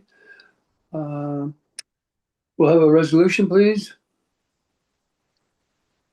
I'll see what I can do for resolution here. Jeff, correct me if I missed something. I'll just read it and see what we have. Be it resolved that council defer bylaw 2026-69, being a bylaw to amend bylaw 2005-120 for the lands of Camp Adelaide, Curtis Short Legros, which consists of part lot 29 to 32, concession 4 to 5, and the township of Dysart, municipality Dysart et al., which would change the zoning on the subject property from rural type 1L to waterfront residential type 4L-10, 4L-11, and 4L-12 exception zone. And further, that council directs staff to return with an updated bylaw upon receipt of confirmation from an Ontario Land Surveyor, verifying whether the property known as 1139 Black Lake Trail, lands of Short, satisfy the minimum 15% slope requirement of section 3.1 B3C of the zoning bylaw, and further that the updated amending bylaw remove the requested zoning relief to permit a hot tub within the zoning water setback area on the property known as 1139 Black Lake Trail. I don't know if that works, Jeff. Sounds great, Chris. Way to go. All right, I'm a mover and a seconder.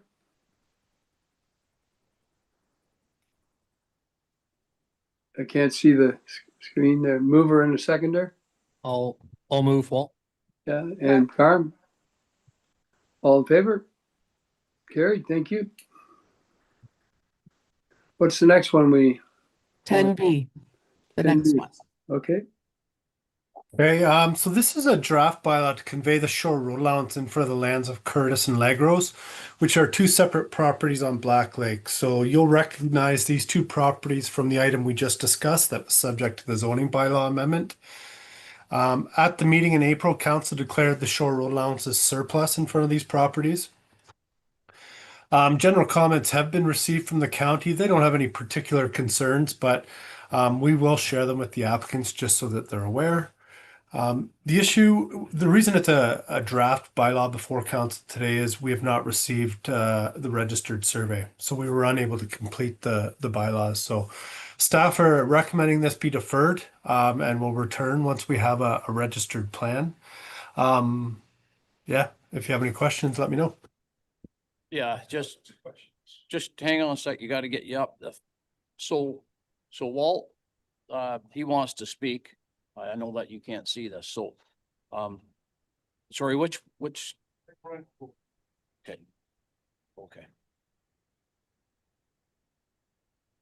There you go. I'll try not to go too long, but I've been here several hours, several meetings, and everybody gets their say. So I think, Mr. Mayor, I'd like to get my say. First off, thanks for council for allowing me to speak. Thanks to Jeff, Chris, and who else, Tom? Lana, Tammy. I've been at this for 18 months. Okay. Now when Jeff says that the survey isn't registered, when was that communicated to me? How did I know? In 18 months, I think I would have got an email. Okay. I'm very frustrated. Let me just say this. Everybody's on the record, so I want to be on the record. We've owned this property for 70 years. Okay. My wife's grandfather bought it in 1957. My 5-year-old grandson is the 5th generation on this property. It's a seasonal cottage property. All we're trying to do is to increase the land for future generations. I understand the development, I understand the roads, I understand everything. But we've been at this for 18 months. I've been at 4 council meetings. Now I come today thinking, okay, a year and a half ago, you told me to take down my gazebo. Done. In the May council meeting, you told me to verify that my privy that's been there since 1942 was grandfathered. Done. I've done everything besides sitting here for 7 hours today. And now I hear my survey has to be registered. Where was that communicated? What's the process? So to finish off, I will register my survey, but I want to know today what else needs to be done. I need 18 months at this is a lot of my time. So I'm sorry for getting angry, but I'm very frustrated. Thank you. Okay, sorry you're frustrated there, sir. We'll definitely try to get that resolved. Jeff, do you have any comment on that? Yeah, if I may, and I understand this process has been going on for quite some time. And not to make excuses, but there's 3 properties working together and some hold up others, and there were several compliance issues on these properties. Just in terms of the registered plan, though, the municipality has requested that the surveyor register that plan. So the applicants aren't required to do anything. We made that request. Typically, we make that about a month before council so that the survey company has time to register it. However, sometimes there's delays and we're just waiting for the survey company to provide us that registered plan. So the applicant doesn't need to do anything. Okay. All right, then. Sorry, just hang on a sec. Sorry, you better go to the mic because they can't hear you. That's okay. Sorry, Jeff, you can't hear me. So when you get that registered, then we're done. It's approved. Or do we have to come back to next month and do another resolution? Well, we will have to come back to council once we have, so the registered plan number needs to be included in the bylaw to close and convey the shore road allowances. So once we have that plan, we have to come back to council with an updated bylaw for council to pass. Once that's passed, we will send it to our solicitor to complete the conveyance. But I just want to caution you that even once it's been sent to the municipal solicitor, it doesn't happen overnight. Oh, you don't have to convince me. I'm with you. Okay. No, I'm just trying to, okay. I will see you in September. Okay. Thanks to everybody. Thanks. Yeah, thank you. So resolution, Lori? Be it resolved that bylaw 2026 draft for application L07RO 2025-009 Curtis and Lee Gross be deferred until a registered survey is received. Mover and seconder, Barry and Carm, all in favor? Carried. Thank you. Is there any more that we would like to see us? One more. One more? Okay. 10E, Greg Bishop. All right. 10E, Greg Bishop. Okay, this is for the lands of Mayhew. The application seeks to sever, is for severance to reestablish 2 parcels that historically existed as separate properties before they merged on title through common ownership. In simple terms, the owner is requesting the approval to return the lands to their original configuration, creating 2 separate and independently conveyable lots. Although these parcels existed separately in the past, the proposal will need to be evaluated as a severance application and reviewed against the policies of the official plan. A key consideration is that the proposed severed lot would be considered a backlot. The official plan generally requires backlots to have a minimum of 12 hectares and 100 meters of frontage, while the proposed lot does not meet the minimum requirement. Council may consider recognizing the historic lot configuration, subject to the approval of the site-specific zoning amendment. There are several additional matters that must be addressed as part of the review process. The property is located within 500 meters of an aggregate operation. Mineral aggregate impact report will be required to assess compatibility between the proposed lot and nearby aggregate use per the official plan. The lands are located within the shorelands, so a site evaluation report will be required to assess environmental constraints, development, sustainability, or suitability, sorry, and the potential impact on the lake and surrounding shoreland environment. Ducks Unlimited mapping identified potential presence of unevaluated wetlands on the property, which further supports the need for environmental review.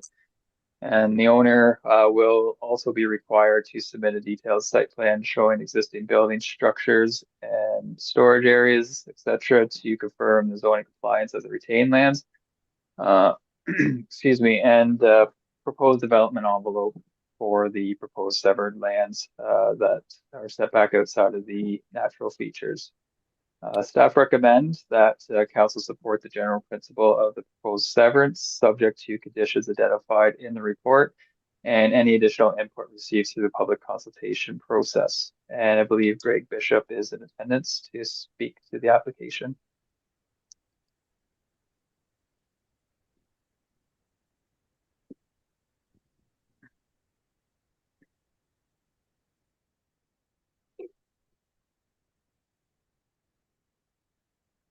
Thanks for that, Chris. This is one of these planning processes I'm doing for free because it's one of those things that by inadvertence, unfortunately, these two parcels merge together. And Jackie and her husband want their kids to live beside them, and obviously we have to recreate the parcel that was always there. It's in the rural residential zone now, which only requires a couple of acres, but because of all the new changes, official plan and all those things that come along the way, it's now considered a backlot, which it wasn't at the time it was created. So obviously with Chris is already supporting that of council, so we'll support that we'll have to do a rezoning to recognize the situation that it's short on area because it's got all kinds of frontage. This is where, again, I come from the provincial world, don't get me wrong. I gave a fairly comprehensive report to Chris and Jeff there, and I've also been involved in a number of reports I've done for Pat Martin over the years where you actually haven't hired the professional because they didn't feel it was warranted or the council didn't feel it was warranted. No question, we're 500 meters from the Lebec pit quarry, but physically we're not. So what I did in your report, sir, if you read them, was, and you know this well as I do, Barry, because you know the land's right beside you, right? We're probably 600 meters from the actual quarry, of which it's already been processed and done. And all of it's just storage there now. And so what I did is I came up with a formula that if we did the rezoning to make sure we were 300 meters back from the pit, which again, it's exhausted too, don't get me wrong, maybe we wouldn't actually have to go through process of actually doing the aggregate impact report. And again, that comes back to council decision at some point in time.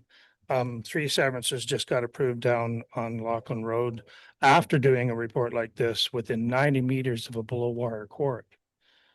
A below water quarry with a 90 to 135 meters. And so I just look at it and say, is it reasonable, I guess, at the end of the day, if we at least make sure we're the 300 meters away from the pit and 500 meters away from the physical pit and quarry, as opposed to the letter of the law, don't get me wrong. The Provincial Planning Act says 500 meters is the number, but that's from the license boundary. And unfortunately, the license boundary happens to be within that distance. So that's the other reports, no question. We need to do a site evaluation report. There are some lowlands in there. We are close to the water. All that can get handled under that one site evaluation report one way or the other. Johnny Cooper, just a number of years ago, we did the severance to do his site out there where he lives, and didn't have them go through the record of site condition there, but we're going to do it here as well. So I'm on the fence on that one as well. But this is coming in preliminary for now. We have to go back, obviously, and the county's gonna get involved because it's a county process, right? And ultimately we'll come back to you guys to decide whether maybe those conditions can be removed or not and go from there. So that's all I can say. I'm just here to, it's one of these situations where it's just unfortunate. Very good. Sweet. Go ahead. Or I'll go ahead. So the county on the Lachlan one you're talking about, Greg. The Yeah. County's already been through this process and they okayed it then. Well, the county didn't okay it. The negative plan reports from both county and township, land division approved it. Okay. That's my point. So they did the studies. It was negative planning report, don't get me wrong, on both fronts. But the land division did approve at the end of the day. So again, that's the difference between planning and councils and your land division and all that kind of stuff. I was just trying to come with a reasonable report that I think we can make this work at 300 meters. Let's try to avoid at least one of the major studies here. Sure, I can get I'll go away and get a price on record of site condition. Maybe it's not that bad. I don't know. I just, I look at well, unfortunately, I look at the stuff that's still out behind the Cooper's area there that probably should have been cleaned up on the last go around and maybe we should have been a little harder on those situations, but that's the only thing, is just trying to make this as reasonable as possible, just to the inadvertence of the merger here. We have the authority to pull that setback back. Well, I'm just looking at it from, it's your decision of what conditions you want to put in and suggest to land division at the end of the day. And again, I'm expecting a negative plan report at the county level. I am. Just because it simply doesn't meet from the buffer, like from the actual line of the quarry license, they gotta say no. But physically it doesn't. That's all I'm coming at. I'm looking at it from that perspective. Well, up on the county road, Peter Sleitenbaum, same thing. We have, just before you go in the entrance there, they created those 4 lots there. Just before you go in, and whose pit is it across there? They just store stuff there. Everett's. Pat Martin had me write that report. I wrote the report for that one. We didn't go and do a full-blown study because of my background on the OMB, she actually had me write the compliance report to say the lay of the land and where the buildings are going to be and the setbacks and how the use was. They actually accepted that report at council back when we did that one as well. So I'm just trying to save the client a bit of money here. And at the end of the day, I know what that report's going to say. They're going to be okay. Greg, has there ever been an instance in the past where, again, I think the province puts those rules in place so that, again, there's an active gravel pit, somebody buys a lot or tries to develop the lot, they do it, they sell it to the next guy who's not aware the pit's there. Yep. Sometimes Yep. it happens. Yep. The next thing Absolutely. you know, the fur flies. Yep. And there's lawsuits going both ways. You bet. If the present owners now were, this is a suggestion, able to sign off on their awareness of the pit Mhm. and, noise, all that type of stuff, that they're aware of it, and that might massage it from both sides, maybe. Yeah, and again, you're right, we could do a site, you'd actually put it on title, put the notice on title. Because that's the other thing, there's 16 sensor receptors already. There's already 16 houses between this property and the pit and quarries already. And that's another thing that report's gonna look at. When they're doing the assessment, they're gonna look at there's receptors there in place already at this time. And then keep in mind that historically, it hadn't merged to begin with, right? No, actually, So- the problem was it was township owned both. Right. So there was never a severance on either. Right? So when they bought the house, they built the house. 4 years later, they come along and the township decides they don't need that wayside pit because that's what it was. And they sold them the property and unfortunately put in the same name. So if there had been a severance, we wouldn't have been standing here today. Their daughter and would have had a house built and life would have been going on for them. So it's just circumstance. Okay, thank you. And resolution, please, Lori. Chris, I think you've got this one. Chris, you got it?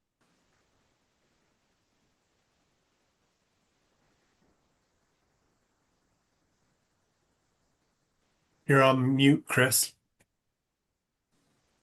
Thank you. First time I've done that in a while. Be it resolved that council support the general principle of the severance proposal for file number D00-SB-2026-009 lands at Mayhew, subject to the conditions as outlined in the report. Yeah, so if council wants to pass that. Okay, have a mover and a seconder. Can't see anybody. Pat, I'll Nancy. move, or, yeah, go ahead. Pat and Nancy, okay. Carried, moved, carried. Thank you. All right. Well, maybe we could just go back to number C and just, while Jeff and Chris are on the screen, and just finish up planning. Okay, whatever you'd like to do, it's fine with me. 10C. Okay. Go for it. Yeah, thank you. Through you, Mayor. This is a bylaw, bylaw 2026-70, to close and convey a shore road allowance in front of the lands of Miller's Lake Conservation Authority on Guilford Lake. Council declared these lands surplus in February. The notice and circulation requirements have been completed. As usual, general comments have been received from the County of Haliburton, but they did not have any particular concerns. Subject to any council direction, staff recommend approval of the bylaw. Okay. So no, there's not any, are there any questions there from anybody? Everything's good? Okay, I'll have a mover and a seconder. Chris, or Jeff, do you have a resolution for Oh, that? okay, sorry. Yes, sorry, I can read that. Yeah, be it resolved that council approves. So I'm about to read the wrong one. Be it resolved that bylaw 2026-70, being a bylaw to stop up, close, and convey a portion of the shore road allowance in front of the lot 34, concession 8, in the geographic township of Guilford, be read a first, second, and third time passed, signed, and the corporate seal attached thereto. Okay, so I'll have a mover and a seconder now. Again, I can't see. Somebody shout out their names, please. Harm and Nancy. Harm and Nancy. Okay, thank you.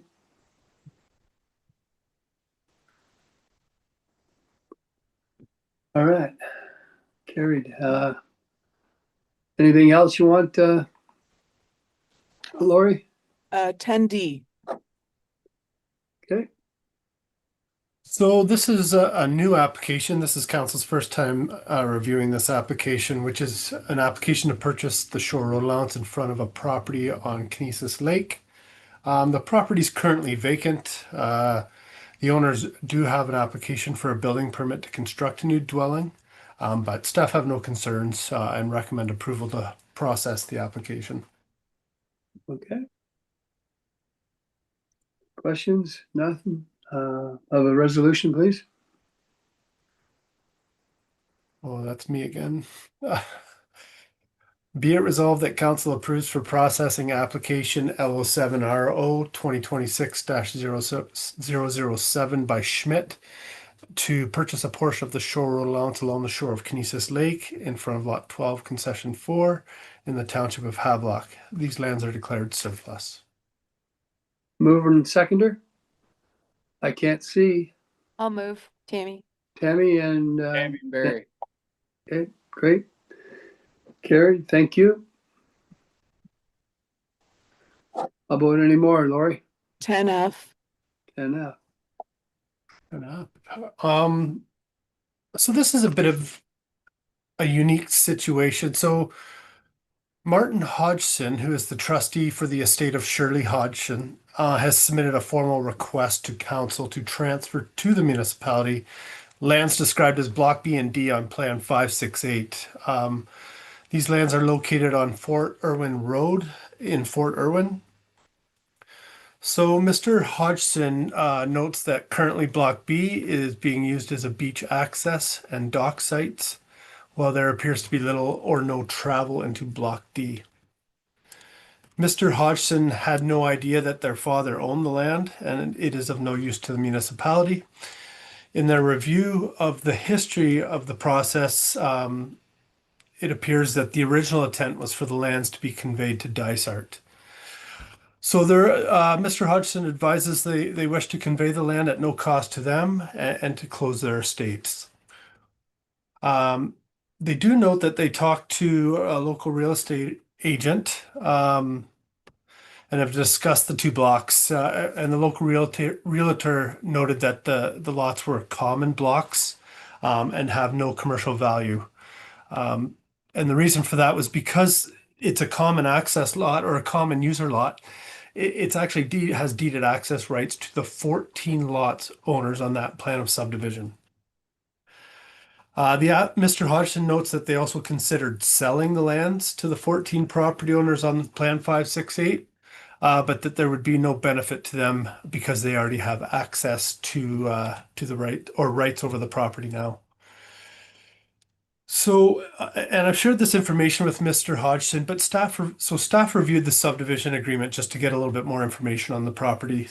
And the subdivision agreement was for Plan 568, which was a plan of subdivision that was developed by Mr. Glenn Hodgson in the early 70s. So the report includes my findings from the subdivision agreement, but most notably, based on my review, it appears that blocks D and B were both to be designed as open space lots for common use by the owners on the plan of subdivision. So that means that these blocks were set aside to be used in common by the 14 lots within the plan of subdivision. So based on that, and given that they are areas of a user common, staff question whether they're even open for public use and question the benefit to the municipality if we were to take on title to these lots. So for that reason, staff recommend that against the request, but seek direction from council. And I'm happy to answer any questions you might have.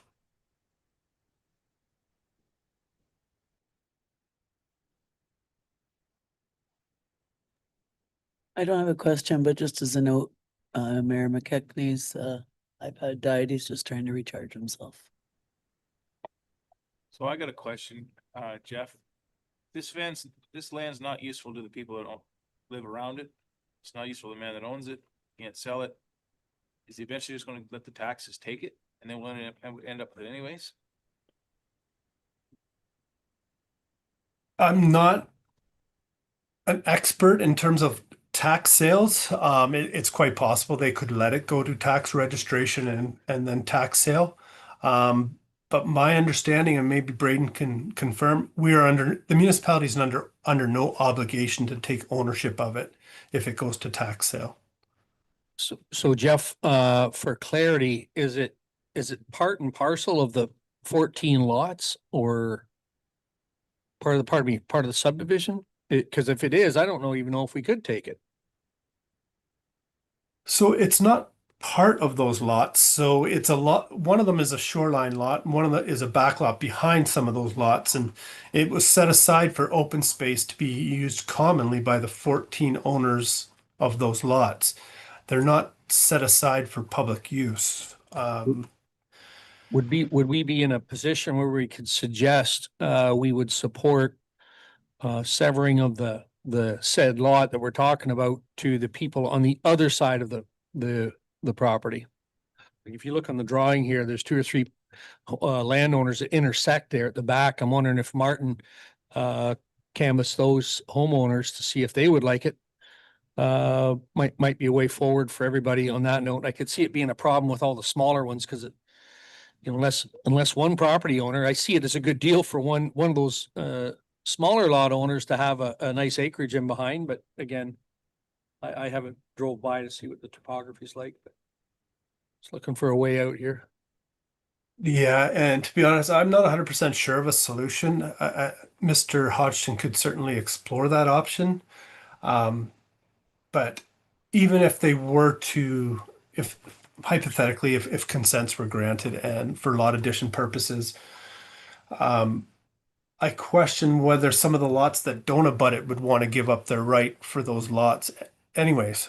So it's something we've run into before. You almost need agreement from all 14 property owners as to the solution because they all have rights in how this property is dealt with.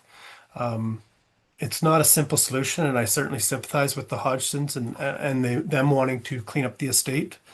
I'm just looking at it from a municipal perspective and question the benefit to the municipality taking ownership.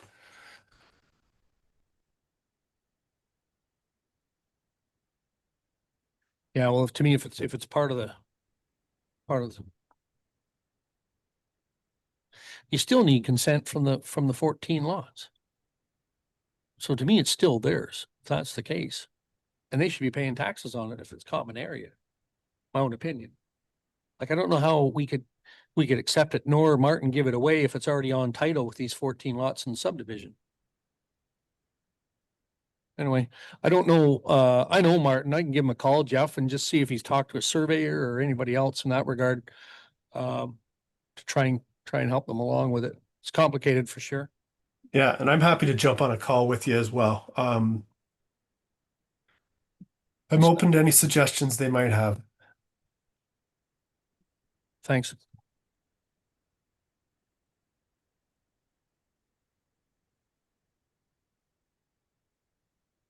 So Jeff, you're looking to pass the resolution you presented then, or to defer it, or what are you doing?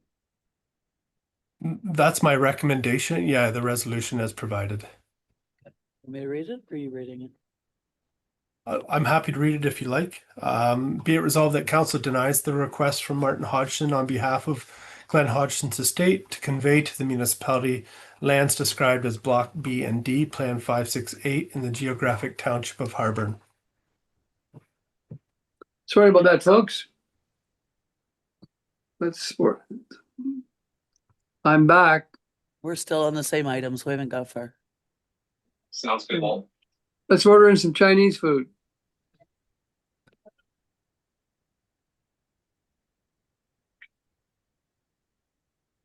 Who was it, Nancy and Carmen? Nancy and Carr moved it. Well, Great. Okay. Carrie? You're good to go, Walt. Yeah, thanks very much. See you later. Yeah, thanks, Blake. Okay, is there any more there, Lori, for you? Sorry, Lori stepped out for a second. Okay. I guess what would we have left here? There's one more item in planning. I can, Yeah. through you, Mayor. Okay, And we have to go back to finance. there's F and then G, right? In planning? We just did F. Okay, I missed that. So Okay. we're on to G. Okay, good, thank you. Go for it. Okay, thank you. So this is a status update request for the Haliburton Eagle Lake Road. As you likely recall, council directed staff at last month's council meeting to advise the solicitor that council would like to accelerate this matter, which is happening. The solicitor has adjusted his priorities, or the municipality's priorities, and is moving forward on this file. So he's advised that it would be beneficial to move ahead with the survey now. It would be helpful for each of the potential, or I guess the adjacent property owners, to have an idea of what that swappable land might look like, give them a visual. So at the July council meeting, you were provided a quote that was between 9,000 and roughly 11,500. And staff would like to proceed to get that survey and are seeking direction from council to proceed. Okay. Council have any concerns with this? nope. Anybody else? No? Everybody know? Okay. We'll have the resolution, please. Be it resolved that council directs staff to obtain a survey from Bishop Geyer Surveying as per the quote provided for the purpose of having the Haliburton Eagle Lake Road transferred back into municipal ownership. Great. Mover and seconder? Yell it out, please. Can't see you. Carm and Tammy. Tammy, great, thank you. Carried. Thank you. Okay, I guess that's the end of planning. Yes, thank you. Now we're going back to 8A, Walt. Okay, It's finance. beautiful. Thank you.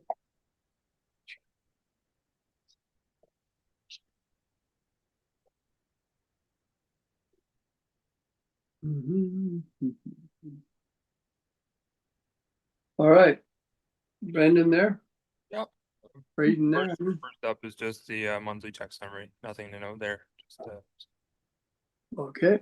Well, resolution, please.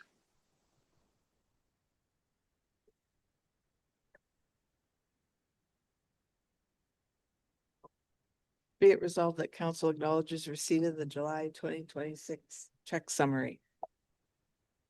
Mover and seconder? Nancy, Now I can see you guys. Great. Let's move. Thank you. And one more item there, Braden. yeah. So something I've historically done for councils after the financial statements are published is bring a report on to update the financial indicators. So MMAH has 7 indicators that they use to assess a municipality's financial health. And they consider whether you fall into a low, medium, or high risk threshold, and they provide benchmarking data for where you sit relative to other municipalities, similar in population, or in our case, lower tier rural municipalities. So I won't go over everything that's in that report. By and large, the municipalities in a strong financial position. We're considered low risk in 6 of the 7 categories. The only one we're not. And we're in the moderate risk threshold for is called the asset consumption ratio. And what that would mean, generally speaking, is that there's a lot of capital projects, big capital projects that are coming to next in the near future. As far as the other reports, and there's charts there where we sit relative to our peers in the county. Just a couple of things I'll note. One, that taxes receivable have been going up steadily since 2022. Isn't a trend that's unique to Dysart. It's that way across the province. There's a lot more properties in tax sale position now than there have been in years past, and it's just a sign of times. It does create a cash crunch, of course, both because we're not collecting our own taxes, but also because we have to pay up to the county and to the school boards the entire amount levy, whether we collect it or not. So because less than half of the tax bill we keep for ourselves, it creates additional stress on our cash flow when that happens. The other one is in terms of reserves. So you can see the reserve trend, and it has gone up over the 5 years. So in terms of actual dollars, there's 5.1 million that we put into reserves over the last 5 years, which is a good position to be in. If you look at that as a percentage of expenses, it's going up too, but we're still behind the threshold. They say on average for municipality like us should be around 80% of expenses in reserves, and we're just about to 50 now. So there is some work to be done on that front, but it is moving in the right direction. And something to come with the new council will be a more comprehensive reserve funds policy that sets out targets and benchmarks and ties it to maybe a long-term 5-year capital budget and plan all that out. But we are still ahead of the count. Yep. Okay. That's your, does anybody have any questions? Seeing none, the resolution, please. Be it resolved that the 2025 financial indicators review be received as information. Mover and seconder, please. Nancy, Carr. Okay. Carried, thank you. and thank you, Braden. I've never seen anything like that before. It's very helpful.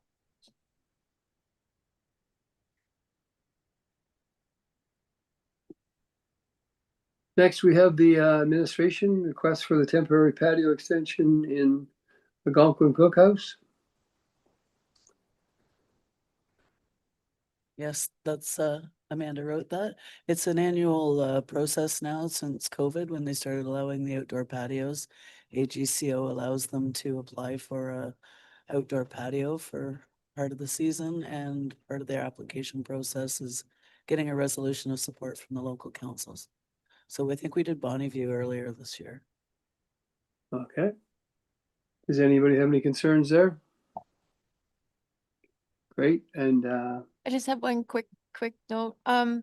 Is it possible that especially Bonneview and this one are going to do a continual is it something that they can put in and say, that it's ongoing, so it's not a yearly thing and it doesn't have to come up on the agenda each year? No, it's not our process. It's an AGCO process, so they would have to amend their rules and regulations.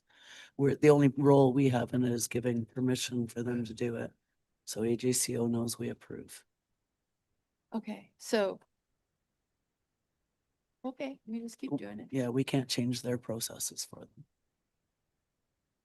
them. Go ahead, Lori, please. Yep. It resolved that council authorizes Algonquin Cookhouse to temporarily extend their patio located at 3907 Loop Road, Parkport in 2026, provided that the following criteria is met. Mover and seconder. Nancy and Pat, and all in favor? Carried, thank you.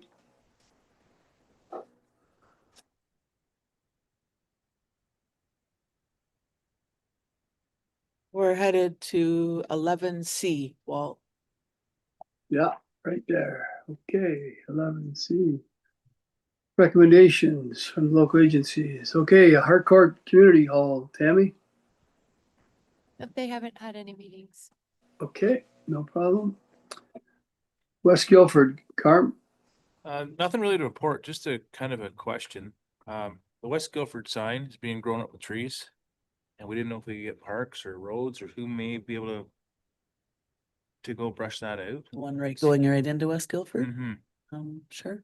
Look at I that. don't know who we would talk to in that. I was gonna ask Dave, but really not Dave's. I'll find out if that county there. But we own that piece of property. Oh, we do that? We Okay. own that. Okay. Yeah. Then we can do something, I'm sure. Okay, thanks. Okay. Rails End Gallery, Nance. Rails End had a really good art and craft festival. I think they had around 5,000 plus visitors. There was 100 artists. They had 60 volunteers. The good food, good weather, so that was nice. And they are starting their fall hours after Labor Day this year. So you can see more on their website at railsandgallery.com. Okay. Have a resolution there, please, Lori. Be it resolved that council acknowledges receipt of the August 2026 Rails End Gallery and Art Center report. Mover and seconder, Pat and Barry. All in favor?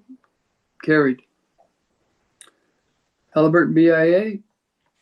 Well, BIA had a good turnout, Midnight Madness on that note. The weather was tough, but still a great turnout on that note. So there's some prizes given out and everything else. So I claim it as a success for the BIA on that note. A lot of good hard work and preparation there, and kudos to the BIA of pushing that through the goalposts. Okay, great. Harvest Halliburton. Yeah, nothing to report there yet. And I have nothing to. And I have nothing to report.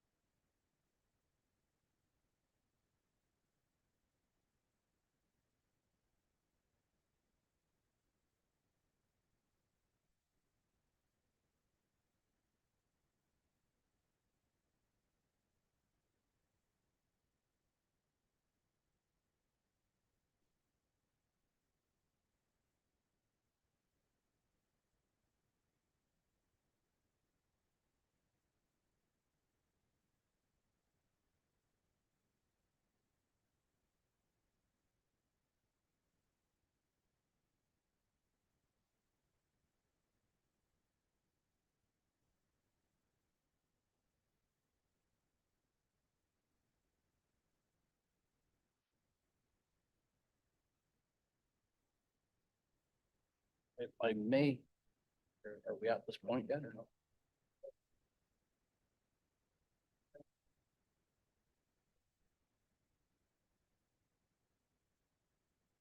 I have a question, so we talked about, stalling or, suspending the fines against the guy, at Miller's Lake, that has the agriculture on waterfront lot, right?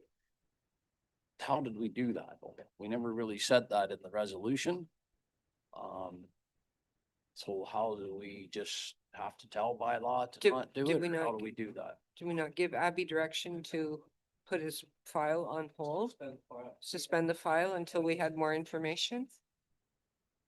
So I If the- don't need to do If a the notice, file's on hold, there shouldn't be fines. but I don't need to do a notice of motion to do that, or, okay, Just check with her. okay. I'm pretty thank- sure that we gave her that direction, but I think we did, but we never just said to it be in sure, the yeah. thing, so. Okay, all good, thank you. I have a notice of motion when you're ready. It's come to my attention that the province and the federal government have allocated $500 million apiece, which is $1 billion for infrastructure for communities that do not charge development fees. That's us. So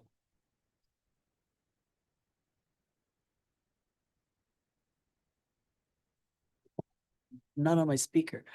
You probably don't need the notice of motion because we already have it on the agenda for the next meeting to bring forward. We're gonna be meeting, Kelly Mitchell wants to meet with us to discuss it as well next week. So we're gonna be meeting with him and probably looking at the sewer plant as a recommendation if that comes through. So we'll be bringing that anyway next month. The application intake doesn't open until the end of October, so we're not behind the gun. I think that the timing's going to be perfect on Yeah. it. So again, also with sewage treatment plant upgrade and engineering, we're very close to having it finished. So I think we're in a sweetheart spot and we do need these funds to get that done. So And I know Rob was reaching out to John Levy as well to make sure, because he's working on those things too. So we will have something for you for the September meeting, and at the very least, we'll be ready for the intake in October. yeah, got to get in front of it. Yeah. Good stuff. Thanks, Tamara.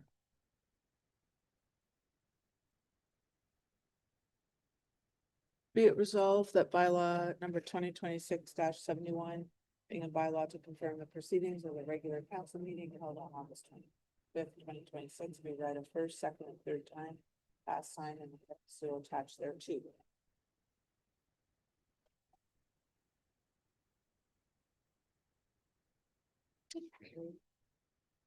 Be it resolved that council adjourn its regular meeting held on August 25th, 2026 at 2:57 PM. Second. Okay, thank you.